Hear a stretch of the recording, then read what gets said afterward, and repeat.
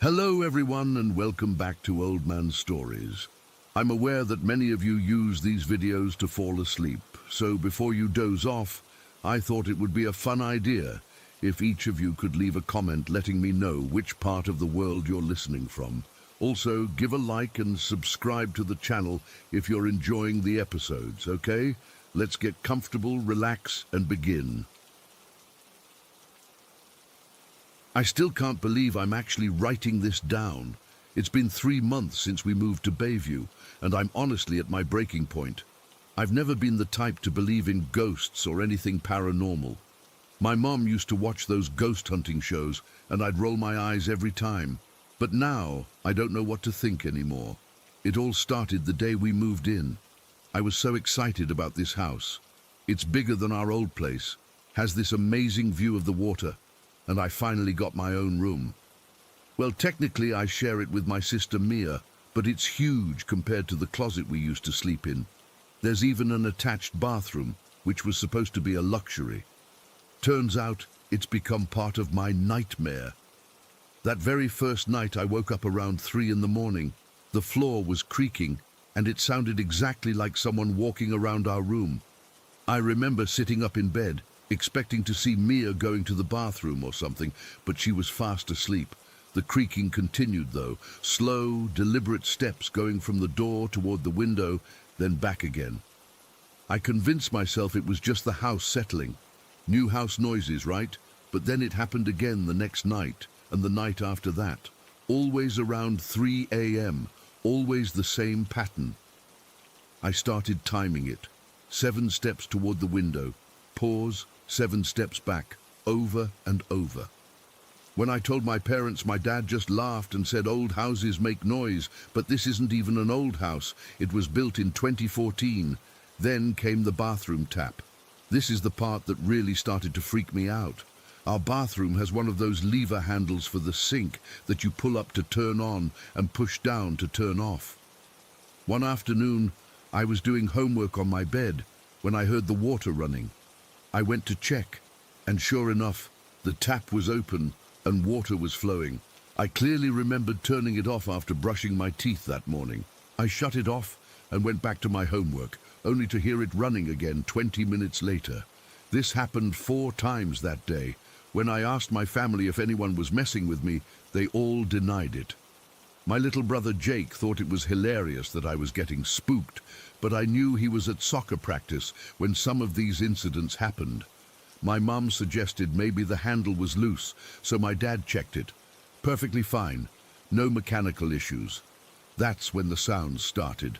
The first time I was alone in the room, there was this loud crash from the corner, like something heavy had fallen off a shelf. I nearly jumped out of my skin, but when I looked, nothing was out of place. Nothing had fallen. Nothing could have made that noise. The next day, it was the sound of glass breaking from inside the closet. Again, nothing was actually broken. I started keeping a journal of all these weird things after the first week. My phone would vibrate on my nightstand, but when I'd check it, no notifications, no missed calls, nothing. And it wasn't just phantom vibrations like when you think your phone goes off in your pocket. I could literally watch it vibrating on the table, but the screen stayed dark. I even recorded it once to prove I wasn't imagining things, but of course, nothing showed up on the video. The worst thing is the feeling of being watched. It started about 2 weeks after we moved in. At first, it was just this vague uneasiness when I was alone in the room. Then it became more specific, like I could pinpoint exactly where it was standing. Usually by the closet door or in the corner near the window. I'd be doing my homework or getting dressed, and suddenly the air would feel heavy and cold in one specific spot. The hairs on my arms would stand up, and I'd get this overwhelming certainty that someone was staring right at me. My sister Mia felt it too. She's 13, 2 years younger than me, and she started refusing to be alone in our room. Then she started sleeping in our parents' room, because she said she kept feeling someone sit on the edge of her bed when she was trying to fall asleep. Things really started getting to me when my stuff began disappearing. My favorite necklace, A silver pendant my grandmother gave me before she died vanished from my jewelry box. I tore the room apart looking for it, accused everyone in the family of taking it. 3 days later, it was back in the jewelry box, right on top, where it couldn't possibly have been missed.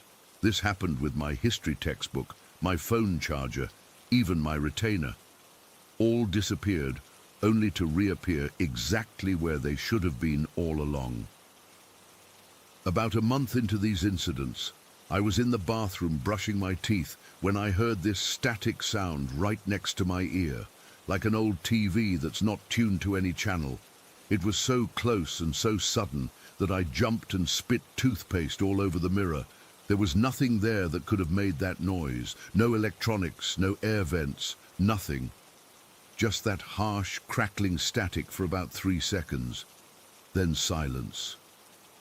After that, the static sounds became regular.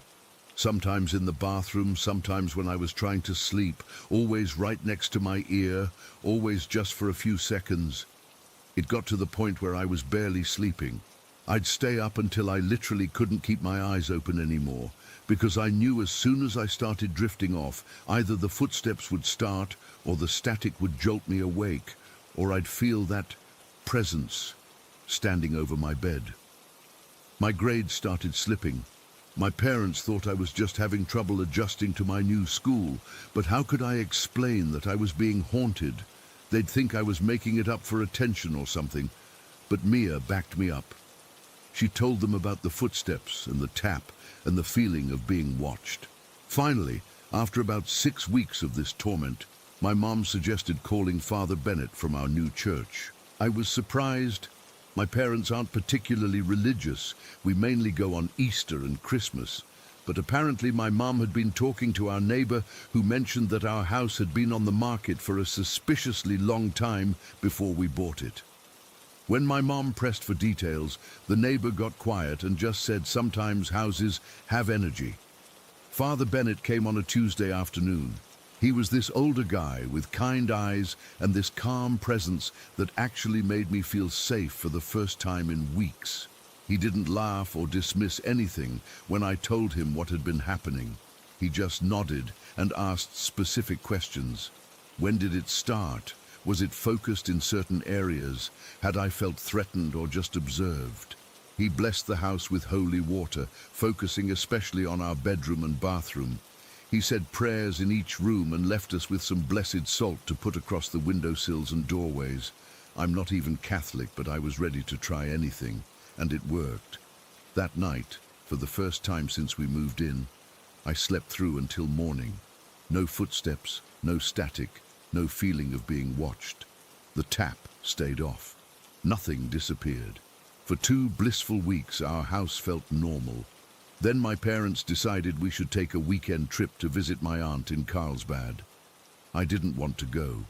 I had this terrible feeling that leaving the house would break whatever protection Father Bennett had created. My parents thought I was being ridiculous, so we went. The moment we walked back through the front door Sunday evening, I knew it was back. The air felt different, heavier, colder. I went up to my room and the sense of wrongness was overwhelming. That night, the footsteps returned. 7 steps to the window, pause, 7 steps back, over and over. In the morning, the bathroom tap was running again. My retainer was missing from its case. It reappeared the next day. The static sounds came back, but with a new twist. Sometimes it sounded almost like words were buried in the static, just barely out of comprehension. I was at my breaking point. I couldn't go through this again. Mia flat out refused to sleep in our room anymore, so she was permanently camped out on our parents' floor.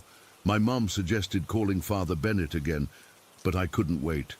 That night, after everyone was asleep, I took matters into my own hands.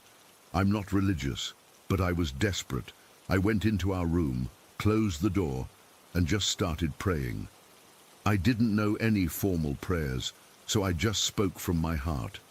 I said that this was our home now, and whatever was here needed to leave, or at least leave us alone. I told it that it was scaring us, and that wasn't okay.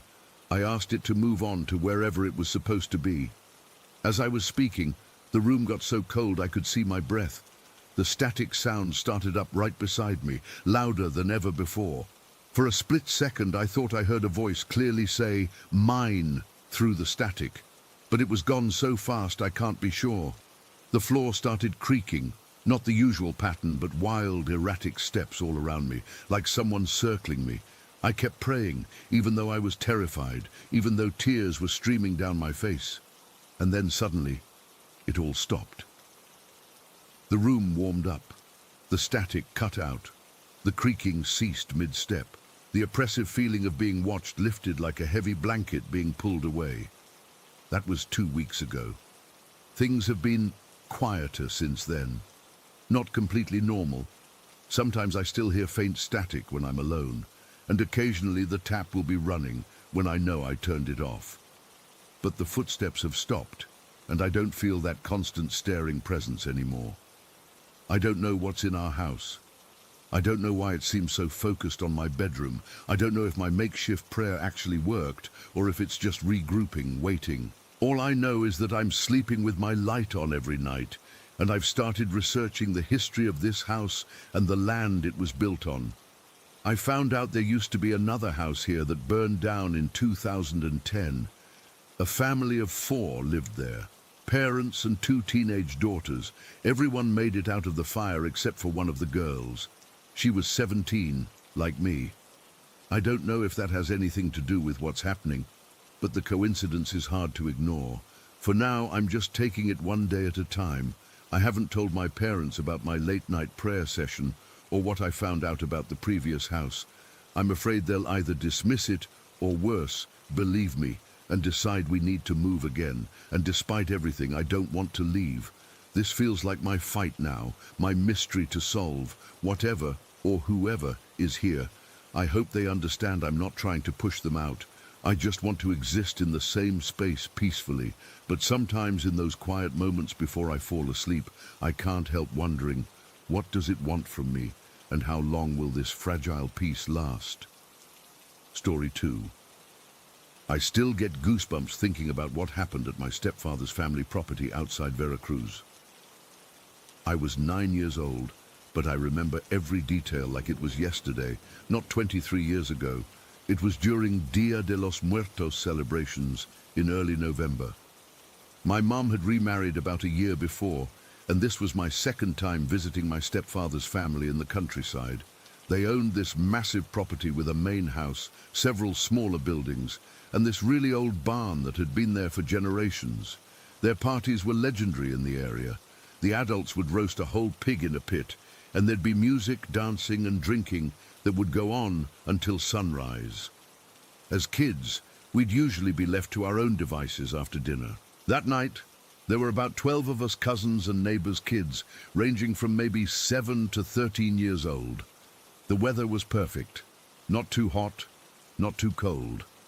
I remember the smell of wood smoke and roasting meat filling the air as the sun went down.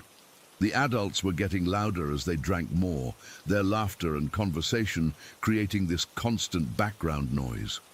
Someone suggested we go to the barn to tell scary stories. The barn wasn't used for animals anymore.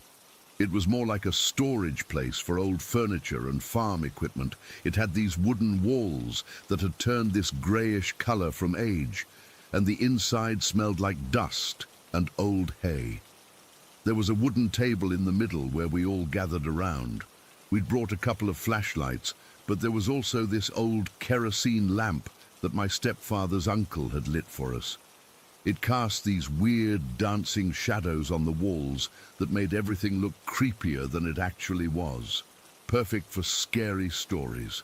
I was sitting at the end of the table, facing the barn door. My cousin Miguel was telling this story about La Llorona that his grandfather had told him. You know, the crying woman who drowned her children and now haunts rivers looking for more kids to take.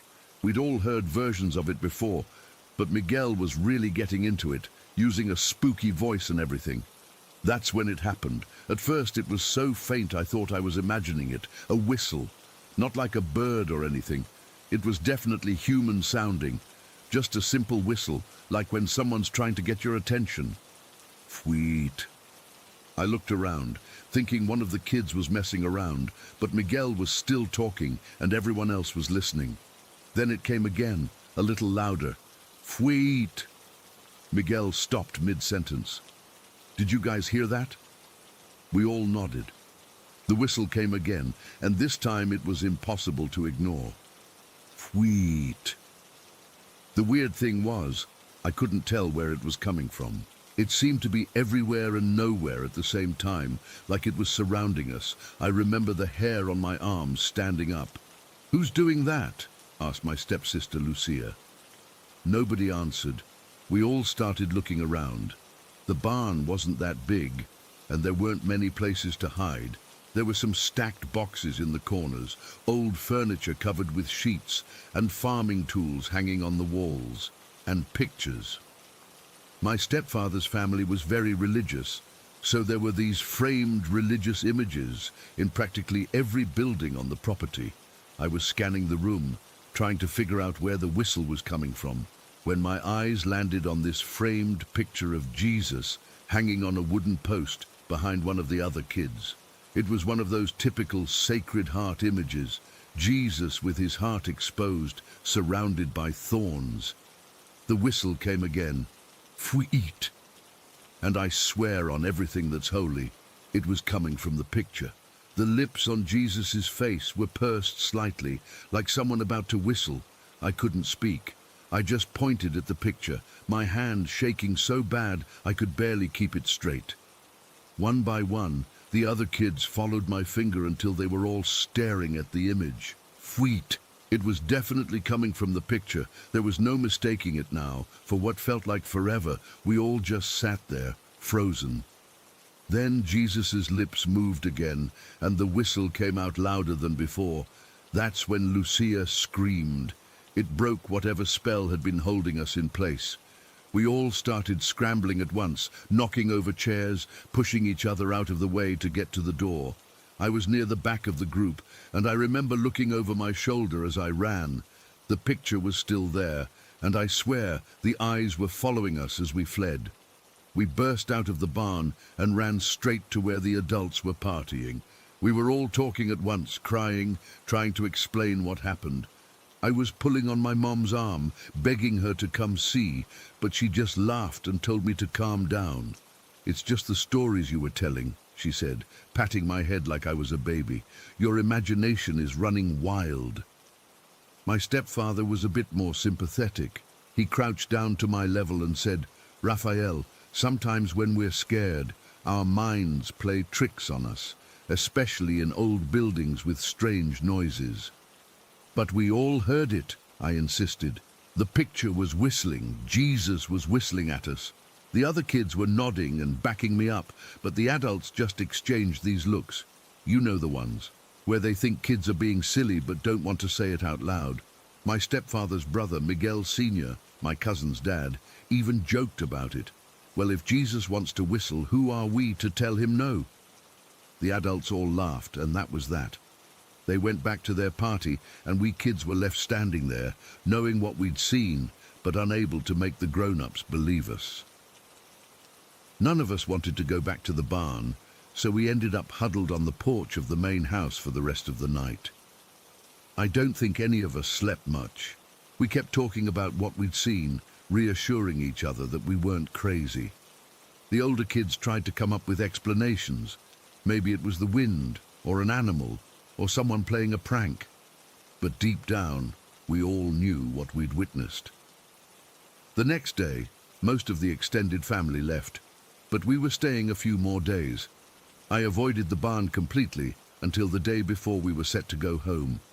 My stepfather noticed I was still freaked out and offered to go with me to the barn to show me there was nothing to be afraid of. I didn't want to go, but I also didn't want him to think I was a baby. So we went together in the middle of the day when everything seemed less scary.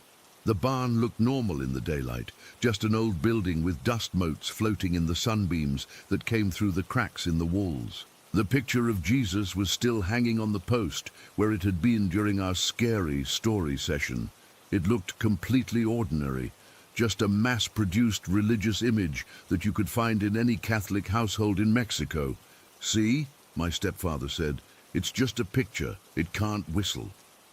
I nodded, but I wasn't convinced. I kept staring at the picture, half expecting it to start whistling again. And that's when I noticed something else unsettling. As my stepfather moved around the room, showing me there was nothing to be afraid of, I kept my eyes on the picture. No matter where he moved, the eyes in the image seemed to follow him. And when I moved to a different spot, they followed me too. I tugged on my stepfather's sleeve and pointed this out. He looked at the picture for a long moment, then shrugged. "That's just how some paintings are," he said. But I could tell he was a little unsettled too. The artists paint them, so the eyes seem to follow you. It's a technique. Maybe he was right. Maybe there was a logical explanation for everything that had happened. The whistling could have been the wind through the cracks in the barn walls. The eyes following us could have been a trick of the painting style. The movement of the lips could have been shadows from the kerosene lamp. But 23 years later, I'm still not convinced. I know what I saw, I know what I heard, and I know that 11 other kids experienced the exact same thing. I've talked to a few of my cousins about it over the years. None of us has a good explanation for what happened. My cousin Miguel swears he went back to the barn a year later and the picture was gone. Nobody in the family would admit to removing it. My stepsister Lucia became super religious after that night and says it was a miracle, a sign from God. Me? I don't know what to think. I was raised Catholic, so part of me wants to believe it was something divine. But another part of me is terrified by the idea that something supernatural was trying to communicate with us that night. I've never experienced anything like it since, and to be honest, I hope I never do. My stepfather's family sold that property about 10 years ago, and I've never been back. I sometimes wonder if the new owners have heard the whistling too, or if whatever was there that night was somehow connected to our family. All I know for sure is that something happened in that barn that can't be explained away by logic or reason, something that still makes me break out in a cold sweat when I think about it too much. Something that makes me hesitate before looking at religious images, especially in old buildings at night, because what if they look back? What if they try to communicate again? What if next time a whistle isn't all they have to share? Story 3. I've always had a weird relationship with the paranormal. Since I moved into this house 5 years ago, I've been aware of the others that live here with me. Nothing violent or scary. Just the occasional footsteps upstairs when I'm alone downstairs, or items moving slightly from where I left them. Living next to that massive cemetery up the road, you kind of expect some visitors, right? My husband Mike thinks I'm imagining things, but he's never been sensitive to this stuff. I've learned to coexist with whatever spirits were here before us, but what's happening now is different, completely different. It started back in January. Just subtle at first, a feeling of being watched when I'd go up or down the stairs. You know that sensation when someone's eyes are on you, like that, but more intense. I'd turn around expecting to see Mike, but there was nothing. Well, nothing visible anyway. By February I could sense it clearly. Someone or something was following me on the stairs, never coming past the last 5 steps, just watching. I started taking the stairs faster, not looking back, which sounds silly, but when you feel something behind you, the last thing you want to do is see it. In March, things escalated. Whatever it was started leaning over the banister when I'd go down. I couldn't see it, but I could feel it, like when someone puts their face close to yours, and you can sense their presence without touching. The air would get cold in that spot. Sometimes I'd hear the wood creak, like something was putting weight on it. By April, I'd started seeing glimpses from the corner of my eye, just flashes of movement on the stairs. Once, I swear, I saw what looked like hands gripping the bottom step. Pale, thin fingers. I told myself it was just shadows, but deep down, I knew better. Then came the crawling. God, the crawling. I'd be sitting in the living room and hear this slow, dragging sound on the stairs, like something pulling itself up step by step. I stopped using the staircase at night entirely. I'd rather hold my pee until morning than walk past those stairs in the dark. Mike thought I was losing it. It's an old house, he'd say. Old houses make noises. But he wasn't there during the day when I was working from home. He didn't feel what I felt. Then last week happened. Mike had to go on a business trip, 3 days in Chicago. I was nervous about being alone, but I didn't tell him. He already thinks I'm being ridiculous about the ghost stuff, as he calls it. The first night alone was when everything went to hell. It started as soon as Mike's car left the driveway. The entity, because that's what it is, an entity, it seemed to know he was gone. Within an hour, I felt it move from the stairs to the hallway. It had never done that before. Always stayed on the stairs, like there was some boundary it couldn't cross. But not anymore. I was doing dishes in the kitchen when the temperature dropped, and I mean dropped, like someone had opened a freezer door right behind me. My arms got goosebumps instantly. I knew it was in the room with me. I didn't turn around. I just kept washing dishes, my hands shaking so bad I nearly dropped a glass. Then I felt it. Breath on the back of my neck, not warm like human breath. Cold, so cold it burned. I squeezed my eyes shut and counted to 10, hoping it would go away. When I opened them and turned around, nothing was there. But I knew it hadn't left. It was watching from somewhere. As the day went on, it got more aggressive. It followed me from room to room, no longer hiding or staying in one area. Wherever I went, it went. I tried to distract myself with TV, but I kept getting these flashes in my mind.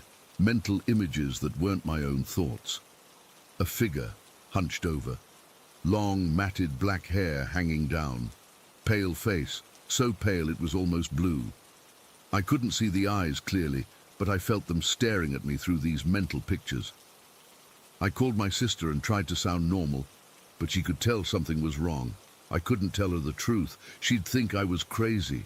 So I made up some story about being nervous alone in the house. She offered to come over, but something told me that would make things worse. Like this entity would see it as a threat, and I didn't want to put her in danger. By nightfall, I was exhausted from the constant vigilance. My neck hurt from constantly looking over my shoulder. My chest was tight from the shallow breathing I'd been doing all day, but I had to sleep eventually. I double-checked all the locks, turned on every light in the upstairs hallway, and got into bed. I left the TV on for background noise and pulled the covers up to my chin like a little kid, as if blankets could protect me from whatever this was. I must have dozed off eventually because I woke up suddenly at 3:17 in the morning. The TV was still on, but the sound was muted. I didn't remember muting it, and the room was freezing. I lay there perfectly still, afraid to move. Something felt wrong, different. The air in the bedroom felt heavy, like right before a thunderstorm, and there was a smell, musty and damp like old wet clothes. That's when I realized it was in the bedroom with me. It had never come into the bedroom before. I kept my eyes closed, pretending to be asleep. My heart was pounding so hard, I was sure it could hear it. Then the mattress dipped slightly, like something had put weight on it. Just at the edge, by my feet. I felt it crawling up the bed. Slowly, so slowly, the weight shifting as it moved up towards me, staying on top of the covers. I was frozen in fear, completely paralyzed. I couldn't even scream. It stopped moving when it reached the pillow next to mine. I could feel it there, just inches from my face. Staring. I know it was staring even though my eyes were closed. Then it touched my hair. Just a light touch, like someone tucking a strand behind my ear. Its fingers were ice cold and slightly damp. I nearly threw up from fear. I don't know how long I lay there, pretending to be asleep while this thing watched me. Hours, maybe. Eventually, I must have passed out from exhaustion or fear, because the next thing I knew, sunlight was streaming through the window and the entity was gone. But not for long. Throughout the next 2 days, it stayed close, always just out of direct sight, but there, following me, watching me. I started talking to it, not because I wanted to communicate, but because the silence was driving me insane. "What do you want?" I'd ask the empty room. "Why are you following me?" No response, just that cold presence, always watching. When Mike came home, I nearly collapsed into his arms from relief. I didn't tell him what happened. What could I say? That a ghost had been stalking me for 3 days, that it had crawled into bed with me. He'd have me committed. The entity retreated somewhat when Mike returned. It stopped coming into our bedroom at night, but it didn't leave the house. It just relocated to the spare room down the hall. I could feel it in there waiting. Sometimes I'd walk by and see the door, which I'd closed, standing slightly ajar, or I'd hear the floorboards creak inside an empty room. For a few days, things were almost back to normal. The entity stayed in the spare room, and I stayed away from it, an uneasy truce. Then May 1st happened. Mike had an early meeting, so he left around 6 in the morning. I decided to try to get back to my normal routine, show this thing it didn't control my life. I went to take a shower, determined to start the day with some semblance of normalcy. Big mistake. I was washing my hair when I felt the temperature drop.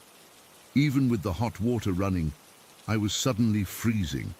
The shower curtain, which had been hanging straight down, now had a slight bulge in it, like someone was standing on the other side, leaning towards it, but not quite touching it. I rinsed off as fast as I could and turned off the water. I stood there dripping, afraid to open the curtain. What if it was right there waiting? Eventually, I had to get out. I yanked the curtain open quickly, like ripping off a band-aid. Nothing was there, but the bathroom mirror was completely fogged up, except for a clear handprint in the center, a handprint much larger than mine. Long fingers, too long to be human. I threw on my robe and bolted from the bathroom. As I ran down the hall to our bedroom, I felt cold fingers grab a lock of my hair from behind. Just for a second, a gentle tug, like someone trying to get my attention. I screamed and spun around, nothing visible.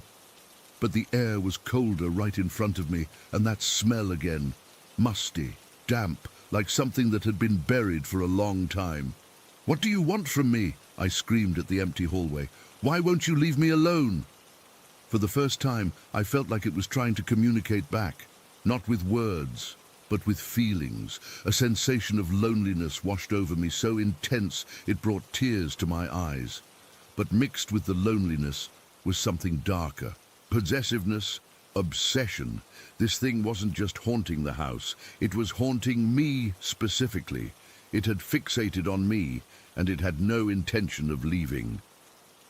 I ran into our bedroom and slammed the door, leaning against it. I could feel it on the other side, waiting, not trying to get in, just waiting, patient, like it had all the time in the world. And I guess it does, being dead and all. That's where I am now. I'm typing this on my phone, back against the bedroom door. Mike won't be home until evening. The entity is still out there in the hallway, waiting. I can feel its presence, like a weight pressing against the door, though it's not actually pushing on it. I don't know what to do. I can't leave. Something tells me it would follow me wherever I go. It's attached to me now, not the house. I can't call anyone because who would believe me? What would I even say? I keep wondering what it wants. If it wanted to hurt me, it's had plenty of opportunities. It seems to just want to be near me, watch me, touch me occasionally, which is somehow worse than if it was violent. The battery on my phone is at 12%. I don't know how long I can stay in here. Eventually, I'll need to eat, use the bathroom, something, and it will be waiting. I feel its fingers in my hair again, even though there's nothing there, like a phantom touch, a memory of its cold grip, or maybe a promise of what's to come. I don't know if posting this will help, but but I needed to tell someone. I needed someone to know what's happening to me, because I'm not sure how much longer I can take this, being watched, being followed, being touched by something I can't see but can feel with every fiber of my being. It's patient, so patient, and I'm starting to think it has no plans to ever leave. Story 4. I still don't know how to explain what happened to me last month. I've been hesitant to share this because I'm afraid people will think I'm crazy or making it up, but I need to tell someone who might understand or maybe has experienced something similar. It was a pretty normal Sunday evening at my place in Willowbrook. Nothing special about the day. I'd gone grocery shopping in the morning, made lunch, did some laundry, regular weekend stuff. My boyfriend Jake had come over around 4 in the afternoon, and we were just hanging out in my living room.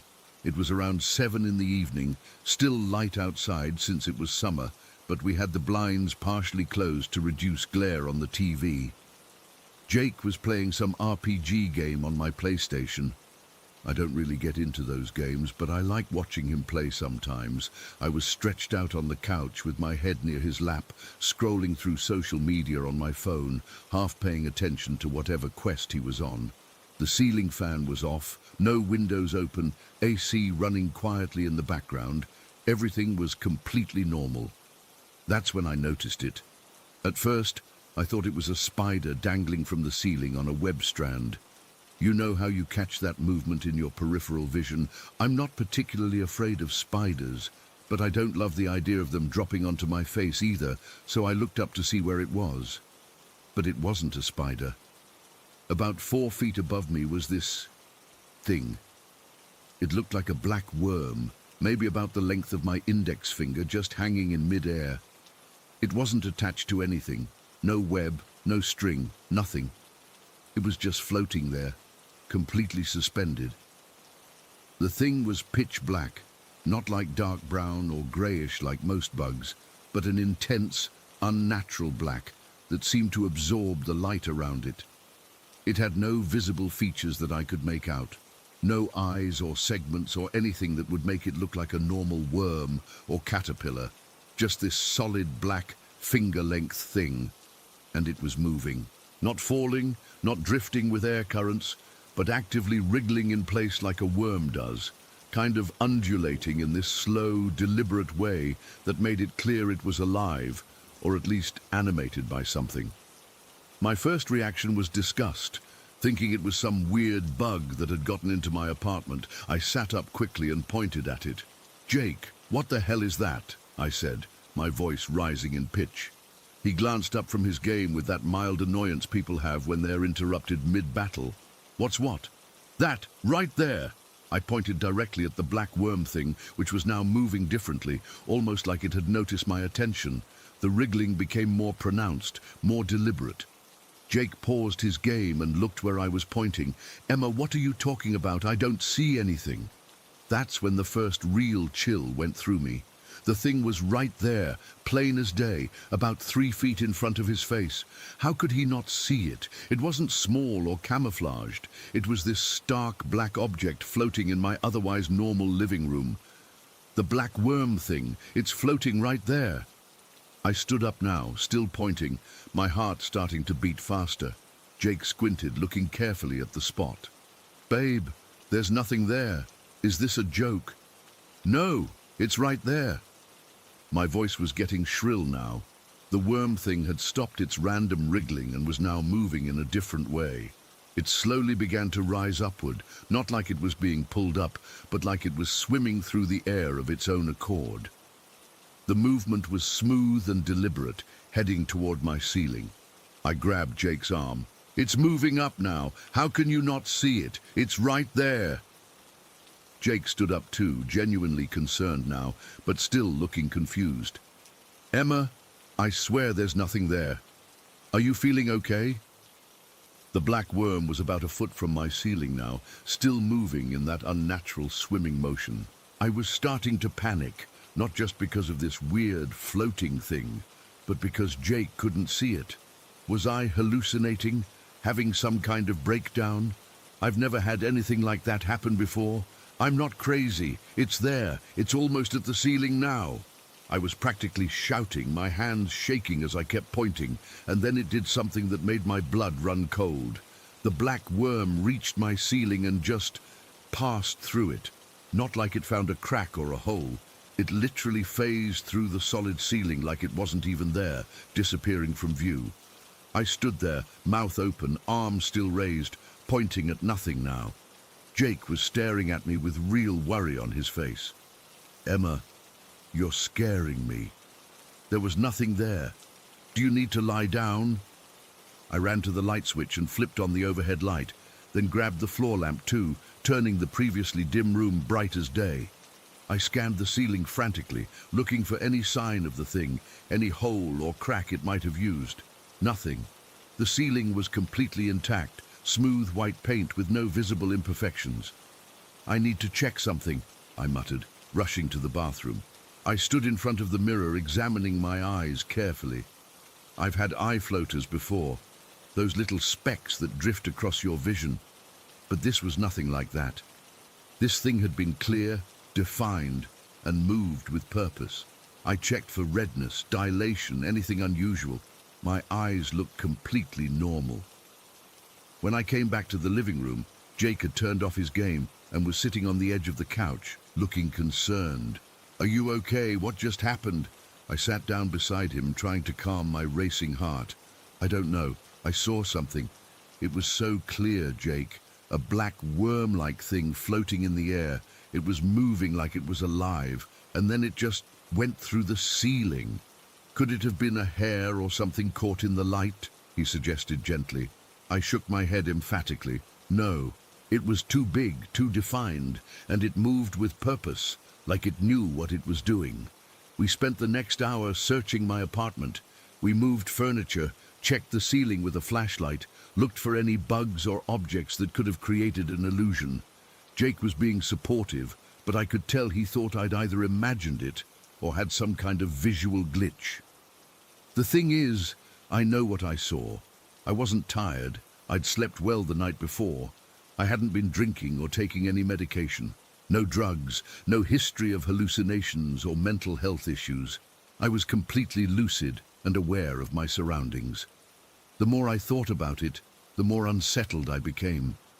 If the thing was real, why couldn't Jake see it? And if it wasn't real, what does that say about my perception of reality? That night, after Jake left, he wanted to stay, but I insisted I was fine. I couldn't sleep. I kept the lights on and found myself constantly glancing at the ceiling, waiting for the black worm to return. Every shadow, every movement of air made me tense up. I even took pictures of my ceiling, as if I might catch something my eyes missed. The next day, I called my doctor and scheduled an appointment. I had my eyes checked thoroughly. No issues, no detached retina, no unusual pressure, nothing that could explain a hallucination. I even mentioned it to my doctor, who suggested it might have been a stress response or a one-off visual anomaly. She ordered some basic blood work, which all came back normal. It's been 4 weeks now, and I haven't seen the black worm thing again, but I can't stop thinking about it. I've researched similar experiences online and found a few accounts that sound somewhat similar. People seeing strange objects or entities that others around them can't perceive. Some attribute it to supernatural phenomena, others to brief neurological misfires. What bothers me most isn't just that I saw something impossible. It's the way it moved, with intention, with awareness. It wasn't just floating or drifting, it was navigating the space. And when I started pointing and shouting, it changed direction, as if responding to being observed. That's what keeps me up at night sometimes. The idea that whatever this thing was, it knew I could see it. I've tried to rationalize it 1,000 different ways. Maybe it was a weird light effect combined with a floater in my eye. Maybe I dozed off for a few seconds and had a vivid waking dream. Maybe it was some kind of mini-seizure that affected only my visual cortex. But deep down, I don't believe any of those explanations.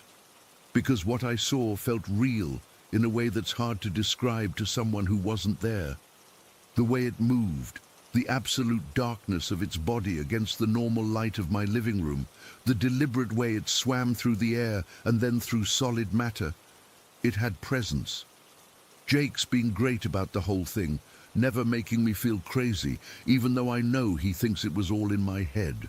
We're still together, and we still hang out at my place, but sometimes I catch him watching me carefully, like he's waiting for me to see something else that isn't there.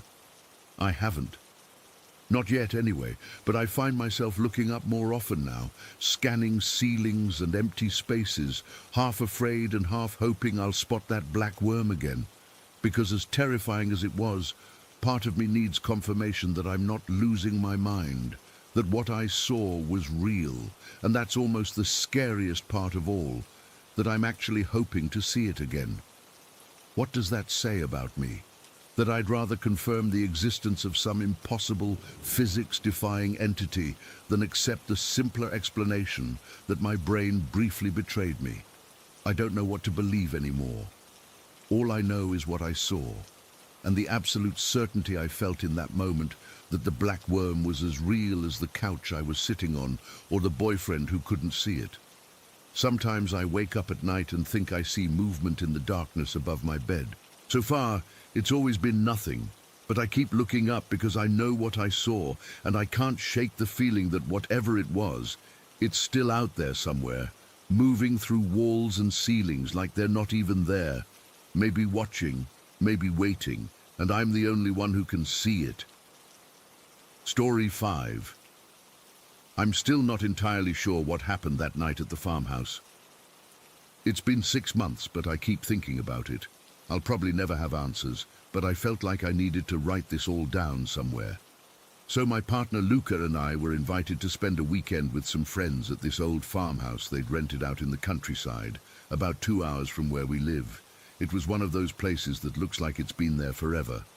All stone walls, wooden beams, and creaky floorboards. Beautiful, but definitely old. The kind of place that has a history. We brought our son Marco with us. He had just turned 2 last month. He's this energetic little guy who switches between Italian, from his dad's side, and Romanian, my side, without even thinking about it. He doesn't really speak English yet, even though we live in an English-speaking area. Kids that age usually stick to what they hear at home. From the moment we arrived on Friday afternoon, I felt something. Not in a bad way, just a presence, like when you feel someone looking at you from behind and you turn around expecting to see someone, but no one's there. The farmhouse had that kind of energy. I'm not usually sensitive to these things, but this was different. It wasn't scary, more like being aware that the space had more to it than just the physical structure. Anyway, Saturday evening, our friends suggested going into town for dinner at this local restaurant they'd heard about. Luca was excited to go, but Marco had just fallen asleep for the night after being cranky all afternoon. I volunteered to stay back with him. I figured I could use the quiet time to read or watch something on my laptop. The farmhouse was pretty isolated, surrounded by fields with the closest neighbor probably half a mile away. After everyone left around 7 in the evening, the place got really quiet. That heavy kind of quiet where you become super aware of every little sound. The hum of the refrigerator, the occasional creaking of the house settling, the wind against the windows. I set up in the living room with a book and kept the baby monitor next to me. Marco was sleeping upstairs in the room we were using in his travel porta cot. It's one of those portable cribs with mesh sides that go up pretty high, about to his head when he's standing up. We had placed it near a bookshelf, but definitely out of his reach. He's a good climber for his age, but there was no way he could get out of that thing without us hearing a major commotion. Around 8:30, I was deep into my book when I heard Marco sneeze through the monitor, just one of those cute little baby sneezes. Nothing unusual, but what came after made my entire body go cold.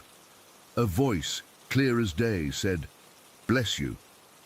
It wasn't a whisper, it wasn't muffled, it was a woman's voice, soft and gentle, like how you talk to a sleeping child. The voice was speaking English with what I'd describe as a local accent. I froze. My first thought was that maybe one of our friends had come back early and gone up to check on Marco without me hearing them come in. But I knew that wasn't possible. They had taken both cars, and I would have heard the front door. The farmhouse door was ancient and made this horrible creaking sound every time it opened. My second thought was that maybe it was interference on the monitor, picking up another device or a neighbor's monitor, but we were so isolated, and the voice had responded directly to Marco's sneeze. It wasn't random. I got up slowly, my heart pounding in my chest. I should have been terrified, but strangely I didn't feel threatened. Still, my maternal instinct kicked in, and I needed to check on my son immediately. I crept up the stairs, avoiding the steps I knew would creak.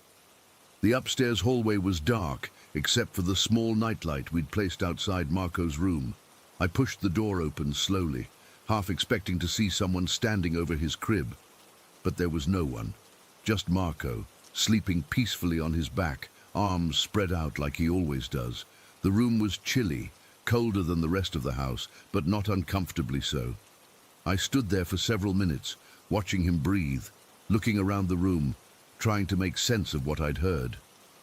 I checked the closet, looked under the bed, even opened the window to see if someone could have somehow been outside. We were on the second floor, so that was impossible. Nothing was out of place. Just this lingering feeling that I wasn't alone in the room. I adjusted Marco's blanket, turned up the small space heater we had brought, and went back downstairs, bringing the monitor with me. I turned up the volume and listened intently, but there was nothing unusual for the rest of the evening. When Luca and our friends got back around 11, I didn't mention what had happened. I'm not sure why, partly because I didn't want to sound crazy, and partly because I still couldn't make sense of it myself. What would I even say? Hey, I think there's a ghost in the house, but don't worry, it seems friendly and has good manners, so I kept it to myself. We stayed up for a while, drinking wine and talking, and eventually headed to bed around 1 in the morning. Marco was still sleeping soundly when we checked on him. The night passed without incident, and I almost convinced myself I had imagined the whole thing. Then came the morning. Luca woke up before me and went to check on Marco around 7. I was still half asleep when I heard him call my name, not panicked, but definitely confused. Something in his voice made me get up immediately. I walked into Marco's room and saw Luca standing over the porta-cot with the strangest expression on his face. When I looked inside, I couldn't believe what I was seeing. The porta-cot was filled with books.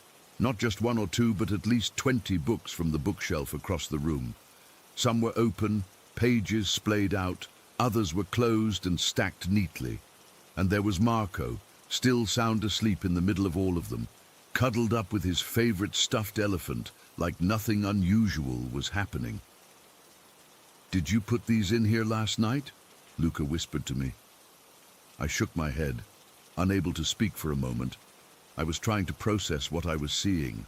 The books weren't just tossed in, they were arranged almost deliberately, like someone had been sitting there reading them.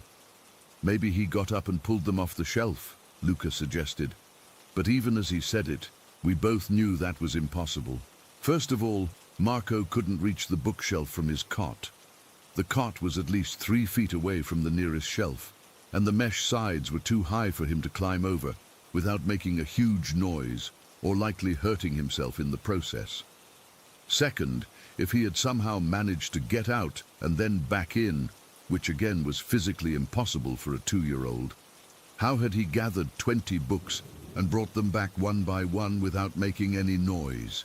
Some of these books were heavy hardcovers. There's no way he could have carried multiple books at once, and going back and forth would have taken dozens of trips. Third, and most impossible of all, Marco had been asleep when we checked on him before bed, and he was still in exactly the same position, still sound asleep.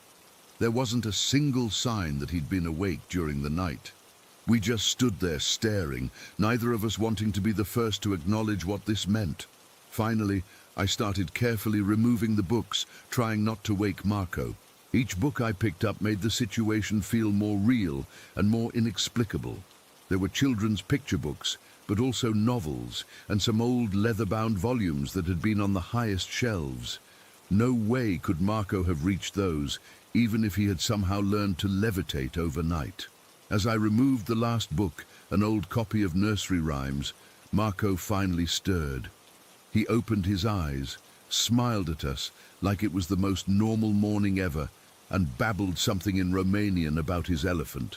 No mention of the books, no signs of having been disturbed during the night. We were supposed to stay until Sunday evening, but after that, Luca was eager to leave. He's a rational person. He kept trying to come up with logical explanations as we packed up, each one more far-fetched than the last. Maybe the house had settled during the night, causing the books to fall into a perfect arrangement inside a cot across the room. Maybe one of our friends had played a bizarre prank. They were all as confused as we were when we mentioned it. It wasn't until we were in the car, Marco secured in his car seat and the farmhouse disappearing in our rearview mirror, that I finally told Luca about the voice on the monitor. Last night when you were all out, I heard someone say, "Bless you," to Marco through the baby monitor. He looked at me, his knuckles whitening on the steering wheel. "Why didn't you tell me?" I didn't want to freak everyone out, and honestly, it didn't feel threatening. And that's the strangest part of all this. Despite how inexplicable and objectively creepy the whole thing was, I never felt scared for Marco. Quite the opposite, actually. Whoever or whatever was in that house seemed to be looking after him, saying "bless you" when he sneezed, maybe even reading to him during the night. Our friends still rent that farmhouse occasionally. They've never experienced anything unusual, and they think we're making it up or that we collectively hallucinated the whole book incident. Maybe we did. Maybe there's some perfectly rational explanation that we're all missing. But I know what I heard, and I know what I saw. Sometimes I wonder about that presence I felt, who they might have been in life, why they're still in that farmhouse, and why they were drawn to my son. Was it a former caretaker? Someone who had lost a child? Or just someone who loved books and wanted to share that love? I don't have answers, and I probably never will. All I know is that somewhere in that remote farmhouse, there seems to be someone who says "bless you" when a child sneezes, and who apparently believes it's never too early to introduce a toddler to literature, even in the middle of the night. Marco doesn't remember any of it, of course. He's still the same happy, bilingual toddler, chattering away in his mixture of Italian and Romanian. But I've noticed that in the months since our stay, he's become obsessed with books. He brings them to us constantly, demanding to be read to. And sometimes, when I'm reading to him at night, I could swear I feel someone else in the room with us, listening just as intently as he is. Story 6. I've been sitting on this experience for almost 2 months now, and I still don't have any logical explanation for what happened. I'm not the type of person who believes in ghosts or anything supernatural. I've always been pretty skeptical about that stuff, but what happened that afternoon in July has seriously messed with my head. For context, my dad passed away in June after battling lung cancer for almost a year. It was rough watching him deteriorate like that. He was always this strong, capable guy who could fix anything, and then suddenly he couldn't even get out of bed without help. I'm 18, and even though people tell me that's technically an adult, losing my dad made me feel like a little kid again. Lost, you know. After the funeral, my mom went back to work pretty quickly. I think she needed the distraction. I was on summer break before starting college in the fall, so I was home a lot, usually with my best friend Tanner, who'd come over almost daily to make sure I wasn't just sitting around feeling sorry for myself. This particular day was about a month after Dad died. It was a Wednesday afternoon, and my mum was at work until 6. Tanner had come over around noon, and we spent most of the day in the garage, which my dad had converted into this awesome hangout space a few years back. He installed a mini fridge, a decent sound system, and even a small TV where we'd play video games. Being in there felt comforting somehow, like I was still connected to him. The garage is detached from the house, sitting about 15 feet away, with a concrete path leading to the back door of our house. This is important to understand for what happened next. So Tanner and I were in the garage around 3 in the afternoon. We had the garage door closed because it was crazy hot outside, typical July in Pinewood Heights, and we had the portable AC unit running. We were just hanging out, playing some Call of Duty, and talking about nothing important. Then we heard it. The back door to the house opened and closed. Now this isn't just any ordinary door. Our back door has this very distinct sound. It creaks when it opens about halfway through the swing, and then when it closes, it makes this unique thunk, followed by a slight rattle of the glass pane. It's unmistakable. Anyone who's spent time at our house knows this sound. My dad had talked about fixing that creak for years, but never got around to it. When we heard it, we both froze. Tanner paused the game and we just looked at each other. "Was that the back door?" he asked. I nodded slowly. "Yeah, but my mom shouldn't be home for hours." We sat there for a moment, both of us a little tense. I figured maybe my mom had come home early and forgotten to text me, or maybe it was my older sister Emma, who sometimes stops by unannounced. But something felt off. "Should we go check?" Tanner asked, but I could tell he was uneasy. "Yeah, I guess we should," I replied, trying to sound casual, even though my heart was starting to race a little. We got up and walked to the garage door that leads outside. I remember hesitating before opening it, which seems silly in retrospect, but something was making me nervous. When I finally opened the door, we looked across to the house. The back door was closed, and there was no car in the driveway other than mine. "Hello?" I called out as we walked toward the house. No answer. The path from the garage to the house is completely open. No trees, no bushes, nowhere for someone to hide. If someone had entered the house and then left, we would have seen them from the garage window, which faces the back door directly. We reached the back door, and I unlocked it with my key. Yes, it was locked, which made the whole thing even weirder. We stepped inside and I called out again, "Mom? Emma? Anyone home?" The house was completely silent. That eerie kind of silence that feels heavy somehow. We did a quick sweep of the house, checked all the rooms, looked in closets, even checked under beds like we were kids afraid of monsters. Nothing.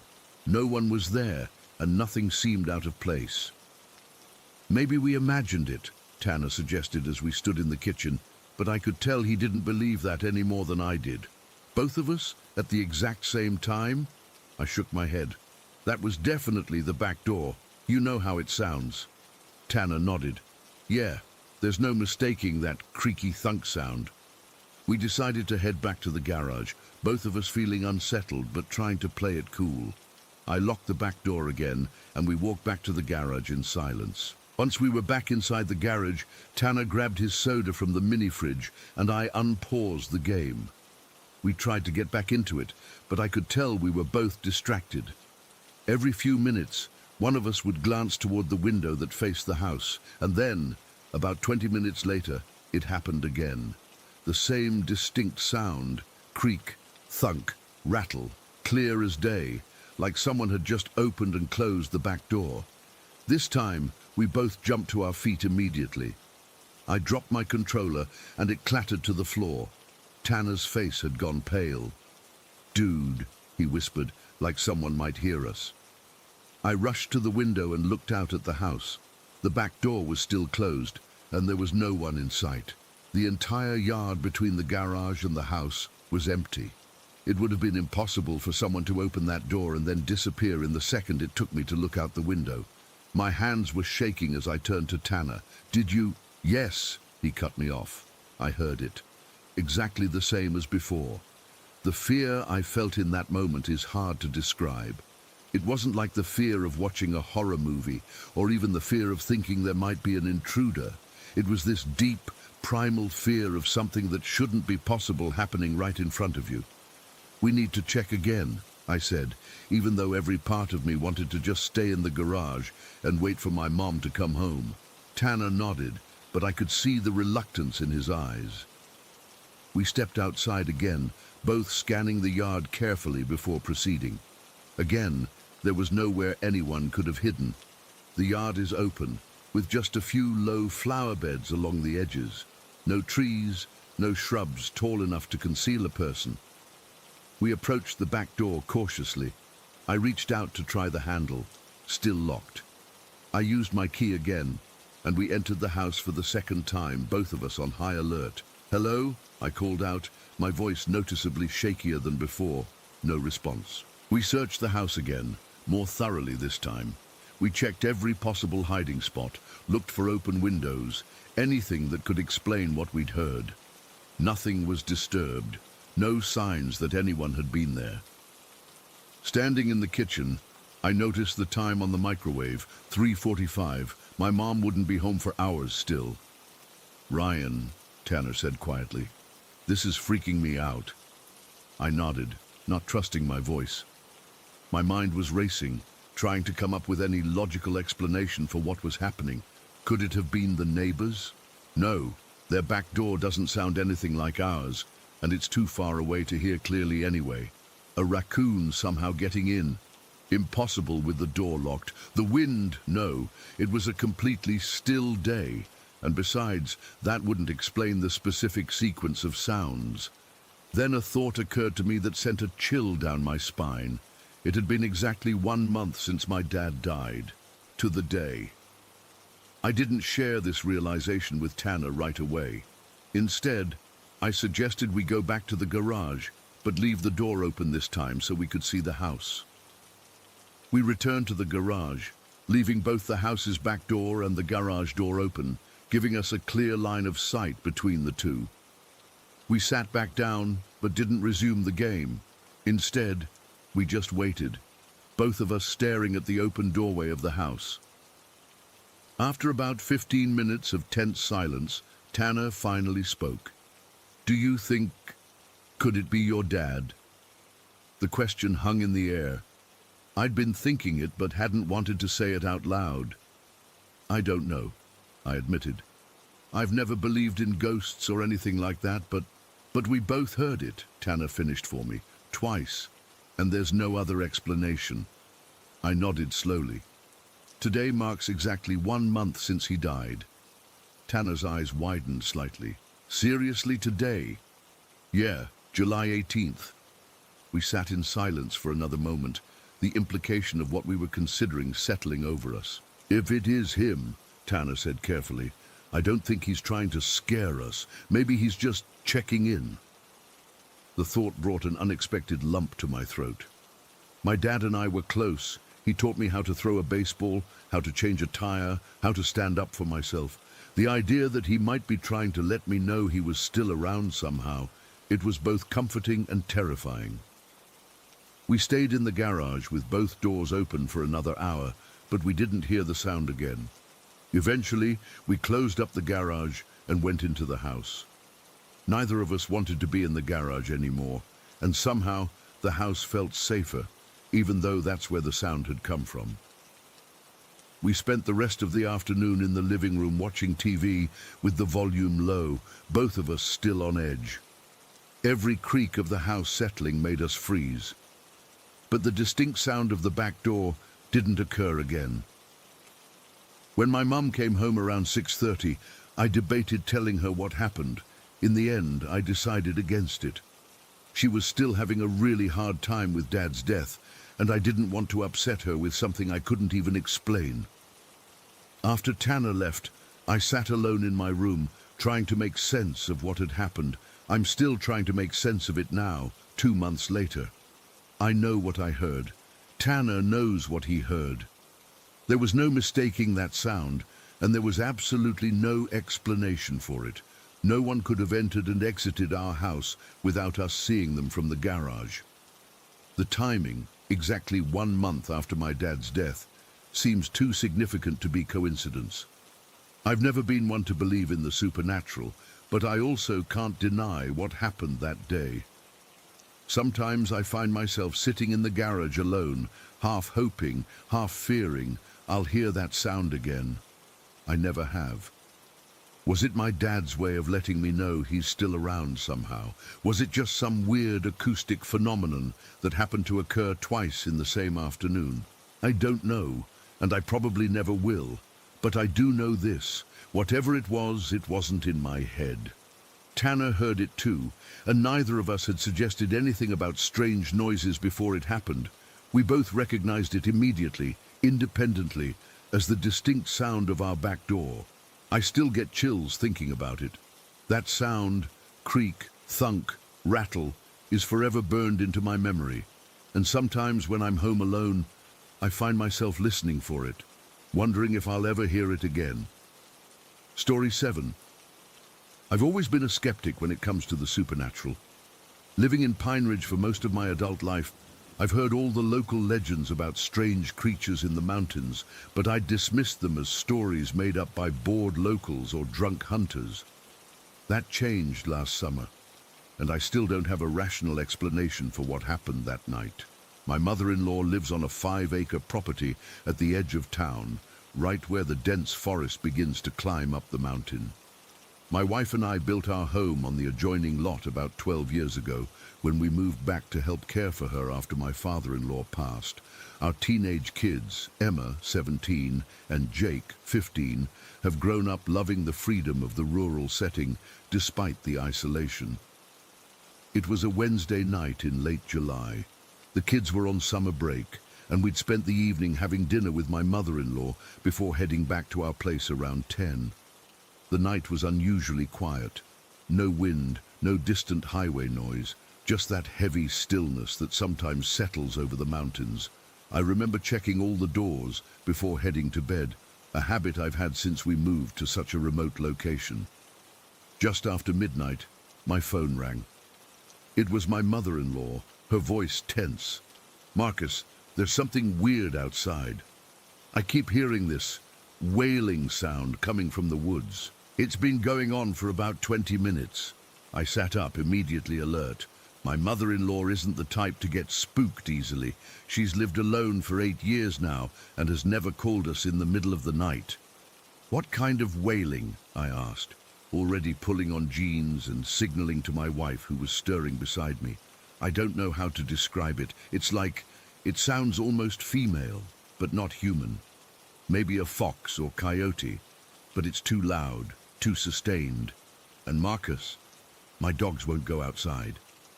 That detail made my skin prickle. Her 2 German shepherds, Ranger and Max, were territorial and protective to a fault. They'd bark at leaves blowing across the yard. If something was out there that they wouldn't approach, "I'm coming over, stay inside until I get there." "There's one more thing," she added quickly. "When I first heard it, I did go out on the back porch with a flashlight. I saw this little gray cat down by the creek. It was just sitting there staring at me, like it wanted me to follow it into the woods. I've never seen a cat around here before." My wife was fully awake now, concern etched on her face as I relayed what was happening. We decided she'd stay with the kids while I checked things out. As I grabbed my jacket, my mother-in-law called again. "It's getting louder. I think you should bring your gun." I own 2 firearms, a shotgun for home protection and a hunting rifle. I don't consider myself a gun enthusiast, but living where we do, it's just practical. I grabbed the shotgun and a powerful LED flashlight, then headed out the door. The walk to my mother-in-law's house is only about 300 yards along a gravel path we cut through the property. Halfway there, I heard it. The wailing was unlike anything I've ever heard before. It started as a low moan that rose into something between a woman's scream and an animal's howl. It echoed through the trees, making it hard to pinpoint the exact location, but it was definitely coming from the forest behind her house. The sound lasted for nearly 30 seconds before fading. The silence that followed felt even more unnerving. When I reached my mother-in-law's back porch, she was standing there with a flashlight, her face pale. Her dogs were inside, whining at the sliding glass door, but refusing to come out. "You heard it?" she asked. I nodded, scanning the tree line with my flashlight. The dense pines created a wall of darkness about 50 yards from the house, beyond the cleared portion of her yard. Between us and the forest was a small creek that ran along the property boundary. "It started about an hour ago," she explained. "At first I thought it might be a hurt animal, but it's too deliberate. And the way my dogs are acting, they've never been like this." We stood listening for about 10 minutes. The wailing came twice more, each time sending a chill down my spine. It wasn't just the sound itself, but the feeling it created, like it was meant for us to hear, like it was calling to us specifically. My wife called to check in, and I told her to make sure all the doors were locked and to keep the kids inside. She said she could hear the wailing from our house too. "I'm going to check it out," I told my mother-in-law, regripping the shotgun. "Stay here on the porch where it's lit." "I'm coming with you," she insisted, grabbing a baseball bat from beside the door. "I saw that cat down by the creek right before you got here. It was just sitting there watching the house. I didn't like the idea of her coming, but she's stubborn as hell, and I figured she'd be safer with me than alone on the porch." We crossed the yard, the beam of my flashlight cutting through the darkness. The grass was wet with dew, soaking the bottoms of my jeans. As we approached the creek, I noticed something odd. The usual nighttime sounds were gone. No crickets, no frogs from the creek, nothing. Just that heavy silence, broken occasionally by the distant wailing. We crossed the small wooden footbridge over the creek. I decided to approach from the right side of the property, where there was a natural clearing that extended a bit into the woods. My mother-in-law followed close behind me, her breathing quick and shallow. The moment I stepped past the first line of trees, I felt a change in the air. Colder, denser somehow. My flashlight caught something reflective about 20 yards ahead, near the old fence line that marked the edge of the property. I raised the beam higher and froze. It was a small animal, grey in color, about the size of a raccoon, but shaped differently. It was just sitting there, watching us, its eyes reflecting the light in an unusual bluish-green color. Then I noticed something else. About 10 feet beyond the small animal was a larger creature. This one was bigger than a coyote, but had a strange appearance I still struggle to describe. It had grey fur like the smaller one, but its proportions were off. Longer limbs than a typical canine, a more elongated face. It had characteristics of both a dog and a cat, but predominantly canine. The way it held itself was just wrong, too still, too aware. My finger tensed on the trigger of the shotgun, but the creature didn't act aggressive. It just stared at us, completely unafraid. Then slowly it turned and began walking deeper into the woods, occasionally looking back as if to make sure I was watching. "Do you see that?" I whispered to my mother-in-law. "See what?" she asked, squinting into the darkness. "I just see some bushes moving." I was stunned. The creature was in plain sight in my flashlight beam, not more than 30 yards away now, as it had retreated up a small hill. How could she not see it? "There's something up there," I said, pointing with the light. "Some kind of animal, but not like anything I've seen around here before." She shook her head. "I don't see any animal, Marcus, just shadows." I started forward, compelled by something I can't explain. It wasn't curiosity. It was more like an urge, a pull. I needed to follow it. The rational part of my brain was screaming warnings, but it felt distant, muffled. I walked about 100 feet deeper into the forest, my flashlight fixed on the creature, which now stood at the crest of the hill, watching me. I should have been terrified. Every instinct should have been telling me to turn back. But instead, I felt an unnatural calm, almost pleasant, like I was meeting an old friend. I might have kept going if my wife hadn't suddenly called out from behind us. She had gotten worried and followed us, bringing Emma with her. Their voices snapped me out of whatever trance I'd fallen into. I turned back toward them, blinking as if waking from a dream. When I looked back to the hill, the creature was gone. Just like that. No sound of retreat, no movement, just gone. We all returned to the house, my wife confused and concerned by my behavior. I tried to explain what I'd seen, but my description sounded absurd, even to my own ears. As we sat in my mother-in-law's kitchen, debating whether to call the local ranger station, we heard it again, the wailing. But this time, it was different, lower in pitch, almost mournful, and it seemed to be coming from the exact direction I'd been heading when my wife interrupted me. We stayed at my mother-in-law's until dawn, none of us willing to separate after what had happened. The wailing didn't return. By morning, in the harsh light of day, I almost convinced myself I'd imagined the whole thing. The strange animals, the compelling urge to follow. Almost. It wasn't until later, when we were back home and the kids were out of earshot, that my wife told me something that made my blood run cold. When we were walking back to the house, she said quietly, I looked back at the woods. There was something standing on that hill, watching us leave. I thought it was a person at first, but the proportions were wrong, and its eyes reflected in my flashlight like an animal's. Why didn't you say anything? I asked. Because you were already acting so strange. You walked into those woods like you were in some kind of trance. I've never seen you like that before. That's what haunts me the most about that night. Not the wailing, not even the creature itself, but how easily I had been lured toward it. How natural it felt to follow it deeper into the dark. How for those few minutes, nothing seemed more important than reaching whatever was calling me from the woods. We haven't heard the wailing since that night. My mother-in-law's dogs are back to their normal, overly protective selves. But I've started locking our doors even during the day now, and I've installed motion sensor lights all around both properties. At night, I lie awake listening, wondering if it's still out there, waiting for another chance to call one of us into the woods. I don't know what it was, or what would have happened if I'd kept following it. Some nights I almost wish it would return so I could prove to myself it was real. Other nights, I'm terrified it will... Story 8. I've been trying to wrap my head around what happened at my friend Amy's house for 5 years now. I'm 26 now, but I was only 21 when it happened. I've never been able to talk about it, not really. I've tried telling a couple of people, but they always look at me like I'm making it up or I was drunk or something. I wasn't. I know what I felt. I know what I saw. It was during my 3rd year at university in London. Amy and I had met in our 1st year and became close friends. She lived in this old terraced house in North London that she rented with 2 other girls.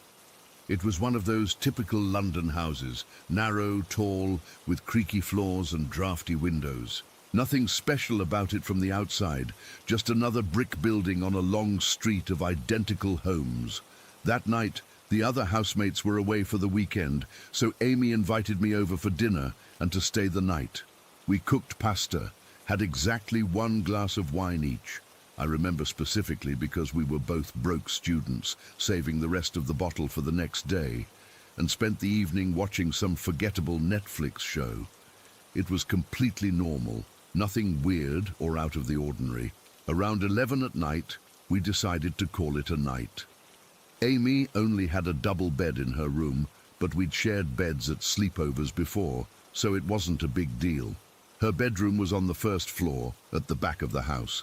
It wasn't very big, just enough space for a double bed, a wardrobe, and a small desk by the window. There was an ensuite bathroom attached, which was tiny but convenient. I was already in bed, scrolling through my phone, while Amy was in the bathroom brushing her teeth.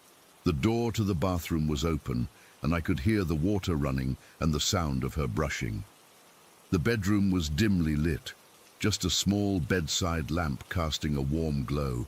I remember feeling completely at ease, just normal, you know. Then it happened. I felt it start at the nape of my neck. A distinct, unmistakable sensation of a hand with long fingernails slowly dragging down my back. Not light like a feather or someone trying to tickle you. This was deliberate pressure that I could feel through my t-shirt, scratching all the way down my spine to the small of my back. My whole body went cold instantly. It wasn't Amy. She was still in the bathroom, I could hear her spitting toothpaste into the sink. But the scratching continued, these long nails raking down my back, slow and deliberate. I froze for a second, my brain trying to process what was happening. Then panic kicked in. I spun around so fast I nearly fell off the bed. That's when I saw him. Standing against the far wall of the bedroom, about 5 meters away from the bed, was a man, a tall, middle-aged man with hollow cheeks and the most intense eyes I've ever seen. He was just staring at me. Not moving, not speaking, just staring with these eyes that seemed to burn into mine. He was wearing dark clothes. I can't remember exactly what. My focus was entirely on his face. He had this gaunt, pale complexion and thin lips pressed into a hard line. His hair was dark, but thinning. But those eyes, I'll never forget those eyes. They weren't angry or even threatening. They were calculating, observing, like I was some kind of specimen. The strangest part was that he seemed to be perfectly aligned with the wall, as if he was part of it somehow. This sounds crazy, but it was like he was both standing there and not physically there at the same time. There's no way he could have reached me to scratch my back from where he was standing. I couldn't breathe, I couldn't scream. I just stared back at him for what felt like forever, but was probably only a few seconds. Then I blinked, and he was gone. Just gone.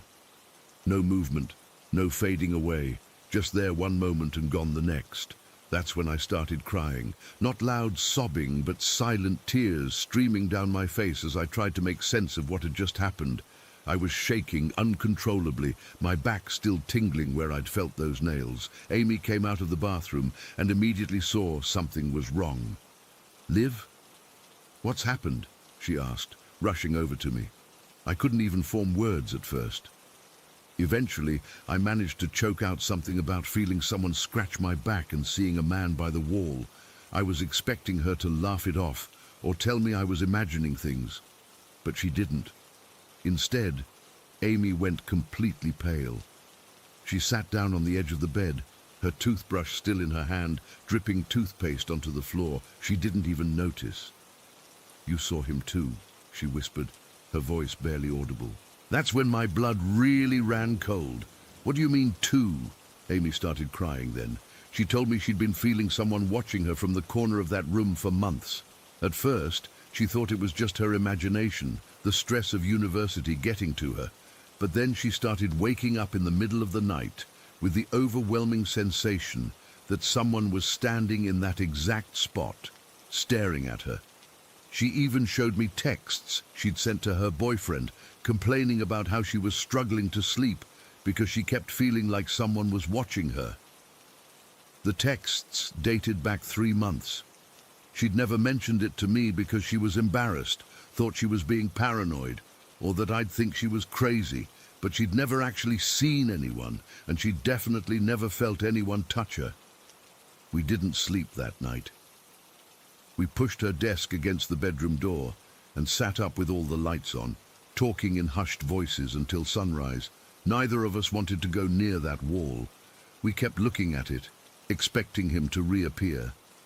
In the morning, exhausted and still terrified, we left the house and went to a cafe. Everything looked so normal in the daylight. People going about their Sunday routines, the sun shining, cars passing by. It felt surreal that our world had been turned upside down while everything else carried on as usual. Amy moved out of that house the following month. She told her housemates she'd found somewhere cheaper, but I knew the real reason. How could she keep sleeping in that room, knowing what was in there with her? About 6 months later, I was watching a documentary about notorious British criminals when my blood ran cold. There on the screen was a face I recognized immediately. Those same hollow cheeks, thin lips, and calculating eyes. It was a well-known serial killer from the 80s. I immediately called Amy, my hands shaking so badly I could barely hold the phone. "Amy, that man, the one in your room, I just saw him on TV." After some frantic Googling, we discovered that this killer had lived just 2 doors down from Amy's house. 2 doors down. The documentary mentioned that neighbors had described him as a quiet, unremarkable man who kept to himself. No one suspected what he was capable of until it was too late. I still can't explain what happened that night. How could I feel those nails scraping down my back when the figure I saw was across the room? How could Amy have sensed his presence for months without ever seeing him? Why did he appear to me, a visitor, when he'd only been watching Amy before? Sometimes I try to rationalize it. Maybe it was some kind of shared hallucination. Maybe there was mold in that old house that made us see things. Maybe the glass of wine affected me more than I thought. But then I remember the feeling of those nails on my back. So real, so physical.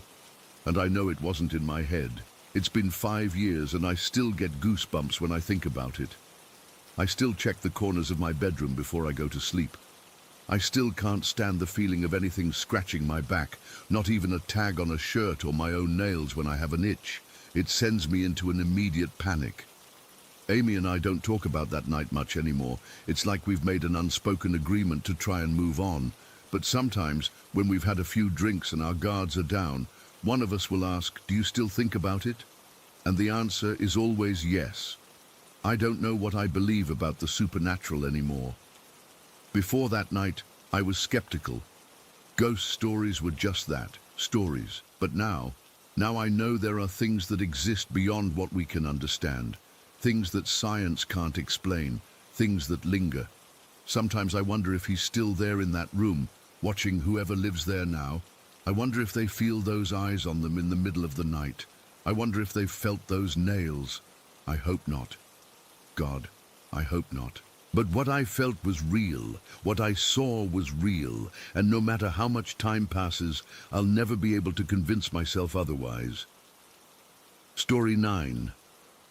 I've been hesitating to share this for weeks now because I'm still trying to make sense of it all. My husband Mark and I got married last month, and among all the typical wedding gifts, too many toasters, seriously, my best friend Lily gave us something truly unique. An overnight stay in a supposedly haunted cell at Shepton Mallet Prison. For context, Mark and I have always been into paranormal stuff, not in a hardcore ghost hunting way with equipment and all that, but we watch those ghost shows together and have visited a few haunted spots over the years. We've never experienced anything definitive though, which is why Lily thought this would be perfect for us. She knows us too well.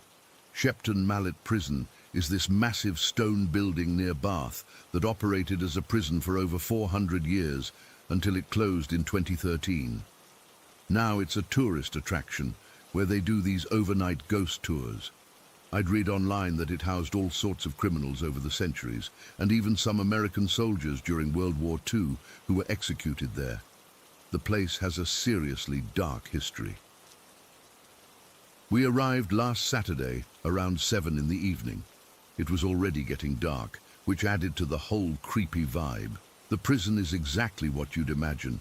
Towering stone walls, tiny barred windows, and this overwhelming sense of heaviness as soon as you walk in. The main entrance has these massive wooden doors that creak when they open. Not gonna lie, I almost turned around right then. Our tour guide, Dave, was this older guy who'd worked as a guard there for 20 years before it closed. He had this matter-of-fact way of talking about horrible things that happened there, which somehow made it all the more disturbing. The tour started with about 15 other people, and we went through the different wings, the exercise yard, and even the execution room. Dave told us about inmates who died there and the executions that took place. He mentioned how guards and visitors often reported strange noises, cold spots, and sometimes even full apparitions. I was skeptical, but also secretly hoping we might experience something. Mark was eating it all up, asking questions about specific deaths and paranormal reports. The tour officially ended around 11:30, and that's when things started getting weird. Most of the other visitors headed to their assigned cells to set up for the night.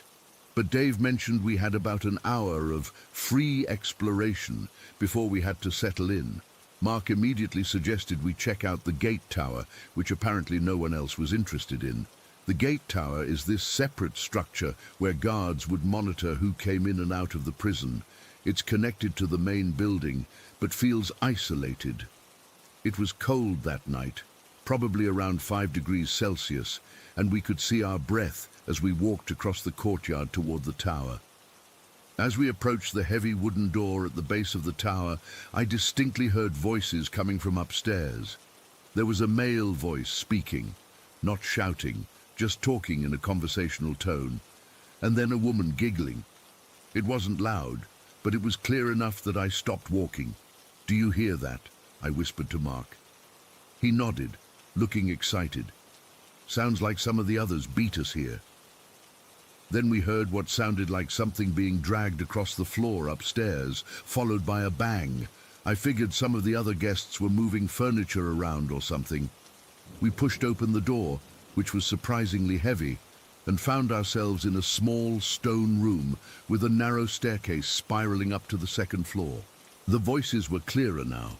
The man seemed to be telling a story, and the woman would occasionally laugh. I couldn't make out any specific words, just the cadence of conversation. Mark started up the stairs first, and I followed close behind. The staircase was tight and worn in the middle from centuries of use. My hand trailed along the cold stone wall as we climbed. The voices continued, and I remember thinking it was strange. They didn't seem to react to the sound of our footsteps, which echoed loudly in the stone tower. When we reached the top, Mark stepped into the room first, then stopped so suddenly I bumped into him. "What the hell?" he muttered. I peered around him and felt this immediate chill run down my spine that had nothing to do with the temperature. The room was completely empty. No people, no furniture, except for a single wooden desk bolted to the floor in the corner. The voices we'd both clearly heard just seconds before had stopped. "Hello?" Mark called out, his voice echoing slightly. Nothing, just silence. I stepped fully into the room and looked around. It was a circular space with windows on all sides, probably so guards could see in every direction. There was only one way in or out, the staircase we'd just climbed. No closets, no adjoining rooms, nowhere for anyone to hide, and no other people. "Maybe they went down while we were coming up," I suggested, though I knew it was impossible. The staircase was too narrow, we would have passed them. Mark shook his head. "There's no way. We would have seen them." We stood there for a minute, both of us trying to rationalize what had just happened. I walked around the small room, looking out each window to see if maybe someone was outside somehow. The windows were all intact, and we were at least 30 feet off the ground.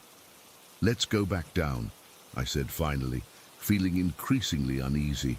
As we turned to leave, we both jumped at the sound of a woman's laugh, clear as day, coming from directly behind us. I whipped around, but again there was no one there, just the empty room. Mark's face had gone pale. He's usually the skeptical one between us, always looking for rational explanations, but in that moment, he looked genuinely frightened. "Did you hear that?" he whispered. I just nodded, not trusting my voice. We practically ran down those stairs, neither of us wanting to be the last one out of the tower. When we got back to the main building, we found Dave chatting with another guide near the entrance to C Wing. I was still shaking a little as we approached them. "Everything all right?" Dave asked, noticing our expressions. Mark explained what had happened, the voices, the laugh, the completely empty room. I half expected Dave to laugh it off or tell us we were imagining things. Instead, he nodded seriously. "The gate tower," he said, looking at the other guide. "Always the gate tower." The other guide, a woman named Sarah, told us they'd had over 1,000 documented reports of similar experiences in that exact space. Voices, laughter, the sound of furniture moving, all in an empty room. "Could the sounds be coming from somewhere else?" I asked. "Maybe carrying from another part of the building?" Dave shook his head. "The tower's pretty isolated. The nearest building with a second floor is the administration block, and those are just offices. They've been closed since 6 this evening." Sarah added that many visitors reported hearing a specific conversation. a male voice speaking followed by a woman laughing. Apparently, according to prison records, a guard had an affair with a local woman in the 1950s, and they would meet secretly in the gate tower. The guard was eventually caught and fired, and the woman was publicly shamed in the local community. According to local legend, she killed herself shortly after. I don't know if that story is true, but it made what we heard so much more unsettling. Were we hearing some kind of echo from the past? A moment repeated over and over for decades. By the time we were shown to our cell for the night, it was nearly 1 in the morning. Our accommodation was a preserved cell on the second floor of B Wing. It had 2 narrow cots with thin mattresses, a small table, and not much else. The original cell door was still intact, though they didn't lock us in, thank God. Mark was trying to act calm, but I could tell he was rattled. We got ready for bed in silence, both processing what had happened. The cell was cold despite the small electric heater they'd provided, and the walls seemed to radiate a chill that went beyond just the temperature. We'd been lying there for maybe 20 minutes, both wide awake, when the smell hit us. It was this sudden, overwhelming stench, like rotten eggs mixed with something metallic. It was so strong I actually gagged. "Jesus, Mark," I said, sitting up and covering my nose. He sat up too, looking confused. That wasn't me. Under different circumstances, I might have thought he was lying to avoid embarrassment, but the smell was unlike anything I'd ever experienced. It filled the entire cell in seconds, so intense it made my eyes water. Then, just as suddenly as it appeared, it vanished. Not faded, vanished. One moment the air was thick with this horrible stench, and the next it was completely gone. I remembered something Dave had mentioned during the tour, that ghosts sometimes leave behind smells as evidence of their presence. He'd called it a calling card of sorts. At the time, I'd thought it was just part of the spooky tour narrative, but now I wasn't so sure. Neither of us slept much that night. Every creak and distant sound had us on edge. Around 4 in the morning, we both heard heavy footsteps passing by our cell, but when Mark peered out, the corridor was empty. When morning finally came, we were exhausted but relieved. We joined the other overnight guests for breakfast in what used to be the prison cafeteria. Everyone was sharing their experiences from the night. A couple who'd stayed in the execution wing claimed they'd heard sobbing and felt someone sit on their bed. Another guy said his phone battery had drained completely despite being fully charged, and his room had gotten so cold he could see his breath. Compared to some stories, our experiences seemed almost mild, but they affected us deeply because they were so inexplicable. We both clearly heard those voices, and that smell was unlike anything I've encountered before or since. We checked out around 10 in the morning, and I've never been so happy to leave a place behind. As we drove away, I kept looking back at those imposing walls, wondering about all the lives and deaths contained within them, and whether some essence of those people somehow remains. It's been 3 weeks, and I still get goosebumps thinking about it. Mark and I have talked about it extensively, trying to find rational explanations, but we can't. We both experienced the same things, the voices, the laugh, that horrible smell, and neither of us can explain them away. I don't know if I believe in ghosts, not entirely, but I know what we heard and smelled that night at Shepton Mallet wasn't normal. Something happened in that prison that science can't easily explain, and I'm still trying to make sense of it all. Story 10. I still can't explain what happened that night at Camp Pinewood. It's been almost 15 years, and I still wake up sometimes in a cold sweat, wondering if I was losing my mind or if something genuinely unexplainable occurred. I've never shared this publicly before, but I need to get this off my chest. When I was 12, my school organized a week-long camp in Pinecrest, Colorado. It was supposed to be fun, hiking, campfires, team-building activities, typical summer camp stuff. I was excited because most of my friends were going, and we'd all planned to share a cabin together. The first day was chaos. 2 buses full of excited kids arrived at this remote campsite surrounded by dense pine forest. The cabins were rustic wooden structures scattered around a central lodge where we had meals. Everything was going fine until the councillors started assigning cabins. There was some kind of booking error, and my group of friends ended up with one too many people for their cabin. "We need one volunteer to move to cabin 8, Mr. Peterson, our science teacher, announced. "It already has 4 girls in it, but there's one empty bed." I don't know why I raised my hand. Maybe because I wasn't as close with some of the girls in my friend group, or maybe I just wanted to seem mature and flexible. Whatever the reason, I volunteered. "I'll go," I said, trying to sound like it wasn't a big deal. My friends protested half-heartedly, but honestly I could tell they were relieved. The cabin assignments were sorted, and I dragged my duffel bag to cabin 8, which was the last one on the path, a bit separated from the others. The 4 girls already in cabin 8 were from another class. I knew their names: Jessica, Maddie, Tara and Olivia, but we weren't friends. They were nice enough though, making space for my stuff and including me in their conversation as we got ready for bed. The cabin was simple: 6 beds, 1 unused, a small bathroom and wooden plank flooring that creaked with every step. The kind of floor where you couldn't possibly move without making noise. That first day had been exhausting, so we all crashed pretty early, around 9:30. I remember checking my digital watch before falling asleep. The cabin got pitch black at night, no streetlights out in those mountains, just the occasional beam of moonlight through the windows when the clouds parted. I woke up suddenly, the kind of sudden where your eyes just pop open and you're completely alert. My watch said 3:18 a.m. Something felt wrong, but I couldn't immediately place what it was. The cabin was dark, but my eyes had adjusted enough to make out shapes. I could see the beds around me, the outlines of the furniture. That's when I realized what was wrong. The beds were all flat, completely flat, like no lumps, no people, nothing, just perfectly made, unoccupied beds. At first, I thought my eyes were playing tricks on me. I sat up and rubbed them, thinking maybe the shadows were hiding the shapes of my sleeping roommates. But no, I could clearly see that every single bed was empty. "Jessica," I whispered, not wanting to wake anyone else if she was just in the bathroom. No answer. "Maddie? Tara?" Still nothing.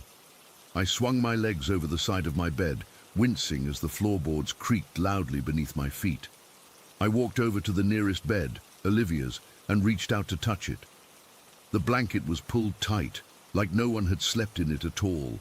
My heart started pounding. Where had everyone gone? Had there been some kind of emergency announcement that I'd slept through?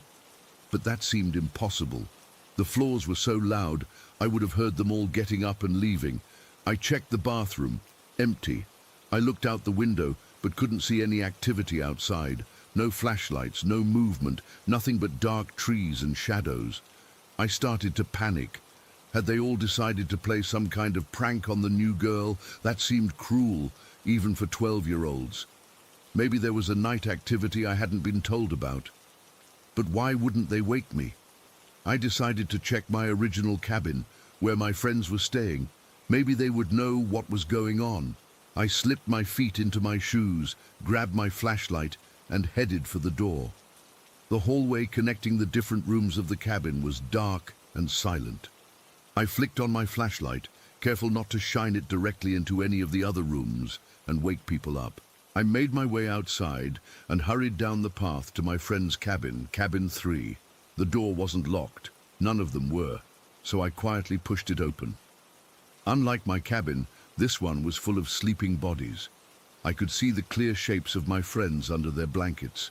The relief was immediate but short-lived. If they were all asleep, then what was happening in my cabin?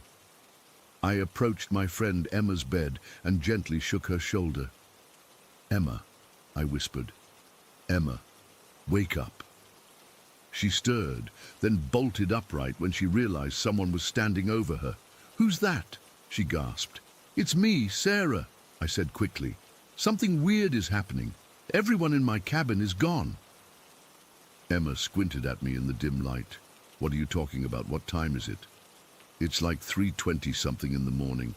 I woke up and all the girls in my cabin are gone. Their beds are empty. By now, a couple of other girls had woken up from our whispers. "Sarah," my friend Lily mumbled, "what are you doing here?" I tried to explain again, but I could tell they weren't really understanding. They were too groggy, too confused by being woken up in the middle of the night. "Are you sure they're not just in the bathroom or something?" Emma asked. "All four of them, and their beds look like they haven't been slept in at all." "Maybe you had a bad dream," Lily suggested, already lying back down. "I'm not dreaming," I insisted, but I could tell I was losing them.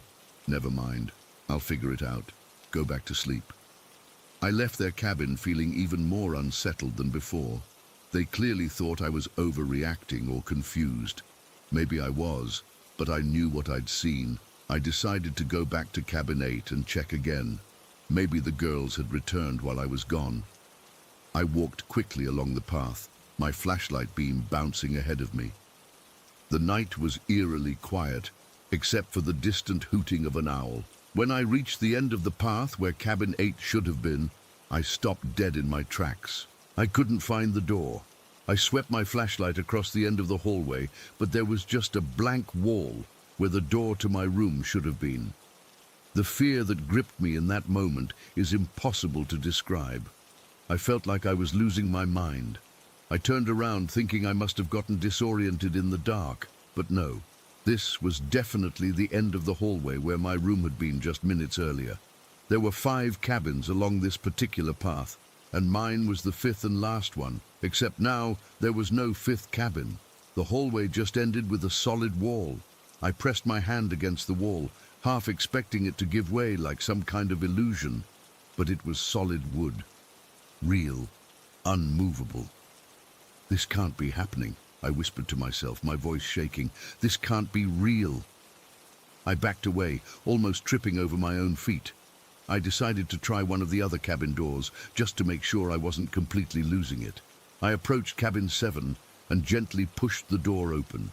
Inside, a group of girls I vaguely recognized were sound asleep. One of them stirred as the light from my flashlight briefly swept across the room. "Hello?" she called out groggily. "Who's there?" "Sorry," I whispered, pulling the door closed quickly. "Wrong cabin." I turned back toward the end of the hallway, and my breath caught in my throat. The door to cabin 8, my cabin, was there, right where it should have been all along, plainly visible even in the darkness. I blinked hard, wondering if my eyes were playing tricks on me.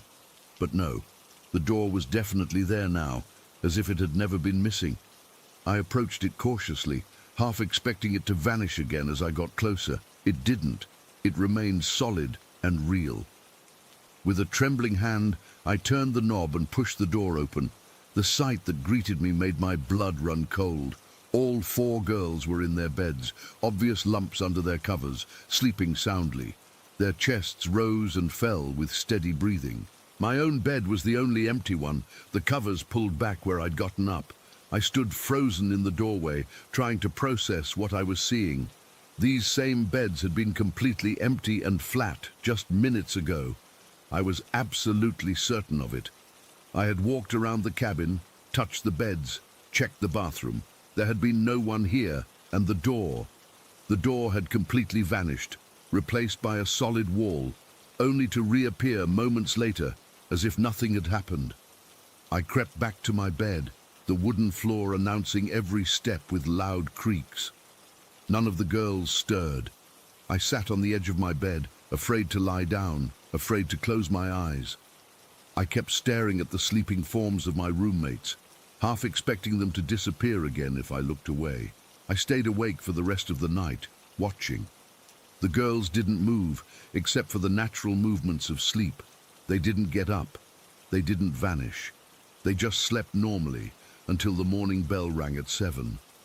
As they woke up and started getting ready for the day, I watched them carefully. They acted completely normal, complaining about the early hour, arguing over bathroom time, asking if anyone had seen a missing hairbrush. There was no indication that anything unusual had happened during the night. Finally, I worked up the courage to ask, "Did any of you guys get up last night, like around 3 in the morning?" They all looked at me blankly. "No," Jessica said. I slept like a rock. Why? I thought I heard something, I lied. Must have been dreaming. I didn't tell them what really happened. How could I? I didn't understand it myself. I spent the rest of the camp in a daze, requesting to switch cabins the next day, claiming homesickness, and never sleeping properly again while we were there. To this day, I don't know what happened that night. Was it some kind of incredibly vivid dream or hallucination, but it felt so real. I touched those empty beds. I saw that solid wall where a door should have been. And there's no way those girls could have gotten back into their beds without me hearing them on those creaky floors. Sometimes I wonder if, for a brief moment, I slipped into some parallel reality where that cabin was empty or didn't exist at all. Or maybe those girls weren't really girls at all, but something else that could appear and disappear at will. Whatever the explanation, that night at Camp Pinewood changed me. I've never been comfortable in the dark since then, and I always check to make sure doors are where they're supposed to be. Story 11. I never really told this story to anyone outside my family. It's been 25 years, and I still remember that night like it was yesterday. I was 6 years old, living with my parents and my little sister in our house in Oak Ridge. It wasn't anything fancy. Just a small 3-bedroom place with worn carpets and those yellowish walls that were popular in the 90s. Like most 6-year-olds, I was terrified of the dark. My bedtime routine was always the same. My parents would tuck me in, leave the door cracked open, and I'd lie there watching the thin slice of light from the living room where they'd watch TV for a couple hours. I'd position myself so I could see through that crack, making sure nothing was coming for me in the darkness. The TV sounds were comforting, meant Mom and Dad were still awake, still protecting me from whatever monsters my imagination conjured up. That night started like any other. I remember my mom had made mac and cheese for dinner, my favorite, and I'd gotten to watch an episode of Power Rangers before bedtime, normal stuff. My dad read me a story about dinosaurs, kissed my forehead, and left my door open just enough so I could see that reassuring strip of hallway and living room light. I fell asleep watching the flickering blue glow of the TV reflecting on the hallway wall. I don't know what time it was when I woke up. The house was completely silent and dark. No TV sounds, no lights. My parents must have gone to bed. I remember feeling that immediate panic that hits when you wake up disoriented. My blanket was twisted around my legs, and I was sweating a little despite the cool air. I was about to call out for my mom when I saw her. Just outside my bedroom door, in the hallway, was a woman. Not my mom. Definitely not my mom. My mom had short brown hair that barely reached her shoulders and always wore these flannel pajama sets. This woman had long, fair hair that hung down to her waist in loose waves. She was wearing what looked like a simple dress that came down to her shins. The weird thing was, even though the house was completely dark, I could see her clearly. She had this faint glow around her, not like a flashlight or anything artificial, more like how moonlight looks when it filters through thin curtains. She was standing there, completely still, holding something close to her chest. Her arms were cradled like she was holding a baby. Her head was tilted down, looking at whatever she was carrying. I couldn't see her face clearly, just the profile, but she looked young, maybe 30 or so. The strangest part? I wasn't scared. I should have been terrified. A strange woman in our house in the middle of the night. But instead of fear, I felt this weird calmness wash over me. Like somehow I knew she wasn't there to hurt me. I watched as she slowly walked past my doorway, still looking down at what she was carrying. Her movements were so fluid, almost like she was floating rather than walking, and she made absolutely no sound. No footsteps, no breathing, nothing. Just complete silence. I knew immediately it wasn't my mom. The baby-sized bundle she was carrying was way smaller than my sister, who was almost 3 at the time. Plus, my mom never wore dresses like that to bed. I stayed completely still, holding my breath, waiting for her to walk back past my door. Our hallway wasn't very long, and there was this massive dining table at the end of it that blocked the way. She would have had to turn around and come back past my room to go anywhere else in the house. But she never came back. I waited for what felt like forever. 5 minutes, 10 minutes. It's hard to tell time when you're 6 and seeing something impossible. Eventually, curiosity overpowered everything else. I slowly slid out of bed, my heart pounding so hard I could feel it in my throat. The floor was cold against my bare feet as I tiptoed to my bedroom door. I peeked out into the hallway. Nothing. I gathered all my courage and stepped out, looking both ways. The hallway was empty. I crept toward the living room, expecting to see the woman at any moment, but there was no one there. Just our old couch and the TV, turned off and dark. I checked the kitchen next. Empty. The back door was locked from the inside, deadbolts still in place. I even checked the bathroom. Nothing. Finally, I snuck over to my parents' bedroom and pushed the door open just enough to see inside. Both of them were fast asleep, my dad snoring softly, my mom curled up on her side, facing away from the door. My little sister was in her room across the hall, also sound asleep in her toddler bed. I stood there in the hallway, completely confused. Where did the woman go? I knew what I saw. She couldn't have just disappeared. But she did. I crawled back into bed and pulled the covers up to my chin, staring at my bedroom door until morning came. I didn't sleep another minute that night. When morning finally arrived, I told my parents what I'd seen. They exchanged that look parents give each other when their kid says something weird, half concerned, half amused. My dad suggested I'd had a dream, that sometimes dreams can feel super real. My mom checked the locks on all the doors and windows, finding everything secure. They both assured me our house was safe, that no one could have gotten in, but I knew what I saw wasn't a dream. Dreams fade away when you wake up. This memory stayed crystal clear. The weirdest thing happened after that night, though. My fear of the dark, the thing that had dominated my bedtime routine for as long as I could remember, just disappeared. Completely gone. The next night, I didn't mind when my parents closed my door all the way. I didn't need the hall light or the TV sounds anymore. Something about seeing that woman made me feel safe in my own room, like someone was watching over me. I never saw her again after that night, at least not directly. But over the years, all of us experienced little things that made us think she was still around. My mom would mention feeling like someone was standing behind her in the kitchen, but in a comforting way. My dad would talk about how sometimes, when he was home alone, he'd hear what sounded like soft humming coming from empty rooms. My sister claimed her toys would sometimes rearrange themselves when no one was in her room. As for me, I'd occasionally wake up in the middle of the night with that same feeling of calm I'd experienced when I first saw her, like someone had checked in on me while I slept. We never felt threatened, never felt like we needed to move or call in some kind of paranormal expert.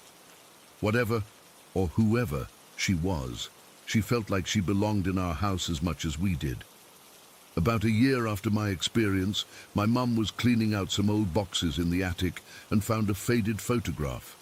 It showed a young woman standing in front of our house, probably from the 50s or 60s based on her clothing and the quality of the photo.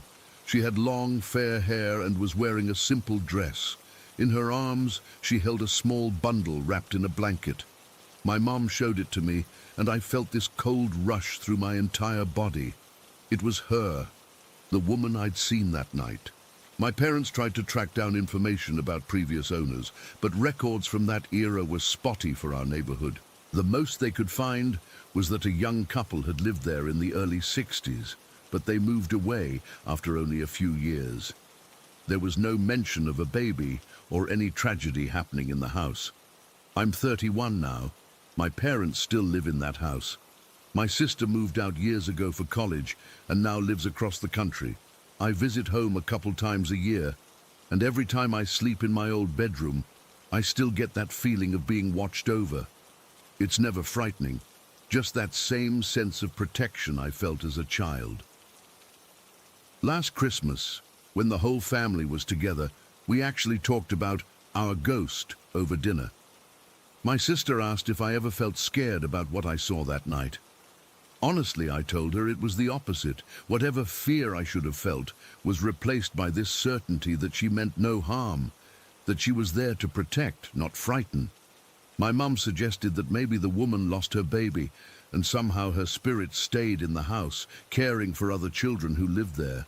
My dad, who's always been the skeptic, even admitted that sometimes when he's alone in the house, he talks to her, thanking her for looking after his family all these years.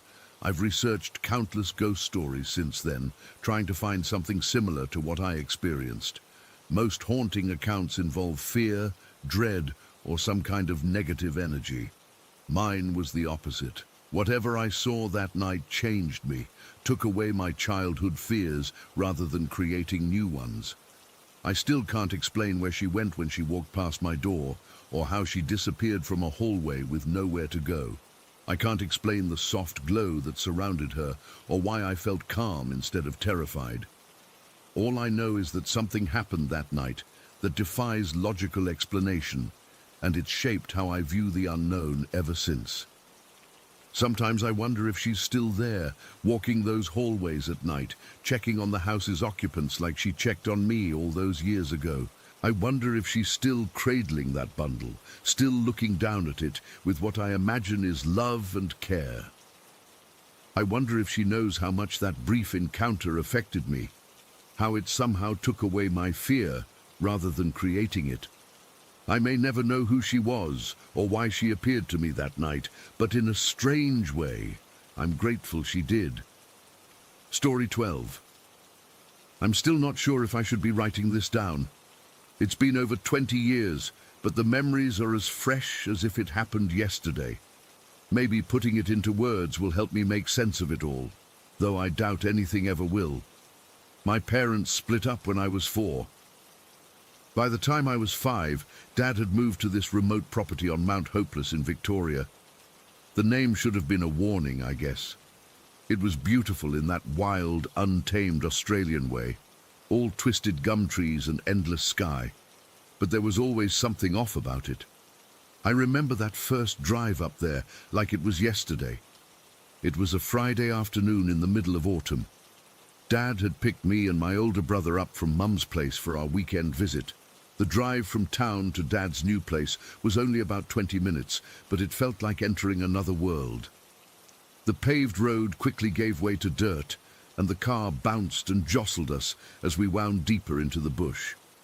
"Almost there, kids," Dad would say, as massive eucalyptus trees closed in around us, their shadows dancing across the windshield. The vegetation was so thick in places that it formed a tunnel over the narrow road. About halfway up the mountain, we passed this run-down shack that Dad said belonged to Crazy Mary. That's what everyone in town called her. I remember pressing my face against the window, hoping to catch a glimpse of the woman everyone whispered about, the hermit with wild black hair who lived with dozens of feral cats.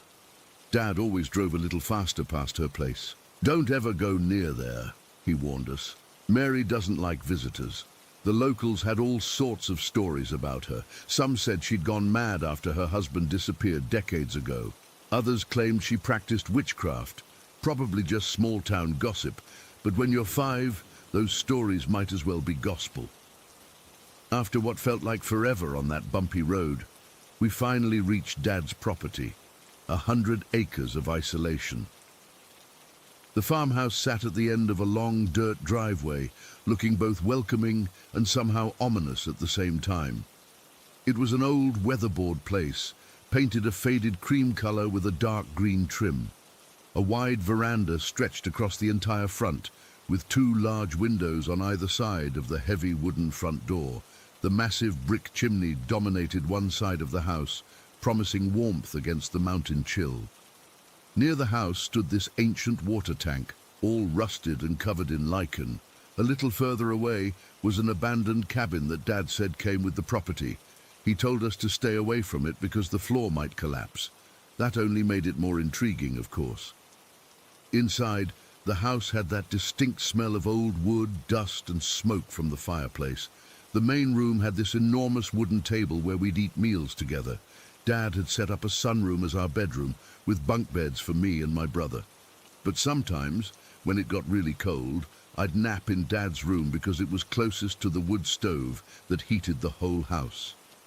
That's where it started. I remember the first time so clearly. It was that very first weekend at Dad's new place. After lunch, Dad had sent me to take a nap while he and my brother went to feed the chickens. I was drifting off in Dad's big bed, wrapped in a heavy quilt, when I got this overwhelming feeling that someone was watching me. You know that sensation when the hairs on your arms stand up? It was like that, but worse. When I opened my eyes, there was what looked like a person standing in the doorway. At first, I thought it was my brother playing a trick on me. It looked like he had thrown a sheet over his head, like a ghost costume from a cartoon. But something was wrong. The shape wasn't quite right, and it didn't move like a person should. "Go away," I mumbled, still half asleep. "I'm trying to sleep." The figure didn't respond. It just stood there, completely still. "I'm going to tell Dad you're annoying me," I threatened, pulling the covers up higher. Still nothing. No laugh, no movement, just this silent presence in the doorway. Eventually, I must have fallen back asleep, because the next thing I remember is Dad waking me up for afternoon tea. I told him about my brother bothering me, but Dad just looked confused. "Your brother was with me the whole time, Amelia. We were fixing the chicken coop," I insisted. But both Dad and my brother denied it. They thought I was making it up, or that I'd been dreaming. This happened again the next day, and the weekend after that. Every time I napped in Dad's room, I'd wake to find that figure watching me from the doorway. Sometimes it would be there when I opened my eyes. Other times I'd feel its presence first, and then see it when I looked toward the door. I started dreading nap time, but Dad insisted I needed the rest. "There's no one there, Amelia," he'd say, exasperated. "It's just your imagination." But I knew what I saw, and it wasn't my imagination. The weekend visits continued through winter and into spring. Each time the same thing would happen. I'd started to almost get used to my silent observer, as terrifying as that sounds. But everything changed during a visit in early summer, about 6 months after Dad had moved to Mount Hopeless. It was an unusually hot day, the kind where the air feels thick and the cicadas scream so loud you can barely hear yourself think. Dad had made us a big lunch, and afterward he sent me for my usual nap while he and my brother went to check the property's fences. I remember lying on Dad's bed, kicking off the sheet because it was too hot. I was drifting in and out of sleep, too warm to fully doze off. That's when I felt it, that familiar sensation of being watched. My eyes flew open, and sure enough, there was the figure in the doorway, but this time, something inside me snapped. I was sick of being scared, sick of not being believed. I jumped out of bed and ran toward the doorway, yelling, "I've got you now!" The figure vanished, not like someone running away. It literally disappeared before my eyes. 1 second it was there, and the next it wasn't. I stood frozen in the doorway, my heart pounding so hard I could feel it in my fingertips. Still in my pajamas, I ran outside, convinced I would catch my brother playing tricks. The scorching heat hit me like a wall as I burst onto the veranda, scanning the property frantically. And that's when I saw him. My brother, standing by the chicken pen with Dad, at least 100 meters from the house. There was no way he could have been in the doorway seconds ago. It was physically impossible. I stood there, barefoot on the hot veranda boards, trying to make sense of what I'd seen. For the first time, I really looked at what had been watching me all these months. It wasn't a person with a sheet. It was something white and semi-transparent, with a shape that approximated a human, but wasn't quite right. And it had felt alive. Not like a person is alive, but alive in a completely different way. I didn't tell Dad what happened that day. What was the point? He never believed me anyway, But from then on, I refused to nap in his room. I'd rather be exhausted than endure another moment with that thing watching me. The worst part is, once I acknowledged what the figure really was, the activity in the house increased. The old house had always made noises. All old houses do. But now there were distinct footsteps at night. They'd move from room to room, sometimes several sets at once, as if multiple entities were wandering through the house simultaneously. One night, I woke to the sound of heavy footsteps in the hallway outside the sunroom where my brother and I slept. They weren't Dad's footsteps. I knew the sound of his work boots on the wooden floors. These were different, heavier somehow, and with an odd cadence, like whoever was walking had a limp. The footsteps stopped right outside our door. I held my breath, staring at the doorway, terrified of what might appear. The door slowly creaked open, but there was nothing there, just darkness, and then from that darkness stepped the white figure. It looked different at night, more solid somehow, with features I couldn't quite make out but knew instinctively weren't human. It moved into our room, stopping at the foot of the bunk beds, just watching. I couldn't scream, I couldn't move. I could only stare back as my brother slept peacefully above me, completely unaware. After what felt like hours, but was probably only minutes, it turned and left, the door closing behind it without anyone touching it. The next morning, I tried one last time to tell Dad what was happening. We were sitting at that big wooden table eating breakfast. My brother had gone outside to collect eggs. "Dad," I said, my voice small, "there's something in the house." He sighed, putting down his coffee mug. "Amelia, we've talked about this. There's nothing." "It's not a person," I interrupted. "It's not a dream, it's something else. It watches me when I sleep, and last night it came into our room." Dad looked at me for a long moment, and something in his expression changed. It wasn't disbelief anymore. It was fear. "What did it look like?" he asked quietly. When I described the white figure, all the color drained from his face. He didn't say anything else about it, but that was our last weekend at Mount Hopeless. Within a month, Dad had sold the property and moved closer to town, into a new house with no history. He never told me why, never explained his reaction that morning, or why we left so suddenly. Years later, when I asked him about it as a teenager, he changed the subject. The truly terrifying thing is that I don't think we left it behind. In Dad's new house, closer to town, strange things started happening too. Objects would move overnight, doors would open and close by themselves, and sometimes, just sometimes, out of the corner of my eye, I'd catch a glimpse of something white and semi-transparent watching me from doorways. Whatever was at Mount Hopeless, I think it followed us, and sometimes, even now, 20 years later, in my own home hundreds of kilometers away, I still wake up with that feeling of being watched. I never look at the doorway anymore. I don't want to know if it's still there, still watching, still waiting for something. I've researched the history of that property over the years, trying to make sense of what happened. There's not much to find, just vague mentions of accidents, disappearances, and abandoned homesteads. Nothing concrete, nothing that explains what we experienced. All I know is that something was there with us on Mount Hopeless, something that wasn't human, wasn't alive in any way we understand, and yet was undeniably present, and I can't shake the feeling that wherever I go, it's still with me. Story 13. I've never really told this story to anyone outside my family. I guess I was afraid people would think I was crazy, or making it up for attention. But it's been bothering me for years, and I need to get it off my chest. Maybe someone here has experienced something similar and can help me make sense of it all. When I was 11, my mom moved me and my little sister into her boyfriend Dave's house. It was this big 3-story place in our small town in Indiana, the kind of house that looks normal enough from the outside, but feels way too big when you're inside it. My sister was only 5 at the time, and she got the bedroom across from mine on the 2nd floor. Mom and Dave took the master bedroom downstairs.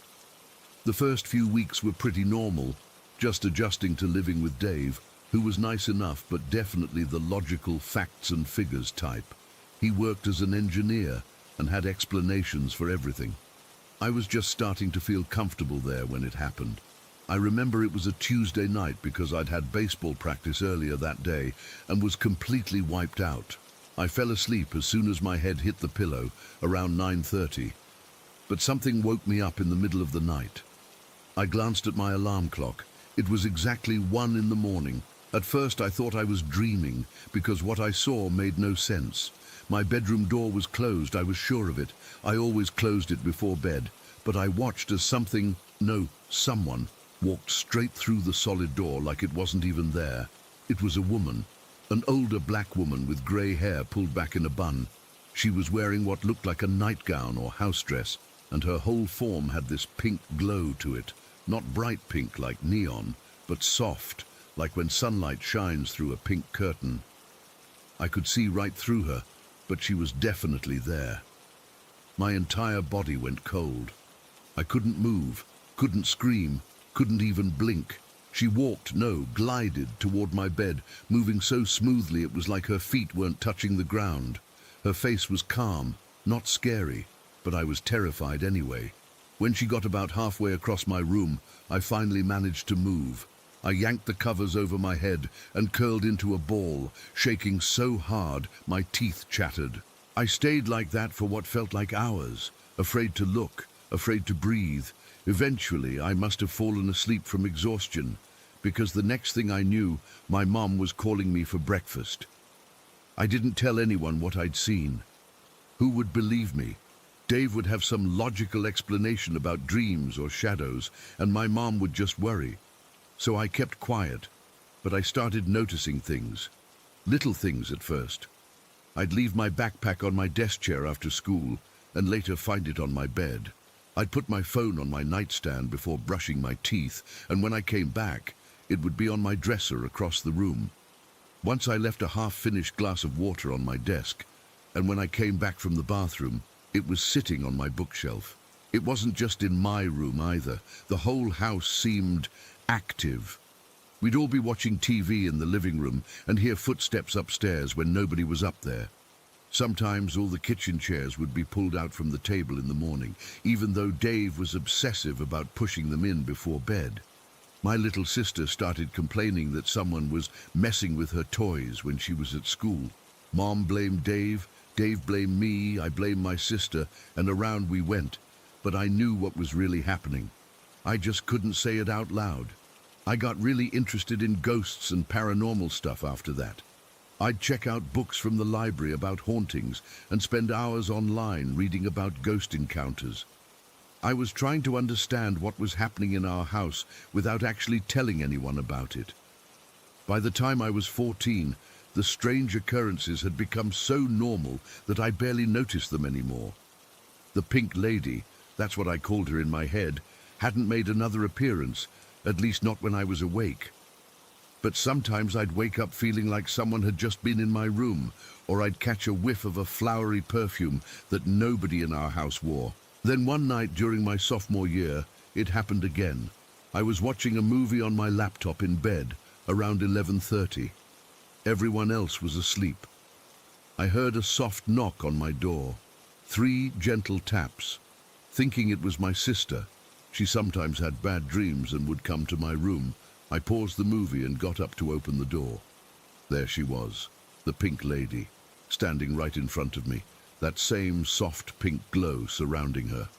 I froze, my hand still on the doorknob. She didn't say anything, didn't try to touch me. She just looked at me for a moment, her expression peaceful, maybe even a little sad. Then she turned and walked toward the stairs, descending slowly until she disappeared from view. This time, I wasn't as scared. Don't get me wrong, my heart was pounding and my palms were sweaty. But there was something almost comforting about her presence, like she wasn't there to harm me, just to check on me or something. I closed my door, got back in bed, and actually finished my movie before falling asleep. The next morning, I found all the cereal boxes arranged in a perfect line on the kitchen counter. even though they're usually kept in the pantry. Nobody mentioned it, so I didn't either. By my senior year, I'd seen the Pink Lady maybe 4 or 5 times total, always at night, always when I was alone, and always with that same peaceful expression. I'd never told a soul about her, not even my best friends. It was my secret, this strange connection I had with whoever was sharing our house. Then came the night that changed everything. It was spring break of my senior year, and I had a friend from the debate team staying over. His name was Marcus, and he was visiting colleges in the area. We were hanging out in the living room with Dave, talking about random stuff, when somehow the conversation turned to ghosts. Marcus mentioned that his grandma's house was supposedly haunted, and Dave immediately started in with his usual skeptical take. "There's always a logical explanation," he said. "Loose floorboards, old pipes, drafty windows. People just want to believe in the supernatural." I don't know what came over me. Maybe it was having Marcus there as a buffer. Or maybe I was just tired of keeping it all inside for 7 years, but suddenly I said, "I've seen a ghost in this house." The room got quiet. Dave looked at me like I'd grown a second head. Marcus leaned forward, interested. "For real?" he asked. I nodded. "Yeah, multiple times, actually." And then it all came pouring out. The Pink Lady, the objects moving around, the footsteps, all of it. I described her in detail, the grey hair in a bun, the house dress, the pink glow. I told them about the first time I saw her when I was 11 and how I'd been seeing her occasionally ever since. I expected Dave to laugh or dismiss it all, but instead, his face went pale. He set down his coffee mug slowly, carefully, like he was afraid he might drop it. "Trevor," he said, using my full name, which he hardly ever did. "How do you know about Ernestine?" "Who's Ernestine?" I asked. Dave ran a hand through his hair. "The woman who owned this house before me. She was an older black woman, lived here alone for about 30 years after her husband died. He hesitated. "She had a heart attack in this living room. That's how I got the house. Her kids lived out of state and wanted to sell it quickly." My skin prickled. Did she like pink?" Dave nodded slowly. "The whole house was pink when I bought it. Pink curtains, pink rugs, pink towels in the bathrooms. I had to repaint everything before your mom and you kids moved in. Ernestine always wore these pink house dresses too. Said it was her favorite color because it reminded her of cherry blossoms." I felt like the floor had dropped out from under me. For 7 years, I'd been seeing this woman, wondering if I was crazy or if ghosts were real. And now, here was proof. Confirmation that what I'd been experiencing was real. "Why didn't you ever tell me?" I asked, my voice barely above a whisper. "I didn't think it mattered," Dave said. "It was just history of the house. And honestly, would you have wanted to know that someone died here right after moving in?" He had a point. Marcus was staring at both of us wide-eyed. "Dude," he said to me, "that's the creepiest thing I've ever heard." But it wasn't creepy to me anymore. It was validating. All these years I'd thought maybe I was imagining things or dreaming or just being a weird kid. But Ernestine was real. She had lived in this house, loved this house, died in this house, and for some reason, she had chosen to show herself to me. That night, after Marcus went to sleep in the guest room, I sat alone in my bedroom and spoke out loud for the first time to the Pink Lady, to Ernestine. "I know who you are now," I said quietly to my empty room. "I'm sorry about what happened to you. This is your home too, and that's okay." I didn't see her that night or the next. In fact, I haven't seen her since that conversation with Dave. The little disturbances around the house have mostly stopped too. It's like once we acknowledged her, once we knew her name and her story, she was finally at peace. I'm 18 now, heading to college in the fall. Sometimes I wonder if Ernestine will still be here when I come home for breaks, or if she's moved on to whatever comes next. Part of me hopes she's still around, quietly watching over the house and the people in it. I don't have any big conclusion or explanation for what happened. I just know what I saw, what I experienced. Ernestine was real. She lived, she died, and somehow she stayed. And for 7 years, she showed herself to me. The kid who moved into her home. I still don't know why she chose me. Maybe because I was young and more open to seeing her. Maybe she was lonely and saw that I was struggling to adjust to our new living situation. Or maybe it was just random chance. I'll probably never know for sure. But I do know this. There are things in this world that can't be explained by logic or science. Sometimes the people we lose don't completely leave us. They linger, watching, waiting for acknowledgement. Ernestine just wanted to be remembered in the home she loved, and now she always will be. Story 14. I've never told anyone the full story of what happened in that farmhouse. I'm still trying to make sense of it, even all these years later. Some nights, I wake up in a cold sweat, feeling like I'm 7 years old again, paralyzed with fear in my childhood bedroom. My family moved to Willowbrook when I was 6. The farmhouse looked perfect from the outside.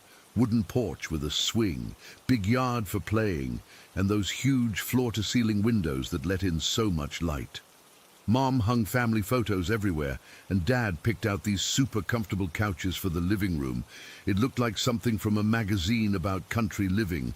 That's what makes what happened there so much worse. The horror was hiding behind all that warmth. My bedroom was at the very end of the hallway, directly across from the bathroom. That bathroom, I still can't use bathrooms with the door open. The bathroom in our farmhouse always had its door open, and there was this big vanity mirror that reflected straight down the hallway. You could see it from almost anywhere upstairs. It started on a Tuesday night in October. I remember because we'd had taco night, and I always got really thirsty after eating Mom's spicy tacos. I woke up around midnight needing water. The house was dark except for the little nightlight in the hallway that cast this weird yellow glow. I wasn't scared of the dark then. That came later.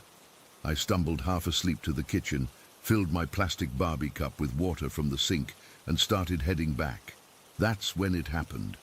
I glanced up, just for a second, at the bathroom mirror at the end of the hall. There was someone standing behind me, a woman. She wasn't doing anything, just standing there with this smile. But it wasn't a normal smile. Her lips were stretched too wide, like someone had taken the corners of her mouth and pulled them outward. Her eyes were open too wide too. She didn't blink. She just stared at me through the mirror with that horrible smile. I dropped my cup. Water went everywhere. I ran back to my room crying, but when my parents came to check on me, I couldn't tell them what I'd seen. I just said I had a bad dream. Even at 7, I somehow knew they wouldn't believe me. After that night, I developed this whole routine. I'd pull my blanket over my head before getting out of bed. Then, I'd walk through the hallway with my eyes down at the floor, counting the floorboards so I'd know when I reached the stairs without having to look up. I'd never, ever look at that bathroom mirror.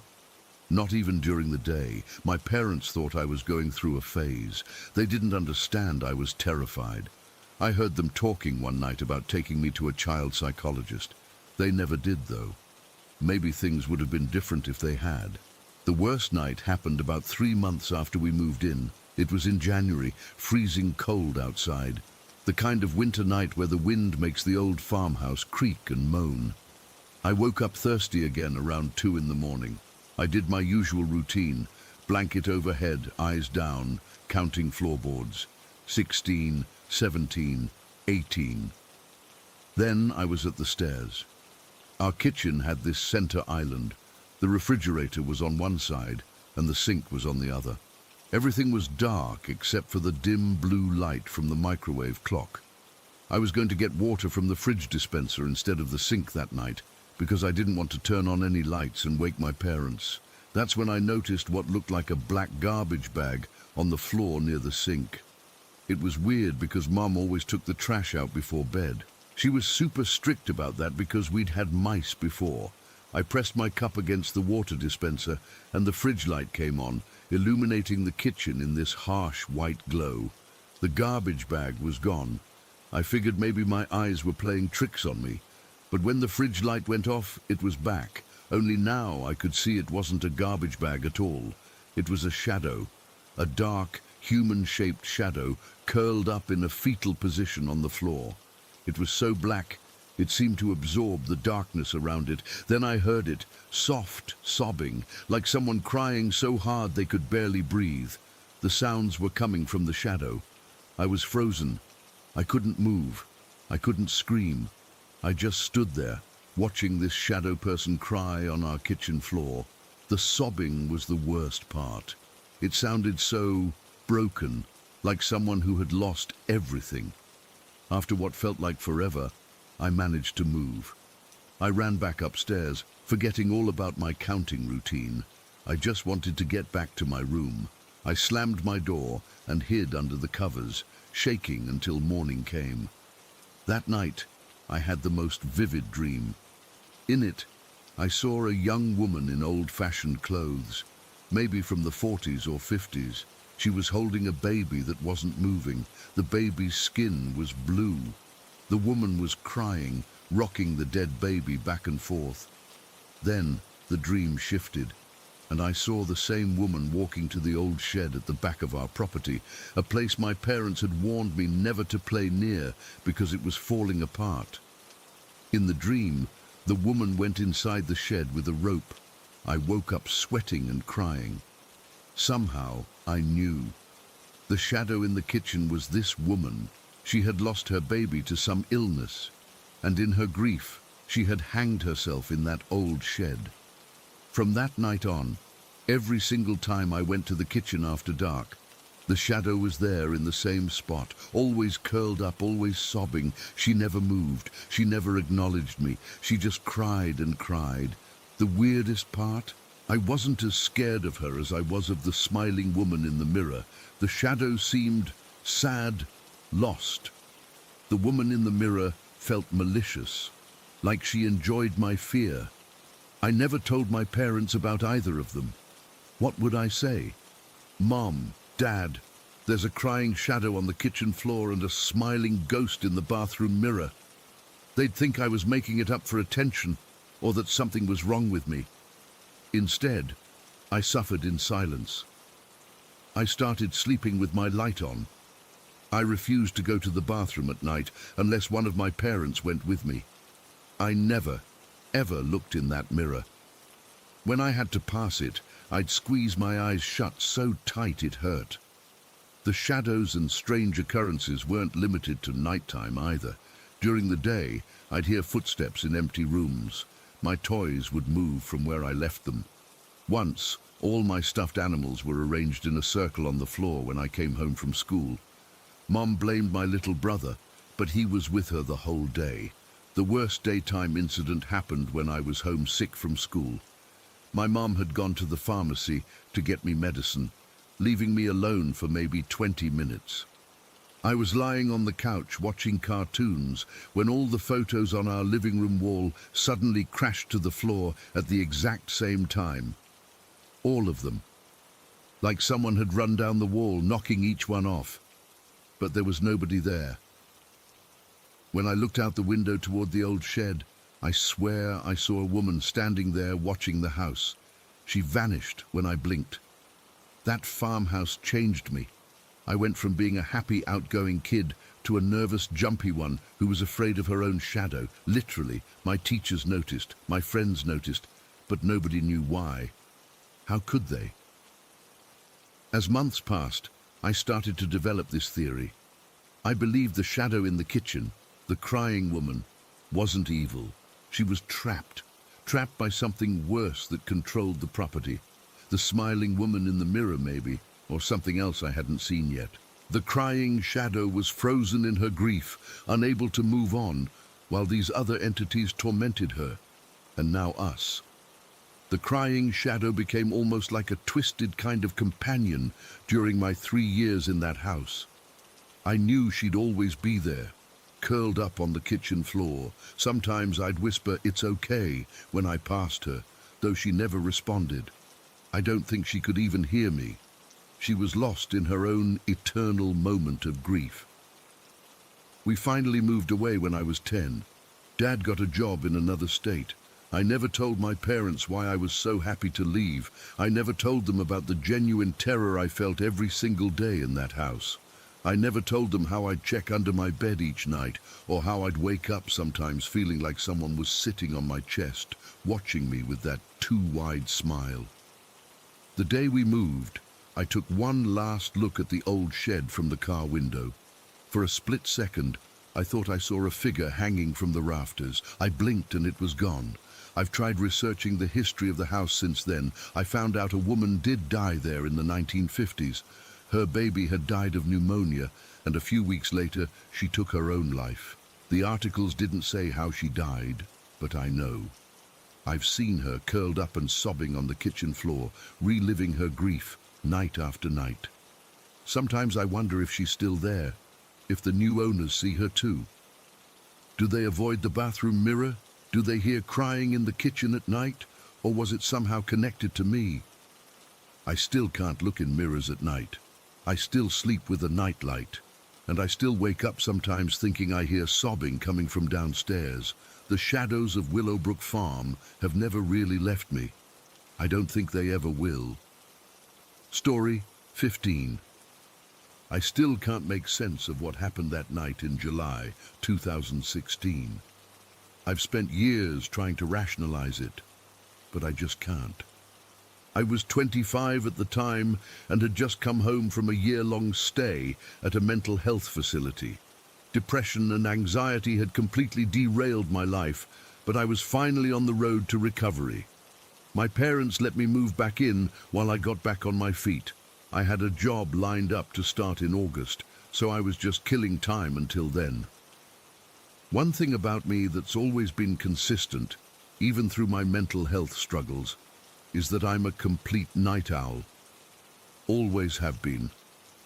Even as a kid, I'd be up reading until dawn if my parents didn't check on me. That night in July was pretty typical for me. Everyone else in the house had gone to bed around 10, but I was wide awake. I was sitting cross-legged on my bed with my sketchbook, Netflix playing on my laptop. Some crime documentary I wasn't really paying attention to. I remember I was drawing this detailed forest scene. I've always found detailed artwork calming when my mind gets too loud.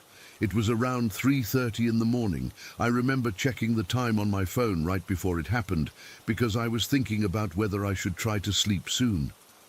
The house was completely silent, except for the low volume of my show. My bedroom door was shut, as it always was at night. My parents' room was down the hall, and our dog Buster slept downstairs behind a baby gate we kept at the bottom of the stairs. Then I heard it. 3 distinct knocks on my bedroom door, not light taps but deliberate, forceful knocks. Knock, knock, knock. Followed immediately by what sounded like fingernails scratching down the wood. The sound was so clear and so close that I instinctively called out, "Yeah?" thinking it was my mum checking if I was still awake. No response. Just silence. I stared at the door for a moment, pencil still in hand, waiting. My mum sometimes checks on me since my hospitalization, even though I've told her a million times I'm fine now. I figured she'd heard me up and wanted to remind me not to stay up all night. About 2 minutes later it happened again. The exact same pattern, 3 loud knocks, then scratching. It wasn't random. It was deliberate, like someone was trying to get my attention. "Mom!" I called out louder this time. "Is that you?" Nothing. Just the absolute silence of a sleeping house. I put my sketchbook aside and sat up straighter, staring at the door. A chill ran through me, but I tried to rationalize it. Maybe it was Buster somehow. But no, that made no sense. The baby gate was always securely in place at night, and even if he'd somehow gotten upstairs, a dog can't knock in that deliberate pattern. Plus, the knocks were at human height, not down where a dog would scratch. I sat frozen, listening intently to any sounds in the house, nothing but silence. I almost convinced myself I'd imagined it when knock, knock, knock, then the scratching again, exactly the same as before. My heart started racing. "Hello?" I called out, my voice shaking slightly. "Who's there?" The silence that followed was deafening. I couldn't hear anyone walking away, no floorboards creaking, nothing, just absolute stillness. Something about that silence terrified me more than the knocking itself. If it was my mom or dad, why wouldn't they answer? Why knock 3 times and then just stand there? I remember looking down at my hands and realizing they were trembling. An overwhelming feeling washed over me, a certainty that I should not open that door. It wasn't just fear, it was a deep, primal instinct screaming at me that whatever was on the other side of that door wasn't something I wanted to invite in. I sat there on my bed, completely paralyzed. My laptop screen had gone dark from inactivity, and the only light in the room came from my bedside lamp. I stared at the door handle, terrified it would start to turn. 15 minutes passed like this.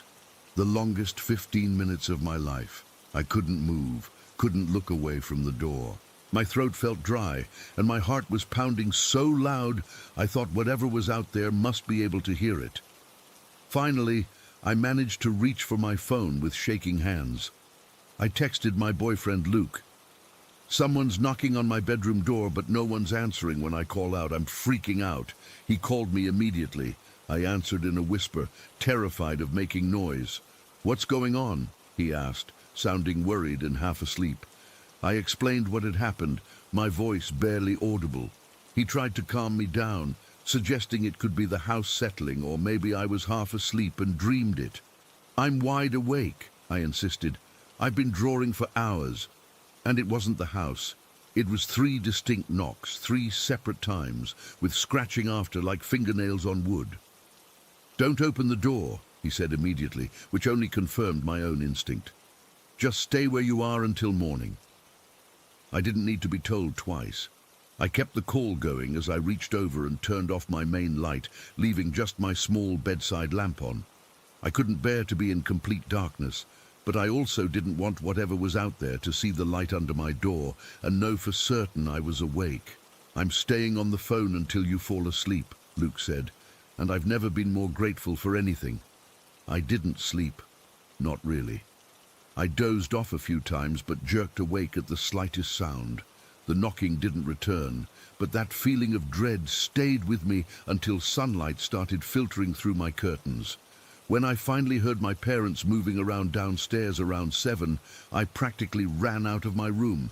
I hadn't realized how badly I needed to pee after holding it all night, too scared to leave my room. My mom was in the kitchen making coffee when I came downstairs. She looked surprised to see me up so early. "You're up with the birds today," she said, smiling. "Want some coffee?" I stood there staring at her, trying to figure out if she was acting normal or if she was hiding something. "Did you come to my room last night?" I blurted out. She looked confused. "No, honey. I was asleep by 10. Why?"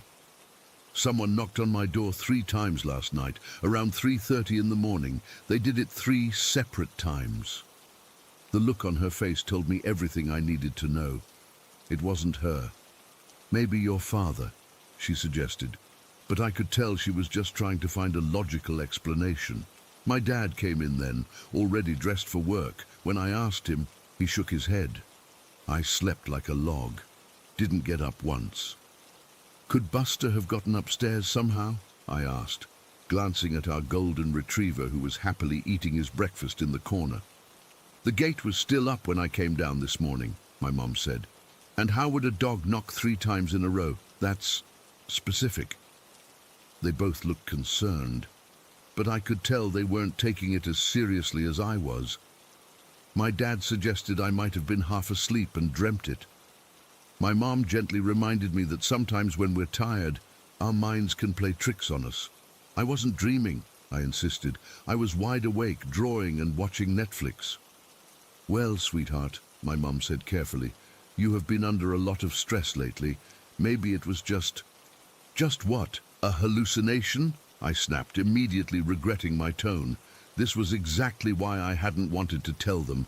After a year of treatment, the last thing I needed was for my parents to think I was having some kind of relapse. "No one's saying that," my dad said quickly. "Houses make weird noises sometimes. Could have been the pipes or the wood expanding." I knew what I heard. It wasn't the house settling.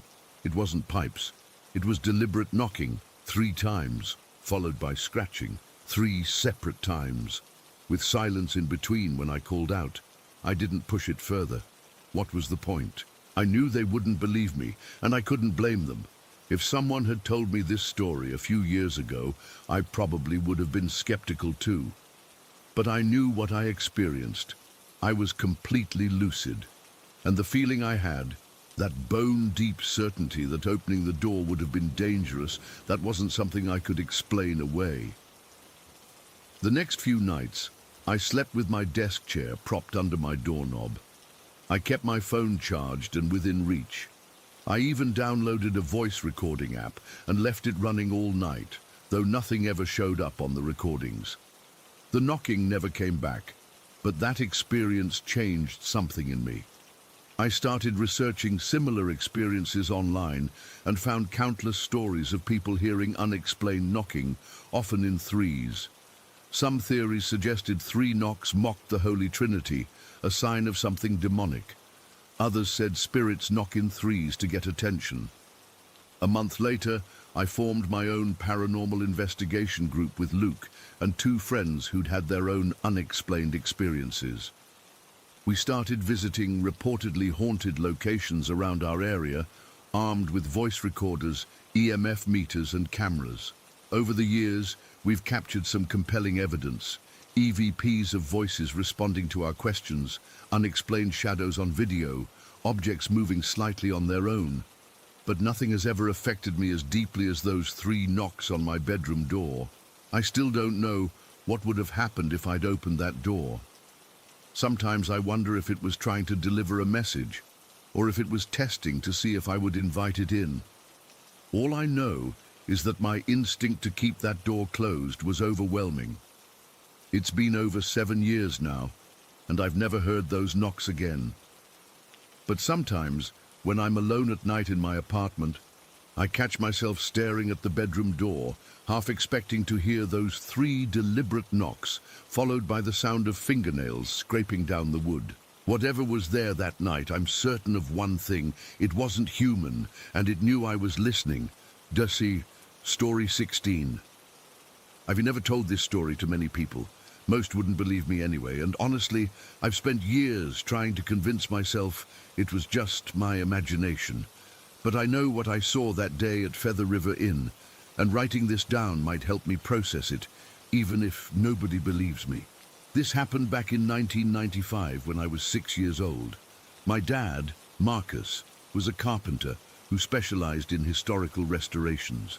He'd immigrated from Finland about 10 years earlier and had built a solid reputation for detail work and period-accurate craftsmanship. That summer, he got hired for a restoration project at this old hotel called Feather River Inn in Plumas County, California. Dad often took me to his job sites when school was out and my mum was working. Usually, I'd bring my coloring books and toys, and I'd set up in whatever safe corner he could find for me. I actually loved tagging along. Watching him transform rotting wood into something beautiful was like magic to me. The day we first drove up to Feather River Inn, I remember feeling both excited and uneasy. The building was massive, 3 stories of what must have once been a grand mountain resort. Built in 1915, it had this imposing presence against the backdrop of pine trees. Dad explained that it had been abandoned for years, but was being partially restored for some new purpose. "Olivia, this place has a lot of history," Dad said in his slight Finnish accent as we pulled into the gravel lot. "The crew says it's haunted, but that's just silly talk to scare each other." He winked at me, but I could tell he was a little on edge himself. The restoration team was only working on parts of the 1st and 2nd floors. The 3rd floor was completely off limits because the structure wasn't stable enough. Dad warned me repeatedly to stay close to him and not to wander. The first few days were uneventful. Dad worked on replacing some ornate railings on the 2nd floor, and I sat nearby with my toys. The other workers were nice enough, occasionally stopping to chat with me or offer me candy from their lunchboxes, but they all seemed jittery when they were alone, and I'd catch them glancing over their shoulders, or staring up at the ceiling with worried expressions. During lunch one day, I overheard two of the workers talking about finding something in the walls. They didn't notice me listening from around the corner. Three of them, man. 3 mummified cats inside that wall section we opened yesterday, one worker said. Sick stuff. Who does that? The other replied. Old buildings like this, people used to put them in the walls for good luck or to ward off evil spirits. But 3 is excessive, don't you think? Their conversation shifted when they spotted me, quickly changing to talk about baseball scores. But that night, I had nightmares about cats trapped in walls, crying to get out. About a week into the project, Dad was working on a particularly intricate section of molding along a second-floor hallway. It was a long corridor with rooms on either side, most with their doors missing or hanging off broken hinges. The hallway had this musty smell, like old books left in a damp basement. The floral wallpaper was peeling in strips, and water stains created weird patterns on the ceiling.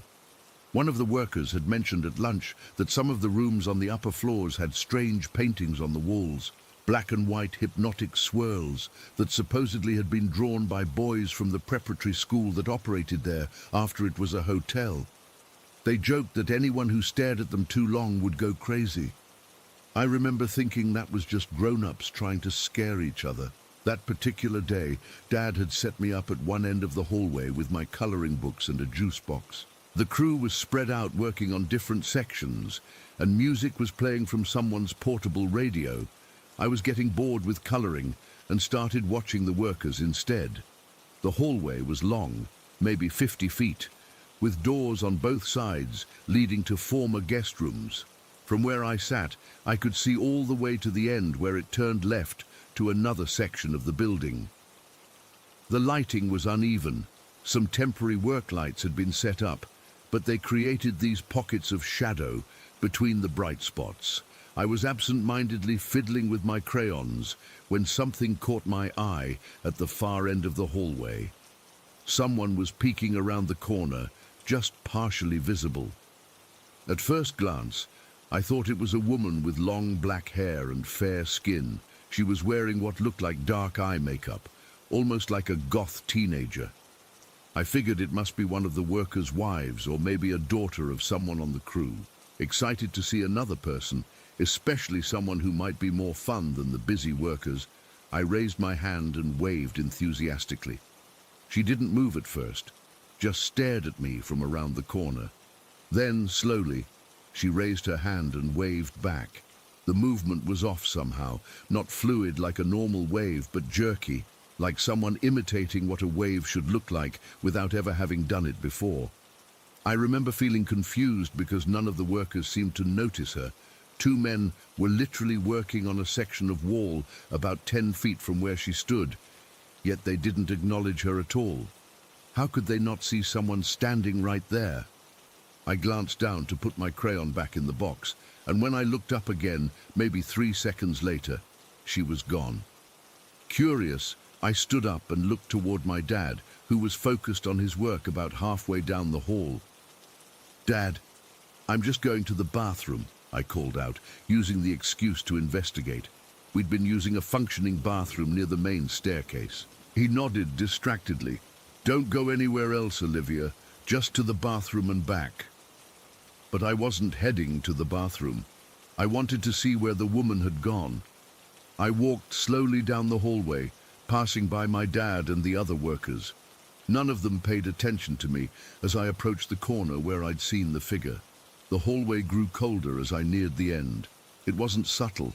It was like walking from summer into winter in the space of a few steps. My arms prickled with goosebumps, and I could see my breath forming little clouds in front of my face. When I reached the corner and turned left, I froze. This section of the hallway wasn't being renovated. It was completely dark, except for a sliver of light coming through a broken window at the far end. Dust particles floated in that beam of light, and the floor was littered with debris, broken furniture, peeled wallpaper, and what looked like animal droppings. What struck me immediately was that no one could have been standing there. The condition of this section made it clear no one from the crew was working here. The floor didn't even look safe to walk on. There were places where it had partially collapsed, revealing the beams beneath. I was about to turn back, suddenly aware that I'd disobeyed my dad by coming here, when something made me look more carefully at what I'd seen earlier. The realization hit me with a wave of cold fear. The woman I'd seen hadn't had a lower half. She'd been visible only from the waist up, as if she were floating at the corner, and her hair wasn't styled. It was wild, disheveled, like it hadn't been brushed in years. What I'd taken for fair skin was actually a ghostly white pallor that no living person could have, and the dark eye makeup. As the image replayed in my mind, I realized with horror that what I'd seen weren't darkened eyes, but empty sockets in a gaunt face. I stood there, paralyzed with fear, as the temperature dropped even further. A soft sound came from further down the dark hallway, something between a sob and a laugh. Then the distinctive creak of a door opening, though I couldn't see which one in the darkness. That broke my paralysis. I turned and ran as fast as my 6-year-old legs could carry me, back to where my dad was working. I crashed into him, wrapping my arms around his legs and burying my face against him. "Whoa, what's wrong, Olivia?" He put down his tools and knelt beside me. "Did something scare you in the bathroom?" I couldn't tell him what I'd seen. Even at that age, I knew adults didn't believe in ghosts, and I didn't want him to think I was making things up. So I mumbled something about seeing a big spider, and he chuckled, giving me a reassuring hug. "The spiders here are more scared of you than you are of them," he said, his standard response to my bug fears. For the rest of the day, I refused to leave his side. I kept glancing toward that corner, half expecting to see the figure again, but there was nothing, just an empty, darkened hallway that seemed to swallow all light. That night, I couldn't sleep. Every time I closed my eyes, I saw that face with its hollow eyes and twisted smile. I kept thinking about how she had waved back at me, that jerky, unnatural movement that was a mockery of human gesture. The next day, Dad had to continue working at the inn, but I flat out refused to go. I threw such a tantrum that he eventually arranged for me to stay with a neighbor while he went to work. I never went back to Feather River Inn, and Dad finished the project without me. Years passed, and the memory faded somewhat, becoming less vivid but never disappearing completely. When I was 12, I finally told my dad what I'd seen that day. To my surprise, he didn't dismiss it. Instead, he got very quiet and then told me something he'd never mentioned before. According to him, several workers had quit during that restoration project, claiming to have seen or heard things they couldn't explain. One man swore he saw a woman with long black hair standing at the end of a hallway, only to vanish when he approached. Another reported tools moving on their own or going missing, only to reappear in locked rooms no one had entered. Dad also revealed that one of the rooms on the 3rd floor had indeed contained those strange black and white spiral paintings I'd overheard the workers discussing. According to local legend, a boy from the preparatory school had drawn them shortly before disappearing without a trace in the 1950s. The school administration had the room painted over, but the spirals supposedly kept bleeding through the new paint. I'm 29 now, and I still think about what happened at Feather River Inn. I've researched the place over the years and discovered its history is filled with tragedy, suicides, unexplained deaths, disappearances. The mummified cats in the walls weren't just folklore. They were actually discovered during various renovation attempts. What haunts me most isn't just seeing that figure, but the interaction we had. She, or it, responded to me, acknowledged me, and in that moment, I had unknowingly acknowledged it back, creating some kind of connection that I didn't understand. Sometimes I wonder if that wave was an invitation of some kind. If I had continued down that darkened hallway instead of running back to my dad, Would I have disappeared like that prep school boy? Would my story have become just another mystery in the inn's troubled history? I still don't know what I saw that day. Maybe it was my imagination, fueled by overhearing the workers' ghost stories. Maybe it was a trick of light and shadow in an old, decaying building. But in my heart, I know what it was. One of the many spirits that call Feather River Inn home, reaching out to a child who could see her when adults could not. Whatever the truth is, I've never waved at a stranger since that day.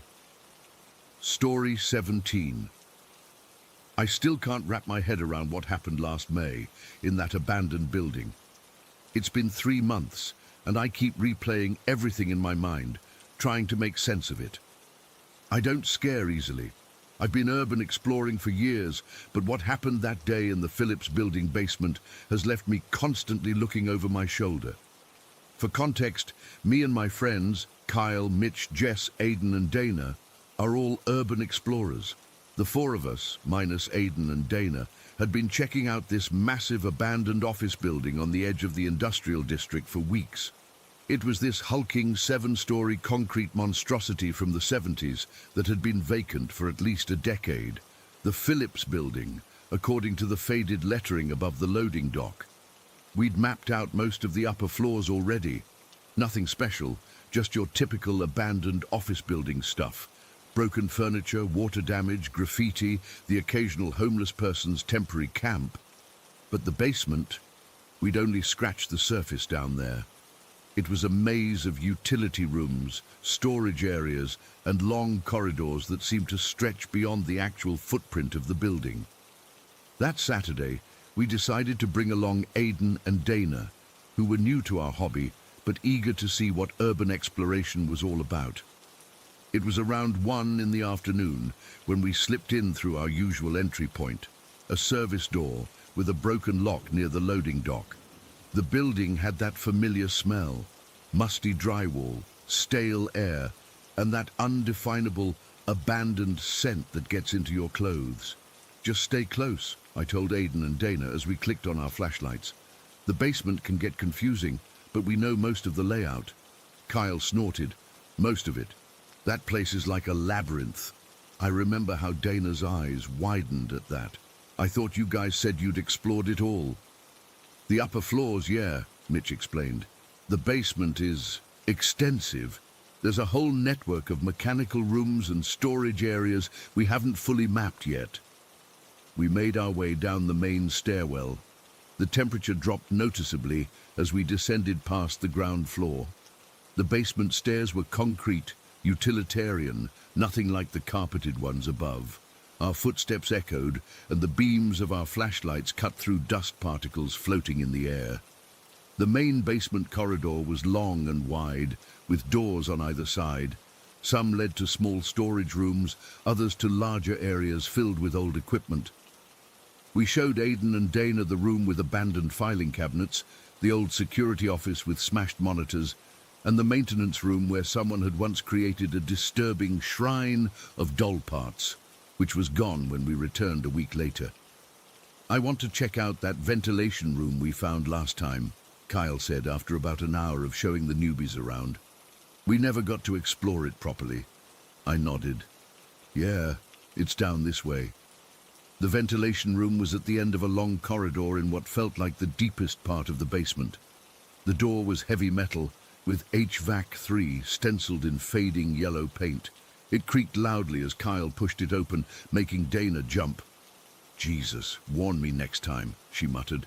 The room was massive, easily 40 feet by 60 feet, with a high ceiling crisscrossed by large metal ducts.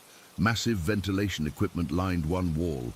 Huge cylindrical units connected to the ductwork. Ancient control panels with broken gauges and rusted machinery I couldn't identify. The floor was bare concrete, stained with decades of oil and God knows what else. Whoa, Aidan whispered, his voice echoing slightly. This is straight out of a horror movie. Check this out, Mitch said, pointing his flashlight toward the center of the room. That's when we saw it, something that definitely hadn't been there during our last visit. In the middle of the concrete floor was a circle of bricks, maybe 40 or 50 of them, arranged to form what looked like a fire pit. Inside the circle were charred pieces of wood and what appeared to be burned paper. What the hell? I moved closer, crouching down to get a better look. This wasn't here before. Jess frowned. Someone's been down here. Obviously, Kyle said, scanning the room with his flashlight. Probably some homeless dudes or teenagers looking for a place to party. But something felt off. Why here? This room was deep in the basement, far from any easy exit. And who would drag bricks and firewood all the way down here? The arrangement was too neat, too deliberate. The bricks were placed in an almost perfect circle, each one equidistant from the next. Guys, I don't like this, Dana said, hugging herself. Can we go check out something else? In a minute, I replied, still examining the fire pit. I want to figure out what this is. The burned paper inside was mostly ash, but I could make out fragments of what looked like handwritten notes. The charred edges made it impossible to read anything coherent. The wood was standard lumber, nothing special but completely burned through, suggesting whoever had been here had maintained the fire for hours. Aiden knelt beside me. Think they were burning documents or something? Maybe, I said. But why here? And why arrange the bricks like... That's when it started.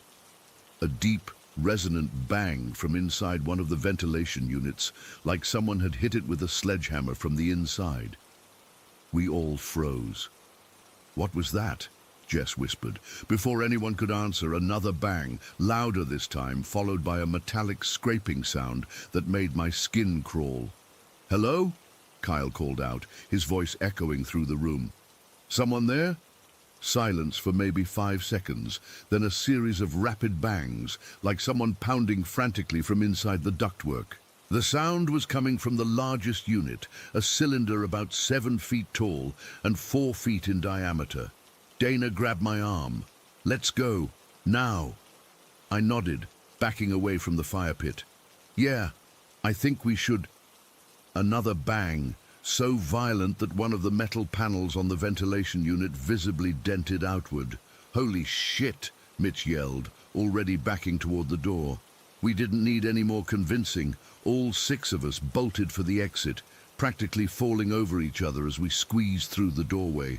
The banging continued, growing more frantic, more aggressive. It wasn't just coming from one unit anymore. It seemed to be spreading through the ductwork, following us as we ran down the corridor. We didn't stop until we reached the main basement hallway, all of us breathing hard, looking back toward the ventilation room corridor. What the actual fuck was that? Aiden gasped, bent over with his hands on his knees. Someone's down here, Kyle said, keeping his voice low. Has to be. Jess shook her head. But we've been all through the basement. We would have seen someone. Maybe they've been hiding, I suggested. Or maybe they just came in today. Dana was already heading for the stairs. I don't care who it is. I'm not sticking around to find out. Wait, I said, grabbing her arm. Think about it. There's only one way in and out of that corridor. If someone's in there, they have to come this way to get out. Kyle nodded, understanding what I was suggesting. We could wait here and see who comes out. Are you insane? Dana hissed. What if they're dangerous? There are 6 of us, Mitch pointed out, and we'll stay back, just watch from a distance. I'm curious who's been setting up camp in our building. Our building. That's how we thought of it. Like we had some claim to this decaying structure just because we'd been exploring it for a few weeks.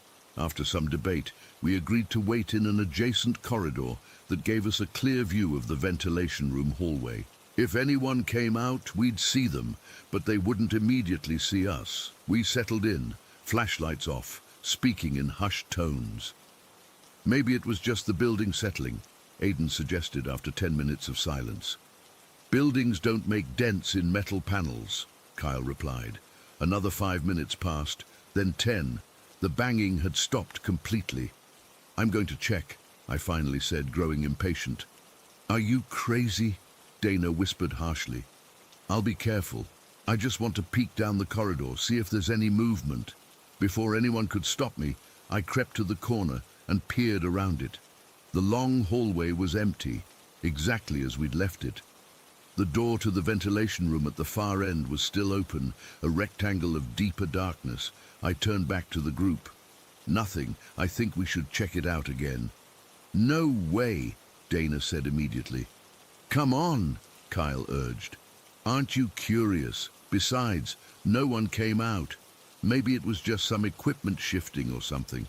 After more whispered arguing, we compromised. Aiden and Dana would stay in the main corridor, while the rest of us, the more experienced explorers, would investigate the ventilation room again. The four of us moved slowly down the hallway, flashlights probing the darkness ahead. The ventilation room door was still ajar, exactly as we'd left it when we fled. I pushed it open wider, the same loud creak announcing our return. The room looked identical, the brick circle in the center, the burned wood, the ventilation units along the wall. But the dent, the panel that had bulged outward from the force of whatever was inside, was gone. The metal was smooth, undamaged. What the hell?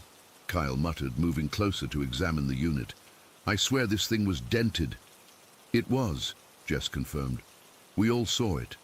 I circled the unit, looking for any sign of entry. There were access panels, but they were secured with rusted bolts that clearly hadn't been turned in years. The ductwork overhead was intact, no signs of damage or recent disturbance. This doesn't make sense, I said, running my hand over the smooth metal where the dent should have been. Something hit this hard enough to dent it. Mitch was examining the fire pit again. Guys, does this look different to you? I joined him, crouching down to look. The bricks were in the same circular arrangement, but something was off. It took me a moment to realize what it was. There were more burned papers among the ashes now, and they weren't completely destroyed. I could make out words, phrases. Return at midnight. The fifth offering. When the door opens. A chill ran down my spine. These weren't readable before. Maybe we just didn't look closely enough, Kyle suggested, but his voice lacked conviction. No, Jess said firmly. I was looking right at this. It was all ash before, nothing you could read. We stood there in silence, the implications sinking in. Either someone had come in while we were hiding and added more papers to the fire pit without any of us seeing them enter or exit, or something much stranger was happening. Let's get out of here, Mitch finally said. This place is giving me the creeps. No one argued. We made our way back to Aiden and Dana, who were visibly relieved to see us. Find anything? Aiden asked. No, I replied simply. I didn't want to freak them out more by mentioning the missing dent or the new papers. We left the building shortly after, emerging into the late afternoon sunlight that suddenly seemed too bright, too normal compared to what we'd experienced below. On the drive home, we tried to rationalize what had happened, coming up with increasingly unlikely explanations. Maybe there's another entrance to that room we don't know about, Kyle suggested. Or maybe we all imagined the dent, Jess offered weakly. But we knew better. We knew something had been in that room with us. Something that could create dents in metal and then make them disappear. Something that could add burned papers to an ash pile without being seen. I haven't been back to the Phillips building since that day. Neither have the others, as far as I know. We don't talk about it much, but when we do, none of us can agree on what actually happened. All I know is that when I close my eyes at night, sometimes I hear that banging, that desperate, furious pounding from inside the metal, and I wonder what would have happened if we'd stayed just a little longer, or if we'd opened one of those access panels to look inside. And I wonder if whatever was in that ventilation system is still there, waiting for someone else to find that brick circle and those burned messages. Waiting for midnight, for the fifth offering, for the door to open. Story 18. I still get goosebumps thinking about what happened at Blackmore. It's been over a year and a half, and I've told myself 100 times that there must be some logical explanation, but I know what I heard that morning and what I felt. I started working for Greenscape Solutions in January of 2022. It's a landscaping company that operates out of this converted RAF base in Blackmore. The place has a strange feel to it. All these World War II buildings that haven't really been updated since the 40s, just repurposed. Most of the hangars are used for equipment storage now, and the old administrative building houses our offices. It was my third week on the job. I was still getting used to the early starts. We'd arrive at 5:30 or 6 in the morning to load up for jobs, especially in winter when we were doing a lot of tree work and garden clearances while plants were dormant. That particular morning in late January was brutally cold. The kind of cold that makes your fingers ache and your breath hang in the air like a cloud.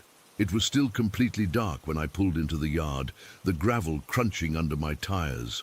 The security light flickered on, casting long shadows across the old concrete apron where planes would have once taxied.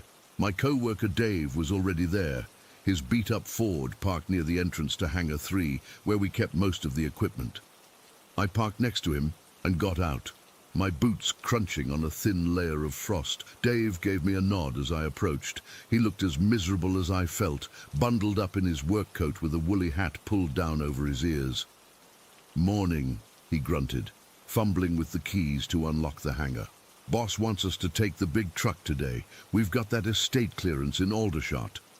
The hangar door creaked open, the sound echoing across the empty yard. Dave flicked on the lights, revealing rows of equipment, mowers, strimmers, hedge cutters, chainsaws, and all sorts of tools hanging on the walls. The place smelled of petrol, oil, and damp concrete, and something else, something musty and old that seemed to be part of the building itself. "I'll start loading up if you want to go grab the job sheet from the office," Dave said, already heading toward the stacks of equipment. I nodded and made my way across the yard to the admin building. My footsteps echoed as I walked down the corridor to the office. The boss had left the paperwork on his desk, along with a note about some special secateurs we needed to bring for the job. Apparently, they were in the old storeroom at the back of Hangar 3. When I got back to the hangar, Dave was already loading tools into the truck. "Boss wants us to take those Japanese secateurs," I told him. "Says they're in the storeroom." Dave groaned. "That place is a bloody maze. I'll finish loading this if you want to go find them." I hesitated. Even in daylight, that storeroom gave me the creeps. It was at the back of the hangar, through a long corridor that had once connected to another building that was now demolished. The corridor was always cold, regardless of the weather outside, and the lights were temperamental at best. "Yeah, all right," I said, trying to sound casual. "I'll go check." I grabbed a torch from the workbench and headed toward the back of the hangar. The corridor was dimly lit by a single bulb that cast more shadows than light.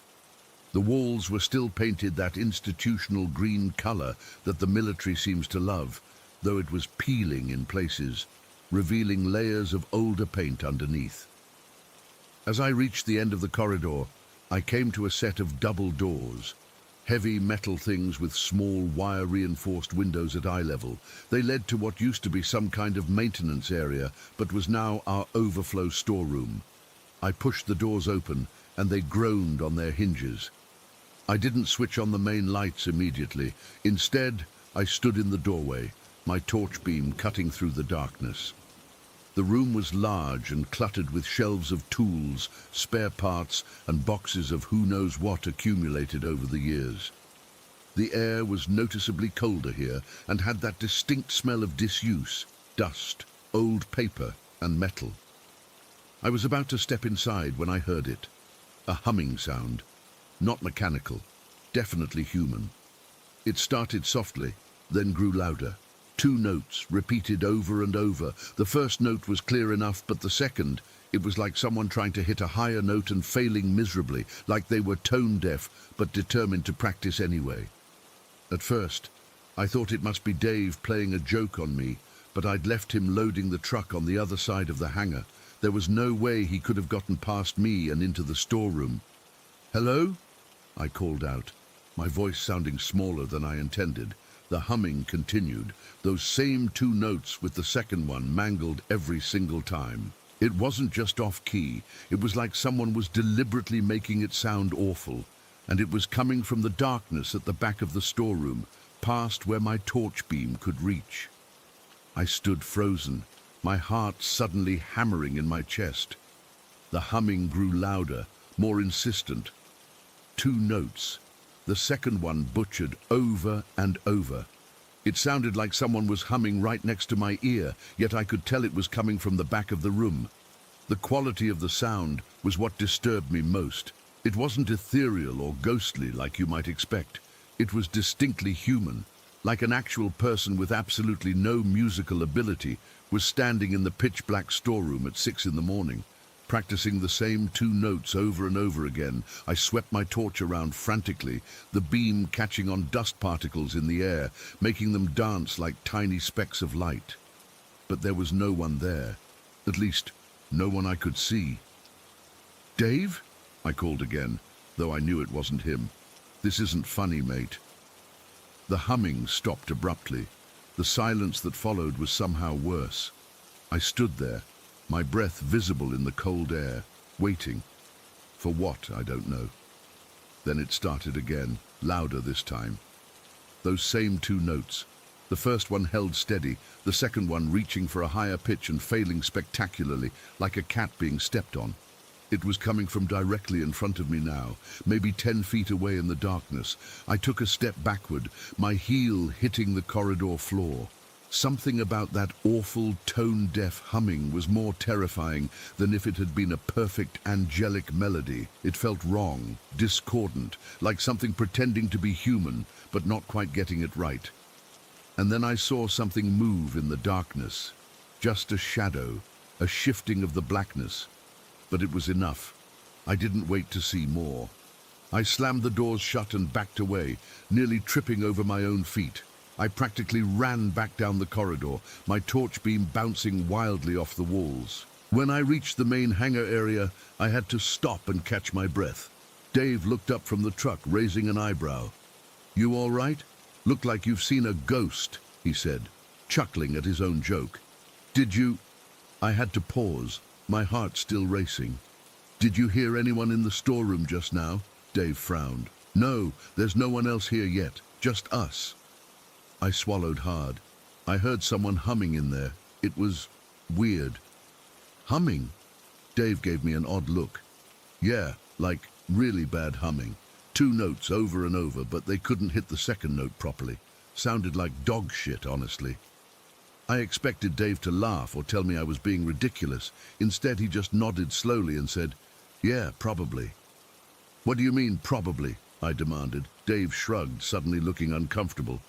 "This place has been here since the war. Lot of history. People hear things sometimes." "So you've heard it too?" He didn't answer directly. "Let's finish loading up. I'll go get those secateurs." Before I could protest, he was heading down the corridor toward the storeroom. I waited, half expecting to hear him come running back. But a few minutes later, he returned calmly, the secateurs in hand. "Nothing there now," was all he said. I tried to push the incident out of my mind as we drove to the job site. Dave didn't mention it again, and I didn't ask. But throughout the day, I kept hearing those 2 notes in my head. The first one normal, the second one horribly off-key. I managed to avoid the storeroom for the next few months. Whenever we needed something from there, I'd find an excuse to let someone else go. No one ever mentioned hearing anything strange, and I started to wonder if I'd imagined it all. Then, in April, the boss decided we needed to do a complete inventory and asset tagging of all our equipment. Guess who got assigned to the storeroom? I put it off until the end of the day, hoping someone would still be around when I did it. But everyone else had jobs to finish, and by 5 o'clock, I was the only one left at the yard. I stood at the entrance to the corridor, telling myself I was being stupid. It was broad daylight outside. The ghostly humming had probably been a pipe creaking, or the wind blowing through a gap somewhere. Just my imagination running wild in the pre-dawn darkness. I walked down the corridor, clipboard in hand, trying to project confidence even though no one was watching. When I reached the double doors, I pushed them open decisively and flicked on all the lights. The fluorescent bulbs flickered reluctantly to life, illuminating the cluttered space. For the next hour or so, I worked methodically, counting and tagging equipment, ticking items off my list. The storeroom was silent except for the occasional buzz of the lights and the scratch of my pen on paper. I was almost done, reaching the back section where we kept rarely used equipment, when the first light went out, just one bulb with a soft pop. I glanced up, momentarily startled, then shrugged it off. Old wiring, old bulbs. It happened. Then another went out, and another. One by one, the lights were failing, plunging sections of the room into darkness, working their way toward me from the far end. I stood rooted to the spot, watching as the darkness crept closer. My mouth went dry. This wasn't normal. Bulbs don't fail in sequence like that. When there were only 3 lights left, I heard it again. That humming. Those same 2 notes. The first one clear, the second one butchered. It was coming from the darkness that was steadily advancing toward me. The next 5 minutes were the most terrifying of my life. I abandoned the clipboard and ran for the doors, but they seemed much farther away than they had been. The humming followed me, always just behind me, getting louder and more insistent. Those 2 notes over and over like some kind of demented musical exercise. I reached the doors just as the last light went out. As I pulled them open, I felt something, a cold spot of air that brushed past my ear, and with it, that humming so close it could have been inside my own head. I didn't stop running until I reached my car. I sat there for a long time, engine running, heater on full blast, trying to stop shaking. The next day, I made up some excuse about a family emergency and quit the job. Couldn't face going back there. I found work with another landscaping company a few towns over. Better pay, regular hours, and most importantly, no converted RAF buildings with strange noises in the storerooms. I've thought about researching the history of RAF Blackmore, trying to find out if anyone died there during the war. Maybe some poor tone-deaf airman who used to practice his singing in that building, but part of me doesn't want to know. Some things are better left alone. Sometimes, when I'm half asleep, I still hear that humming. Those 2 notes. The first one clear, the second one reaching for a height it can never achieve, and I wonder about that tone-deaf ghost, still practicing after all these years, never getting any better. Story 19. I still can't sleep with my back to the window. It's been almost 8 months since it happened, but every night when I turn off the lights, I can't shake the feeling that something is watching me, waiting for me to let my guard down. I've tried therapy, meditation, even those stupid meditation apps, but nothing helps. I need to get this off my chest, hoping someone here might have experienced something similar or can at least tell me I'm not losing my mind. I moved into my apartment about 2 years ago. It's a 2-story unit in an older building with a small backyard. Nothing fancy, but nice enough. I live alone, except for my dog, Milo, a stubborn pit mix who's basically my shadow. The place backs up to a wooded area, not deep forest or anything, just a strip of trees between housing developments, but enough that we get deer, raccoons, and the occasional fox passing through. The first incident happened last November. It was around 11 at night, and I was getting ready for bed when Milo started barking.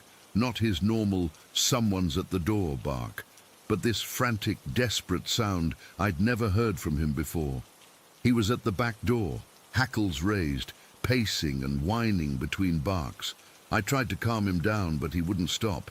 I figured maybe a raccoon was digging through the trash or something, so I flipped on the back porch light and peered through the window. The yard looked empty, but Milo was going absolutely ballistic. Against my better judgment, I decided to just let him out quickly to investigate and hopefully settle him down. I grabbed my phone for light and opened the door. Milo shot out into the yard, beelining toward the small shed at the back of the property. "Milo, come back," I called, but he ignored me completely, which was unusual. He's typically well-trained.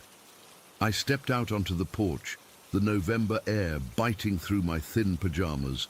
The motion sensor light clicked on, illuminating most of the yard, but the corners remained in shadow. Milo was circling the shed, growling deep in his throat. As I walked across the grass, I felt something off. It's hard to explain, but it was like the air got heavier, pressing against my skin. The hair on my arms stood up, and not just from the cold. Something felt wrong. That's when I heard it, a soft scuffling sound coming from the other side of the shed, like something dragging itself across the ground. Not an animal exactly, the movements were too deliberate.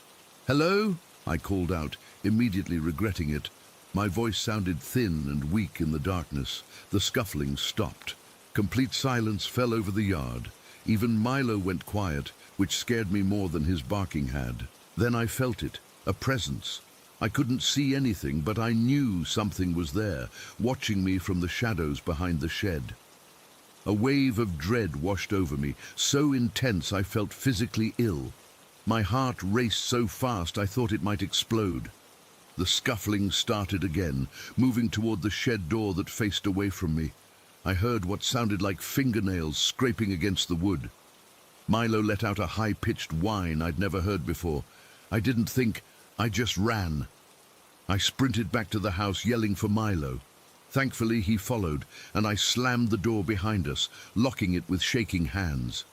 I stood there, trembling, trying to convince myself it was just an animal. But I couldn't shake the feeling that whatever was out there had been aware of me in a way no animal would be. I felt hunted. As Milo and I stood frozen in the kitchen, I heard it again, that same scuffling sound. But now it was moving along the outside wall of my house. Scrape, drag, scrape, drag. It was following the perimeter, moving from the back toward the side of the house. I ran through the living room, frantically checking that all windows and doors were locked. When I returned to the kitchen, the scraping had stopped. I stood perfectly still, straining to hear any sound. For a solid minute, there was nothing. Then came a light tap on the kitchen window, like a fingernail against glass. I couldn't bring myself to look. Milo was staring at the window, his body rigid, a low growl building in his chest. Then something even more terrifying happened. The back doorknob began to turn, slowly, deliberately. Whatever was outside was trying to get in. The lock held, but I watched in horror as the knob rotated back and forth. I grabbed Milo's collar and backed away from the door, nearly tripping over my own feet. The turning stopped, and again there was silence. Then I heard it inside the house, a soft scuffling sound coming from the kitchen pantry. It was inside. I don't know how. All doors and windows were locked, but the unmistakable sound of something moving was coming from behind that thin pantry door. Milo went berserk, lunging toward the pantry, barking frantically. I grabbed him by the collar and dragged him backward, never taking my eyes off the door. I could see the shadow of movement in the crack underneath. With a surge of adrenaline, I lunged forward and slammed the pantry door shut, hearing something hiss as I did. I threw my weight against it, fumbling with the small hook lock. Whatever was inside pushed back, not forcefully, but with a persistent pressure that felt like someone leaning against the other side. After securing the lock, I grabbed Milo and ran upstairs to my bedroom, locking that door too. I spent the entire night wide awake, listening, phone in hand, ready to call 911. By morning, the house was silent. When I finally worked up the courage to check the pantry, it was empty. No signs of disturbance, no way anything could have entered or exited.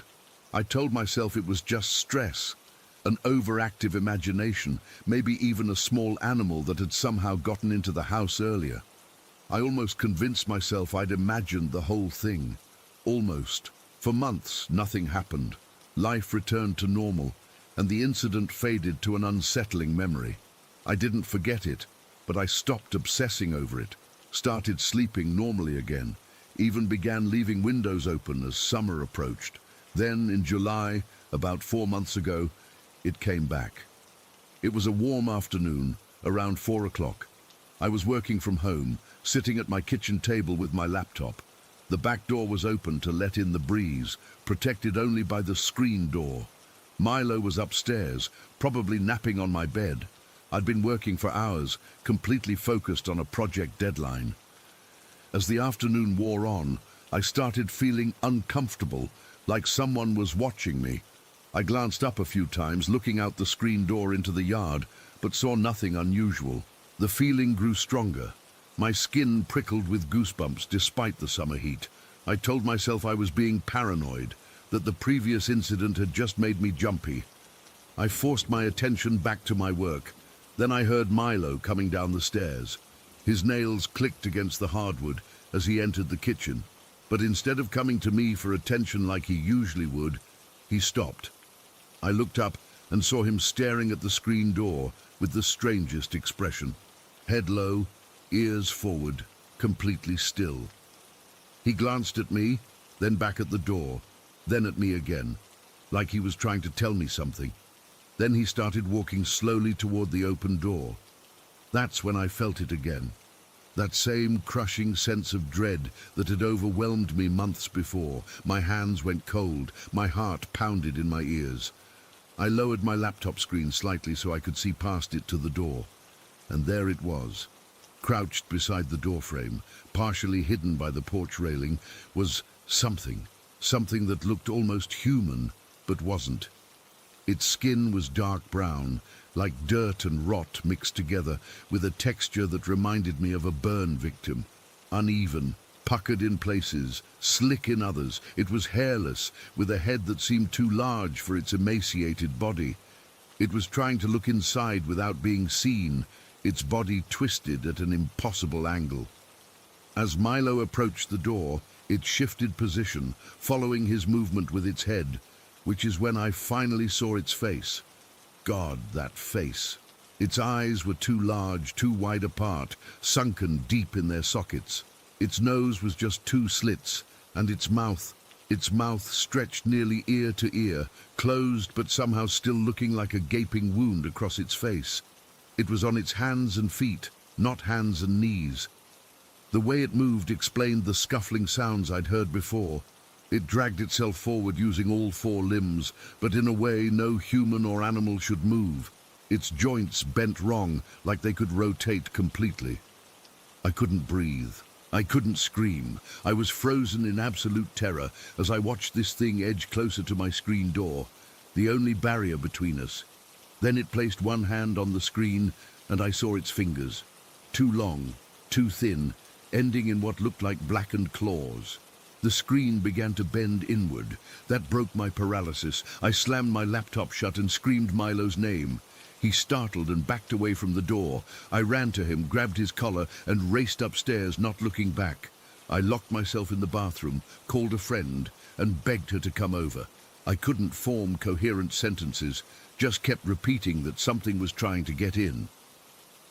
She arrived 20 minutes later and found me still in the bathroom, Milo pressed against me. She checked the whole house, the yard, everything, found nothing, of course. The screen door was intact, showing no signs of damage. She stayed with me that night, and I eventually told her everything, expecting her to think I was crazy. Instead, she went quiet for a long time before asking if I'd ever heard of skinwalkers. She said, European folklore has accounts of creatures that try to enter homes, that stalk people. Things that look almost human but move wrong, things that want in. I haven't been back to that apartment alone since. I stayed with friends until I could break my lease. I'm living in a high-rise downtown now. No yard, no woods nearby, crowds of people always around. But sometimes when I'm falling asleep, I swear I hear that scuffling sound outside my bedroom door. And I keep wondering, what would have happened if I hadn't looked up from my laptop when I did? If Milo hadn't come downstairs at that exact moment, would that thing be inside with me now? I still don't know what it was or why it targeted my home. All I know is it was real. It was trying to get in, and it looked at me with a kind of hunger I can't describe. And the worst part, I don't think it's given up. Story 20. I've never really shared this with many people. Even now, typing this out, my hands are shaking a bit. But after seeing similar experiences on this forum, I think it's time I finally put my story out there. I grew up in Riverdale, in this old two-story house from the 1970s. Nothing about it screamed haunted. Just your typical suburban home with faded wallpaper and creaky floorboards. My mom, my younger brother and I moved there when I was around 6 years old, and the strange occurrences started almost immediately. I was always the kid who was fascinated by ghost stories. My friends and I would have sleepovers where we'd try to summon Bloody Mary in the bathroom mirror or tell scary stories with a flashlight under our chins. I guess you could say I invited that energy in, but honestly, I think whatever was in that house was there long before we arrived. My mom has always been a bit psychic. She can sense things others can't, and she's had premonition dreams that came true. When I was 8, she bought a Ouija board from this little occult shop downtown. I remember being so excited to try it, even though my mom warned me it wasn't a toy. The first time we used it, everything seemed normal until my mom asked about my future. The planchette went crazy, spinning in circles before flying off the board completely. My mom packed it away that same night, and I never saw it again. When I asked her about it years later, she just said, "Some things are better left unknown, Mackenzie." My earliest clear memory of something truly unexplainable happened when I was about 7. I was taking a bath by myself. I was a pretty independent kid, and I had the bathroom door open just a crack because I was still a little scared to be completely alone. As I was playing with my rubber ducks, I glanced up toward the doorway and saw this figure. It was tall, taller than any adult I knew, and seemed to be covered in dirty rags or tattered clothes. It moved so fast, just rushing past the bathroom door toward the bedrooms.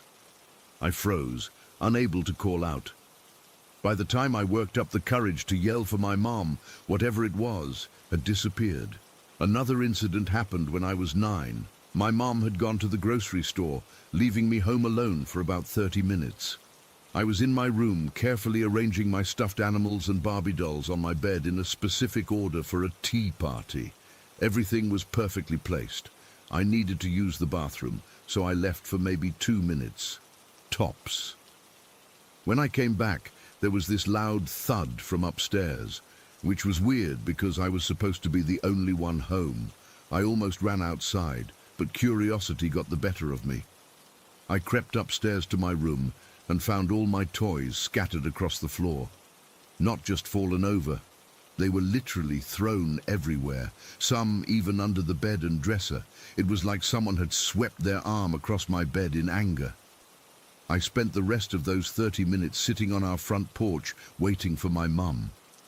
These occurrences became almost normal to me. I'd tell my mum, and while she never dismissed me, she'd just say, "This house has its quirks, Kenzie." As if unexplained phenomena were just part of home ownership, like dealing with a leaky faucet. One of the incidents that still makes my skin crawl happened when I was 11. I had this teddy bear, not a regular one, but one made of little colored beads. It was special to me because my dad had given it to me before he left. One night, I deliberately placed it facing the wall because its eyes were creeping me out. I remember specifically turning it around so it faced away from my bed. I fell asleep, but woke up around midnight feeling watched. When I opened my eyes, that beaded dog was facing me directly, staring right at me from its spot on my dresser.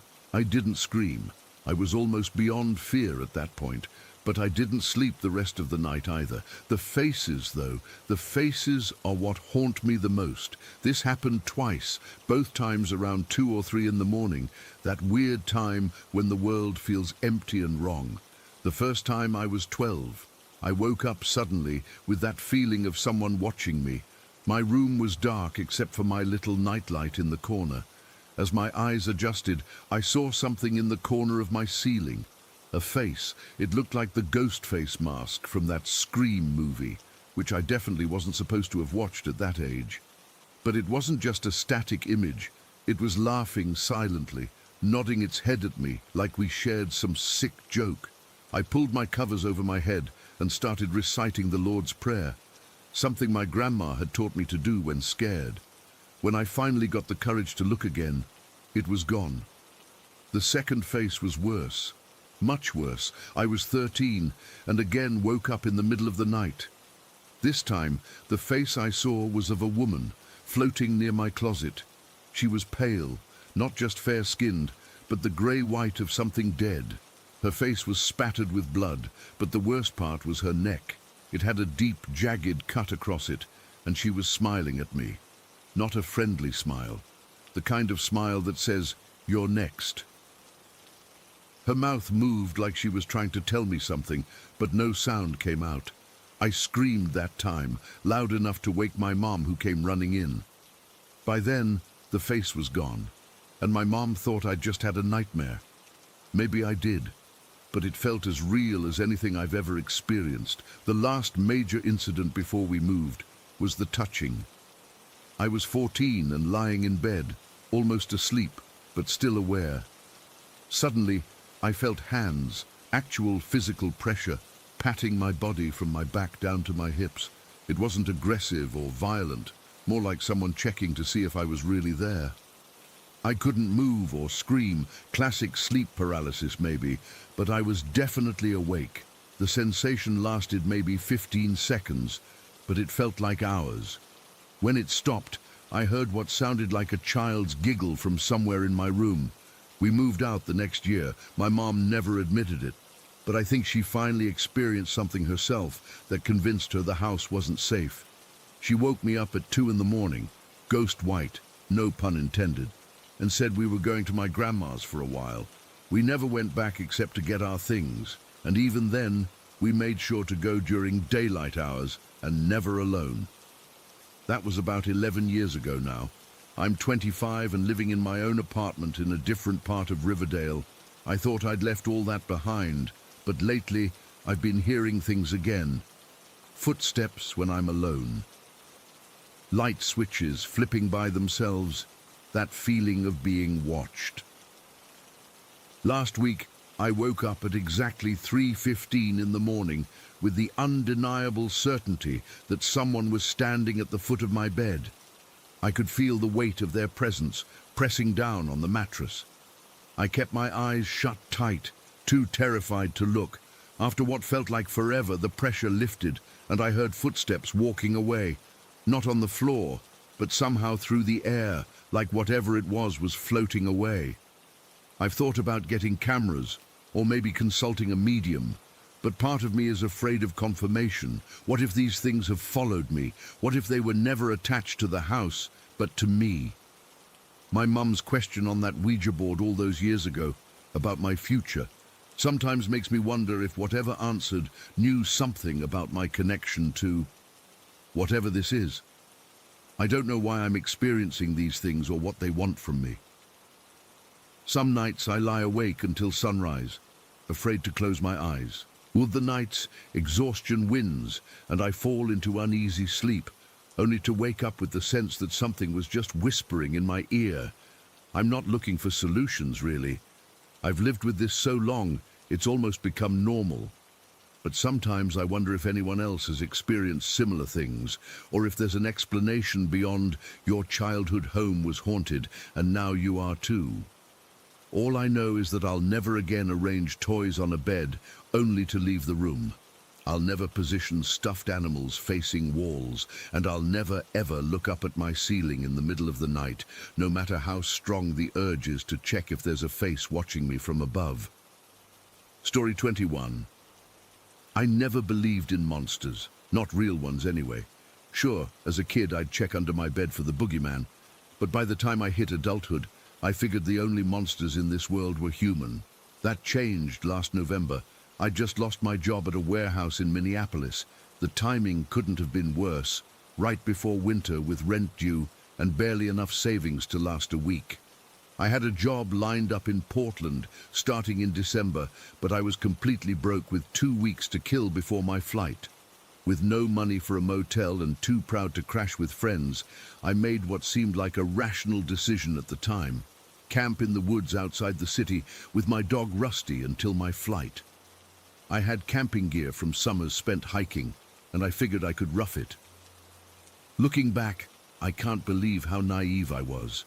I found a secluded spot about a mile into the forest near some old, rarely used train tracks. The area seemed perfect, far enough from trails that no rangers would hassle me, but close enough to civilization that I could walk to a gas station for supplies if needed. I set up my small tent, gathered a massive pile of firewood, and settled in. The first night was uneventful, but freezing. November in Minnesota is no joke. It dropped to about 20 degrees, and I quickly learned I'd need to maintain the fire constantly. Rusty, my German Shepherd mix, slept pressed against me, providing extra warmth. Despite the cold, I slept okay that first night. The next morning, I noticed something odd while collecting more firewood. The deer in this area were huge, much bigger than any I'd seen before. Not just taller, but bulkier, with strange proportions. I didn't think much of it at the time. I was more focused on not freezing to death. That afternoon, as daylight started fading, Rusty began growling at something in the distance. I squinted through the trees and saw what looked like several dogs watching us from about 100 yards away. They were too far to make out clearly, but their silhouettes seemed off somehow. Too tall, too thin. I yelled and waved my arms, and they retreated. I figured they were coyotes, though they seemed too large. As night fell, I built the fire up high and settled in with Rusty. Around 8 o'clock, I heard a strange rumbling sound. At first, I thought it was a train, but then realized it was coming from the wrong direction. I grabbed my flashlight and pointed it toward the tracks. What I saw still gives me nightmares. A herd of those abnormally large deer was charging down the tracks, running full speed. There had to be at least 15 of them, and they were heading straight for my camp. I froze, not knowing what to do. Rusty barked frantically, and at the last second, the entire herd veered away, missing us by maybe 20 feet. The ground literally shook as they passed. After they disappeared, my hands wouldn't stop trembling. Something had spooked those deer badly enough to make them run blindly through the dark. I kept the flashlight in my hand for the rest of the night, scanning the perimeter every few minutes. Around 11, I spotted what looked like 2 people with headlamps about 200 yards away. They appeared to be processing a deer, probably hunters who'd made a kill. I felt relieved knowing other humans were nearby. But as I watched longer, something felt wrong. The lights moved in coordinated patterns that didn't make sense for people field dressing a deer. I stared harder, trying to make sense of what I was seeing. That's when my blood turned to ice. Those weren't headlamps. They were pairs of eyes reflecting my flashlight beam, and whatever owned those eyes seemed to be watching me intently. I nudged Rusty, who was already on alert, his fur standing up. When I moved to the left, the eyes followed. When I moved right, they adjusted. Whatever they belonged to was mimicking my movements, peering around trees, never taking their gaze off me. I kept the fire roaring all night, barely sleeping. By morning, the eyes were gone, but I couldn't shake the feeling of being watched. I seriously considered packing up and finding somewhere else to stay, but I had nowhere to go and no money for even a single night in a motel.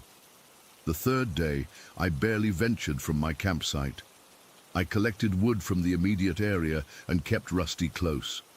As darkness fell, my anxiety skyrocketed. I told myself I was being paranoid, that what I'd seen were just animals curious about the human in their territory. Around midnight, I heard something crashing through the underbrush near the tracks again. Expecting more deer, I pointed my flashlight toward the sound. But this was different, a single creature moving much faster than the deer had. As my light caught it emerging from tall grass about 40 feet away, the thing suddenly stood upright and froze. What I saw in that moment will haunt me until the day I die. I was staring at something with a dog-like head, but with a body that could stand on 2 legs. It had forward-facing eyes that glowed an unnatural amber in my flashlight beam. Its ears, God, those ears, were extremely long and pointed straight up, giving it an additional foot of height.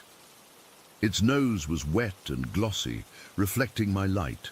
It stood at least 7 feet tall, including those ears, which reminded me instantly of the Egyptian god Anubis, unnaturally long and pointed.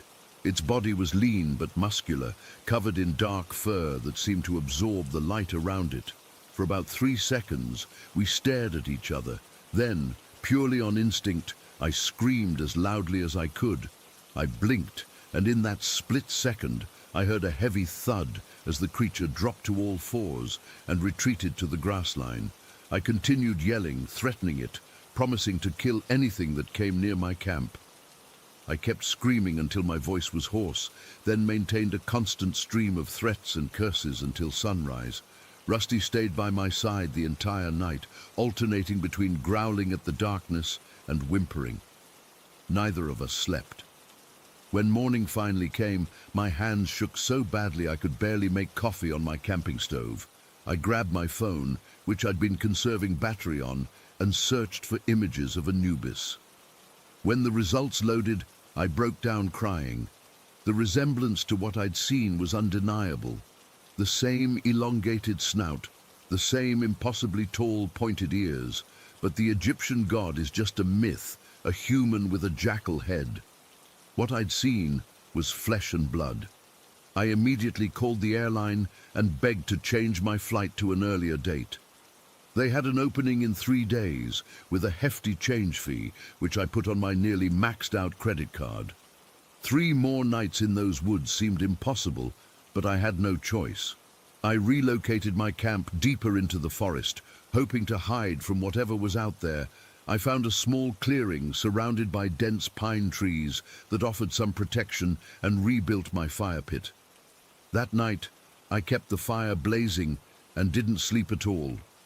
Around 2 in the morning, I spotted them again, those pairs of eyes watching from between the trees. First 2 pairs, then 4, then 6, then 8. The original 2 continued mimicking my movements when I shifted position. The others remained stationary, just watching. The 4th night was the same, more eyes, more mimicry. By the 5th night, I was hallucinating from sleep deprivation. The watching eyes seemed to be everywhere, and I could swear I heard whispers just beyond the firelight. Rusty refused to leave my side, growling constantly at the darkness. On my final morning, I abandoned most of my camping gear, taking only what I could carry on my flight. As I hiked out of the woods toward the road where I'd arranged for a friend to pick me up, I felt the eyes following me the entire way. I've never told anyone this story until now. Who would believe me? I've spent hours researching cryptids and folklore, trying to make sense of what I saw. The closest match is still Anubis, but that's mythology, not reality. Yet I know what I saw. It's been almost a year, and I still wake up in cold sweats, convinced those eyes are watching me through my bedroom window. I've moved twice since then, and still don't feel safe. Rusty refuses to go on walks after dark now, and frankly, I don't blame him. I don't know what lives in those Minnesota woods. I don't know if it was hunting me or just curious, but I know it was intelligent, coordinated, and hunting in packs. And I know that whatever it was, it's still out there, watching from the darkness with those glowing, knowing eyes. Story 22. I've been hesitating to write this down for weeks now, but I need to get it off my chest. Maybe someone here has experienced something similar or can offer an explanation that doesn't make my skin crawl every time I think about it. I moved to Melbourne about 3 years ago for work. A great opportunity that I couldn't pass up, even though it meant leaving my family behind in China. To cope with the distance, over 12,000 kilometers, I video call my mum almost every day on WhatsApp. It's become our routine. She shows me what she's cooking for dinner.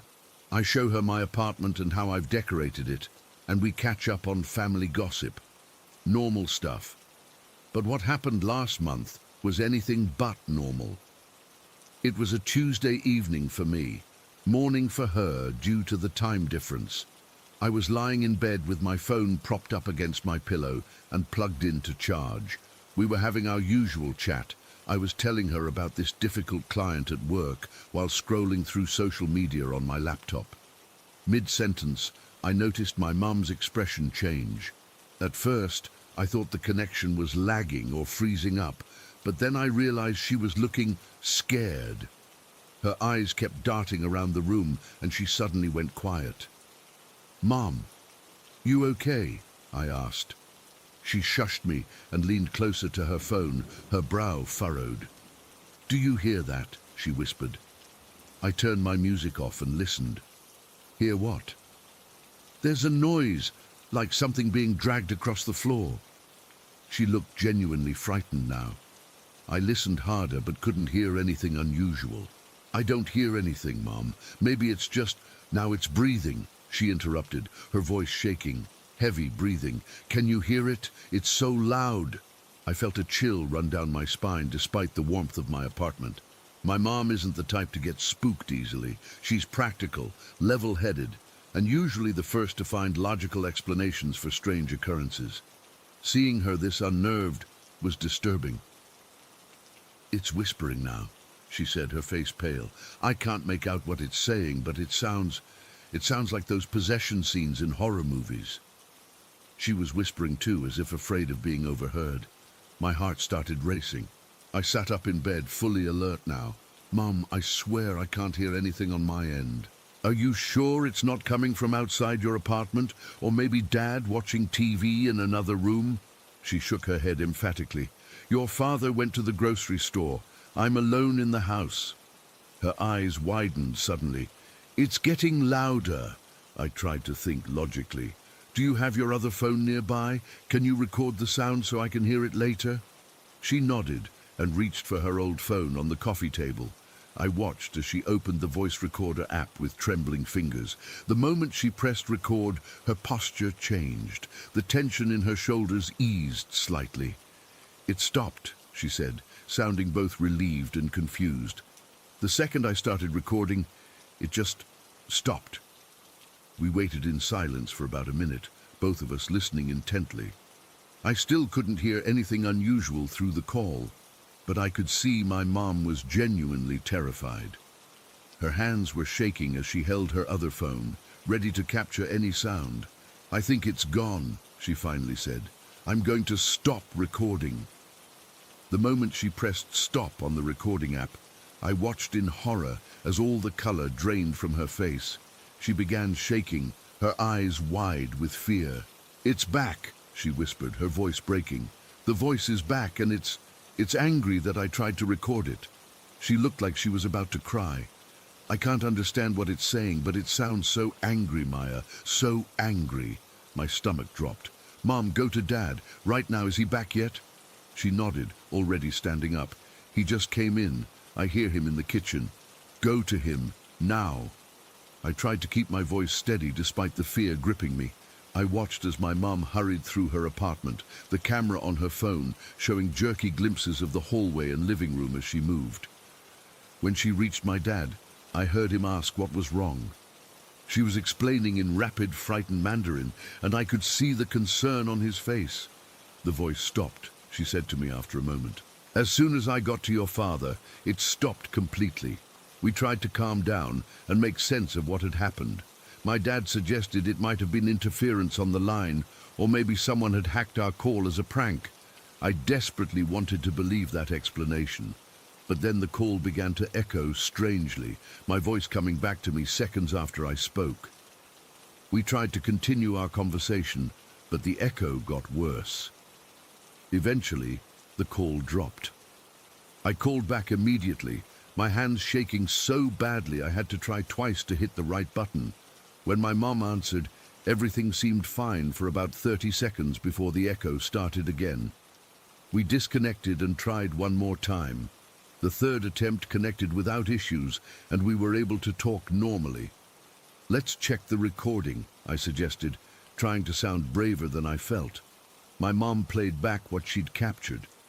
For most of the recording, there was nothing unusual, just the ambient sounds of her apartment.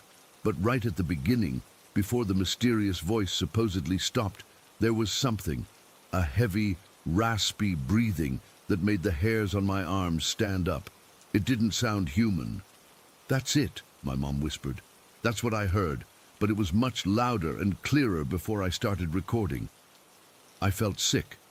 The rational part of my brain was scrambling for explanations. Audio interference, a neighbor's TV, something being picked up through the walls. But that breathing sound was unlike anything I'd ever heard. We ended the call shortly after, both of us exhausted from the adrenaline. My dad messaged me later saying he was convinced someone had hacked our call as a prank, and my mum was trying to believe that too. I wanted to believe it as well. God, I wanted to. But in the 3 years I've been video calling my family, nothing like this had ever happened before. And why would a hacker just breathe and whisper without saying anything recognizable? Why would they stop when my mom tried to record them, only to return the moment she stopped recording? And most disturbingly, why did everything return to normal the moment she wasn't alone anymore? I've been doing research since then, looking into paranormal encounters during video calls, but haven't found anything similar to what we experienced. What freaks me out the most is the idea that whatever this was, it seemed to be targeting my mom specifically, while I was 12,000 kilometers away and completely helpless to do anything about it. I've checked my apartment for anything unusual, weird electronics, signs of someone having been here when I wasn't, but everything's normal. My mom has done the same at her place, nothing out of the ordinary. We still video call almost daily, but there's always this tension now, this fear that it might happen again. Sometimes I catch my mom glancing over her shoulder during our calls, or turning up the volume on her TV as background noise. I've started doing the same, keeping music playing quietly whenever we talk, as if that would somehow prevent it from returning. Last week, my mom admitted something that made my blood run cold. She said that right before the voice stopped that day, when she reached my dad in the kitchen, it whispered something she could finally understand. A single phrase in Mandarin that translates roughly to, "I'll wait until you're alone again." We haven't experienced anything strange since that day, but I can't shake the feeling that whatever it was, it's still there, listening, waiting. I've considered flying home to be with my family, but what if that's what it wants? What if my return somehow makes things worse? I know how paranoid this all sounds. Trust me, I've gone through every rational explanation I can think of. Audio glitch, crossed signals, faulty connection, hacking, even a bizarre prank by someone who knew our schedule. None of them quite fit what happened. So I'm putting this out there, hoping someone has experienced something similar or has an explanation that might help us make sense of it all. Because right now, every time my phone rings and I see my mum's name on the screen, there's a moment of hesitation before I answer, a moment where I wonder, what if it's not just us on the call this time either? Story 23. I've been meaning to write this all down for a while now, just to make sense of it myself. It's been 3 months since I quit my job at that truck stop in New Mexico, and I still get chills thinking about what happened there. I took the night shift prep cook position at the TA Travel Center off I-40 last year because I needed the money and the hours worked with my community college schedule. The pay wasn't great, but the job was straightforward enough. Chopping vegetables, preparing soups and chilies for the next day, basic kitchen stuff. What they didn't mention in the job description was the unwanted company I'd have during those long overnight shifts. I guess I should start by saying I'm probably more open to this kind of thing than most people. My great-grandmother was what people in our community called a medium, someone who could sense and communicate with spirits. Growing up, I saw shadow figures all the time until I was about 15. My mom would tell me it was just my imagination, but my abuela would nod knowingly and tell me stories about how the gift ran in our family. By my late teens, those experiences had mostly stopped, and I'd almost convinced myself they were just childhood fantasies. That first week at the truck stop was normal enough. The kitchen was old but clean, with industrial stainless steel, everything, and those bright fluorescent lights that make your eyes hurt after a few hours. The manager, Ray, showed me around and introduced me to the few other night owls who worked there, mostly other cooks, and the overnight cashiers who dealt with the truckers coming in at all hours. It was during my second week, when the weird stuff started. I was at my station chopping onions for the next day's soup when I caught something in my peripheral vision, a dark figure walking past me and stopping in the corner by the sink. My first thought was that it was Mike, the line cook, coming to grab something, but when I turned to look, nobody was there, and then I felt it, that ice-cold sensation at the base of my spine that I hadn't felt since I was a kid. It was like someone had pressed a frozen spoon against my lower back. My hands froze mid-chop, and I just stood there for a minute, trying to convince myself I was just tired or seeing things. The next day, I casually mentioned it to Mike. "Hey, were you in the kitchen around 2 in the morning yesterday?" The look on his face told me everything before he even spoke. "You saw it too, huh?" he asked, lowering his voice, even though we were alone in the break room. "Dark figure out of the corner of your eye by the sink?" My stomach dropped. "Yeah, exactly there." Mike nodded. "Welcome to the club. Most of us have seen it. Denise from the register says she won't even go into the kitchen alone anymore." Over the next few weeks I asked around, and at least 5 other employees described the exact same thing. A dark figure passing by in their peripheral vision, always vanishing when they turned to look directly at it. Always followed by that distinctive cold feeling. I probably would have brushed it off as some weird shared hallucination if that had been the end of it. But then the burners started getting involved. Part of my job was making these huge batches of soups and chilies that would be served the next day. I'd set up these 5-gallon pots on the industrial burners, brown the meat, add vegetables, and let everything simmer. One night around 3 in the morning, I put a pot on to heat while I chopped carrots and celery. When I turned back 5 minutes later, the burner was off, completely off. I figured I must have forgotten to turn it on properly. Those old stoves can be finicky. I turned it back on and went back to my chopping. 5 minutes later, same thing. The burner was off again. Now I was confused. I distinctly remembered turning it on and even seeing the blue flame. I checked the gas connection, made sure everything was working, and tried again. This time I stood there and watched it for a full minute before going back to my vegetables. When I turned around again, the flame was out. That cold feeling crept up my spine again, stronger this time. I looked around the empty kitchen, suddenly aware of how alone I was at 3 in the morning in this massive truck stop off the highway. "Is someone there?" I called out, feeling stupid even as I said it. My voice echoed off the metal surfaces. No answer, of course. This became a regular occurrence. At least twice a week, I'd find all my burners mysteriously turned off when I knew damn well I'd turned them on. It got to the point where I'd take pictures with my phone after turning them on, just to prove to myself I wasn't losing my mind. Sometimes I'd hear the click of the knob turning, but when I'd spin around, nobody would be there. Just that cold feeling and the slight smell of gas in the air. I tried talking to Ray about it, but he just shrugged it off. "Building's old," he said. "Probably just gas pressure issues." But I knew it wasn't that. The burners worked perfectly fine when I was staring directly at them. It was only when my back was turned that they'd shut off. The worst incident, though, the one that finally made me quit, happened about 3 months into my time there. We have this walk-in refrigerator in the back of the kitchen. Inside the walk-in, there's another door that leads to the freezer section.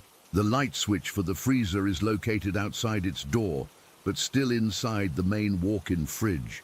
It's an old system, but it works. That night, Mike was on shift with me.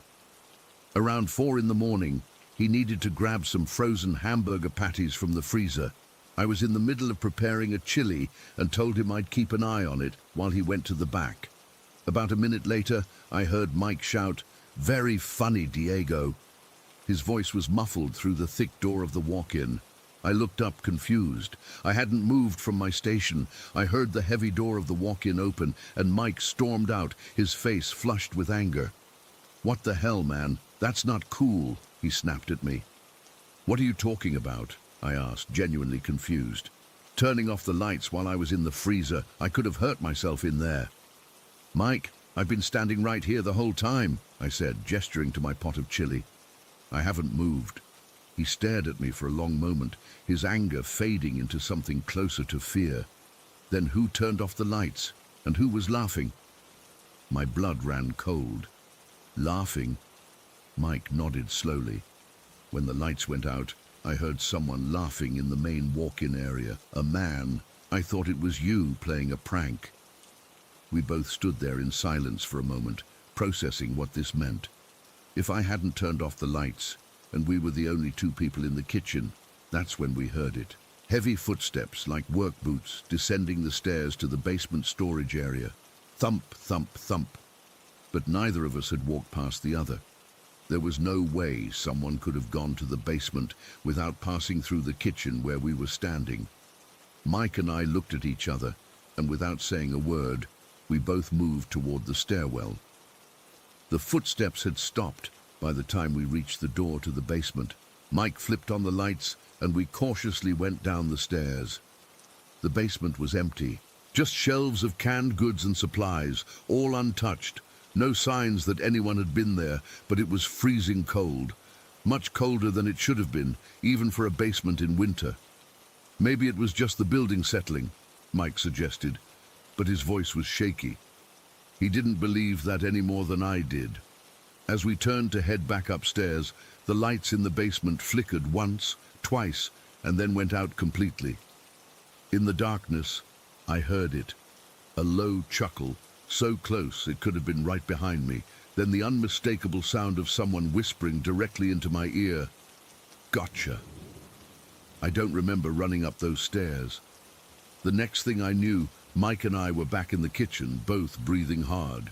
The lights in the basement had come back on, as if nothing had happened. "Did you hear that?" I asked him. He nodded, his face pale. Someone whispered something. "Gotcha," I said. It said, "Gotcha." Mike worked his last shift that night. He called Ray the next day and quit over the phone. I stuck it out for another week, but things only got worse. The burners turned off more frequently. Items would go missing from my station, only to reappear in strange places.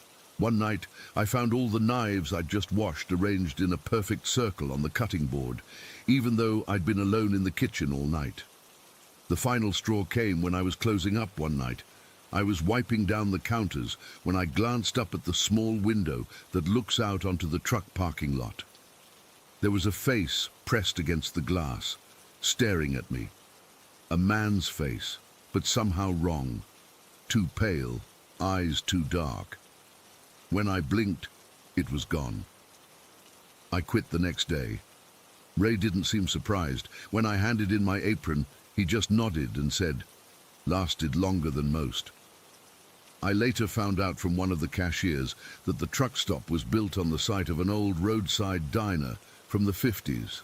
Apparently, one of the cooks there was known for playing practical jokes on his co-workers. He died in an accident in the kitchen, something about a gas leak and an explosion. The diner was demolished, and years later, the TA Travel Center was built in its place. Sometimes I wonder if that cook is still there, still playing his pranks in the only way he knows how, turning off burners, manipulating lights, laughing in the darkness.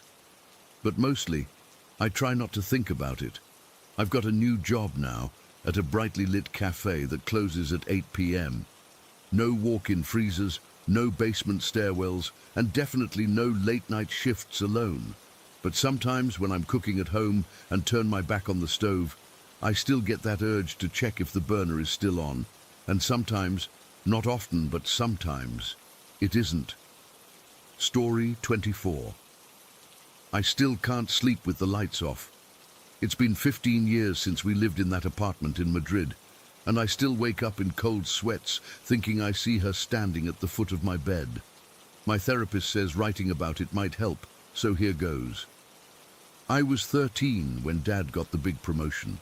He'd been working for this international furniture company for years, and they finally offered him a position managing their European distribution center.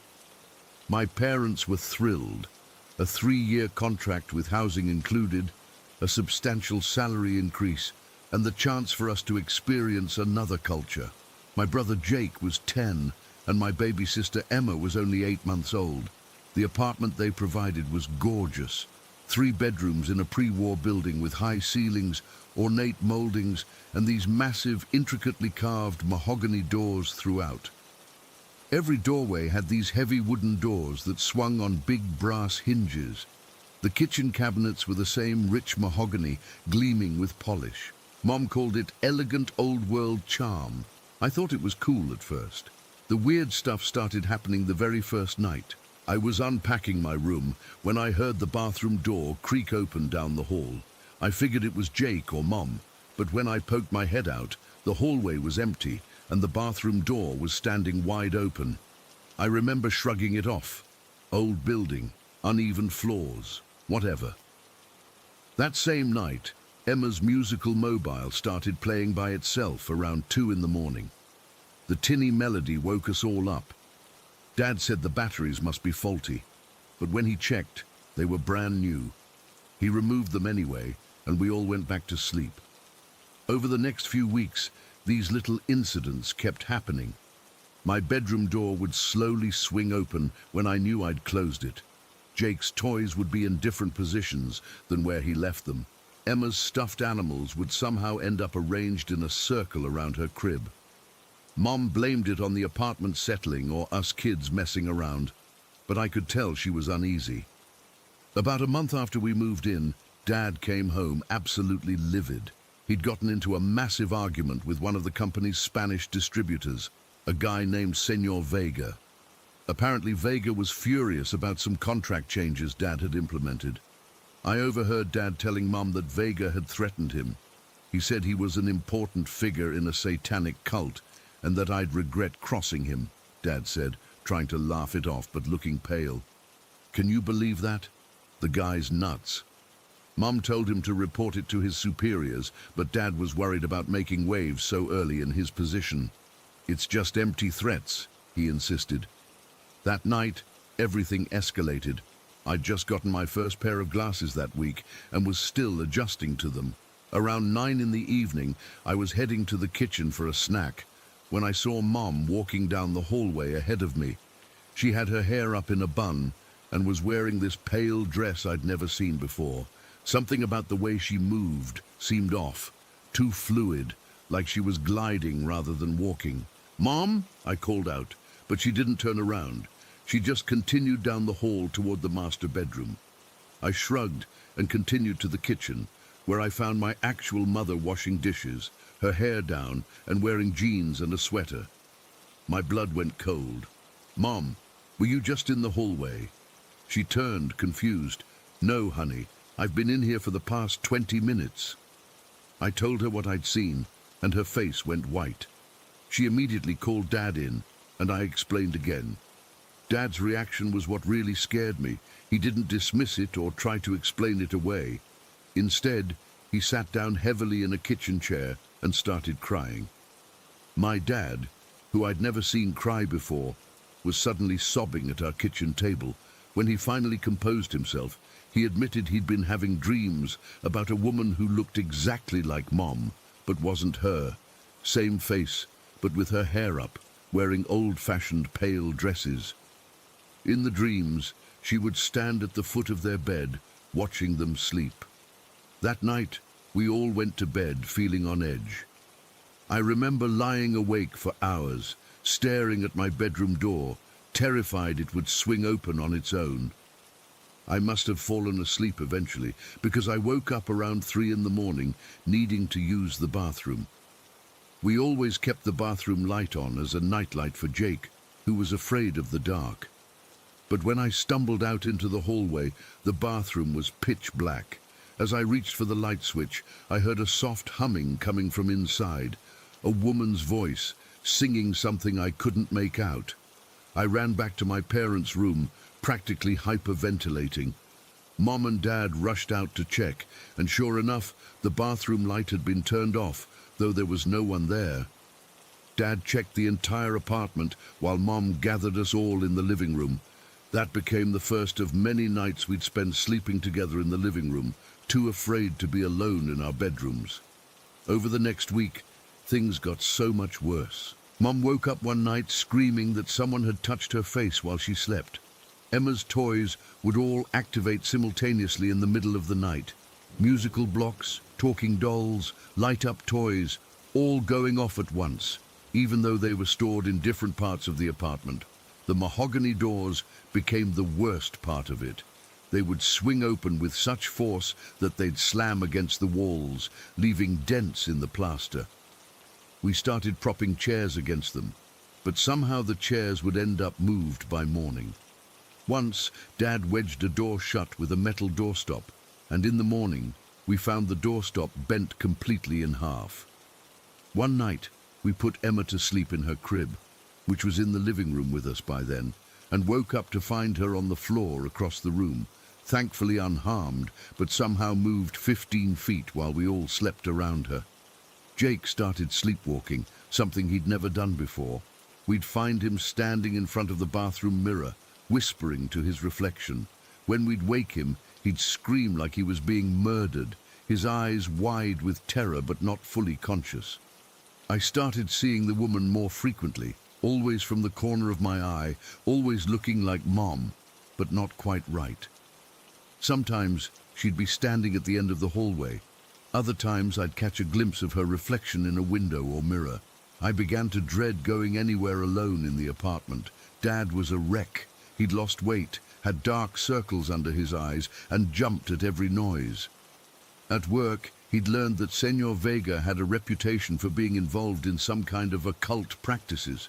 His co-workers treated it as gossip, but Dad was connecting the dots between Vega's threats and what was happening to us. The breaking point came when my grandmother flew over from the States to visit, about 2 months after the haunting began. We hadn't told her anything about what was happening, not wanting to worry her or sound crazy. The first night she stayed with us, she woke up gasping, claiming someone had sat down on her bed and stroked her hair.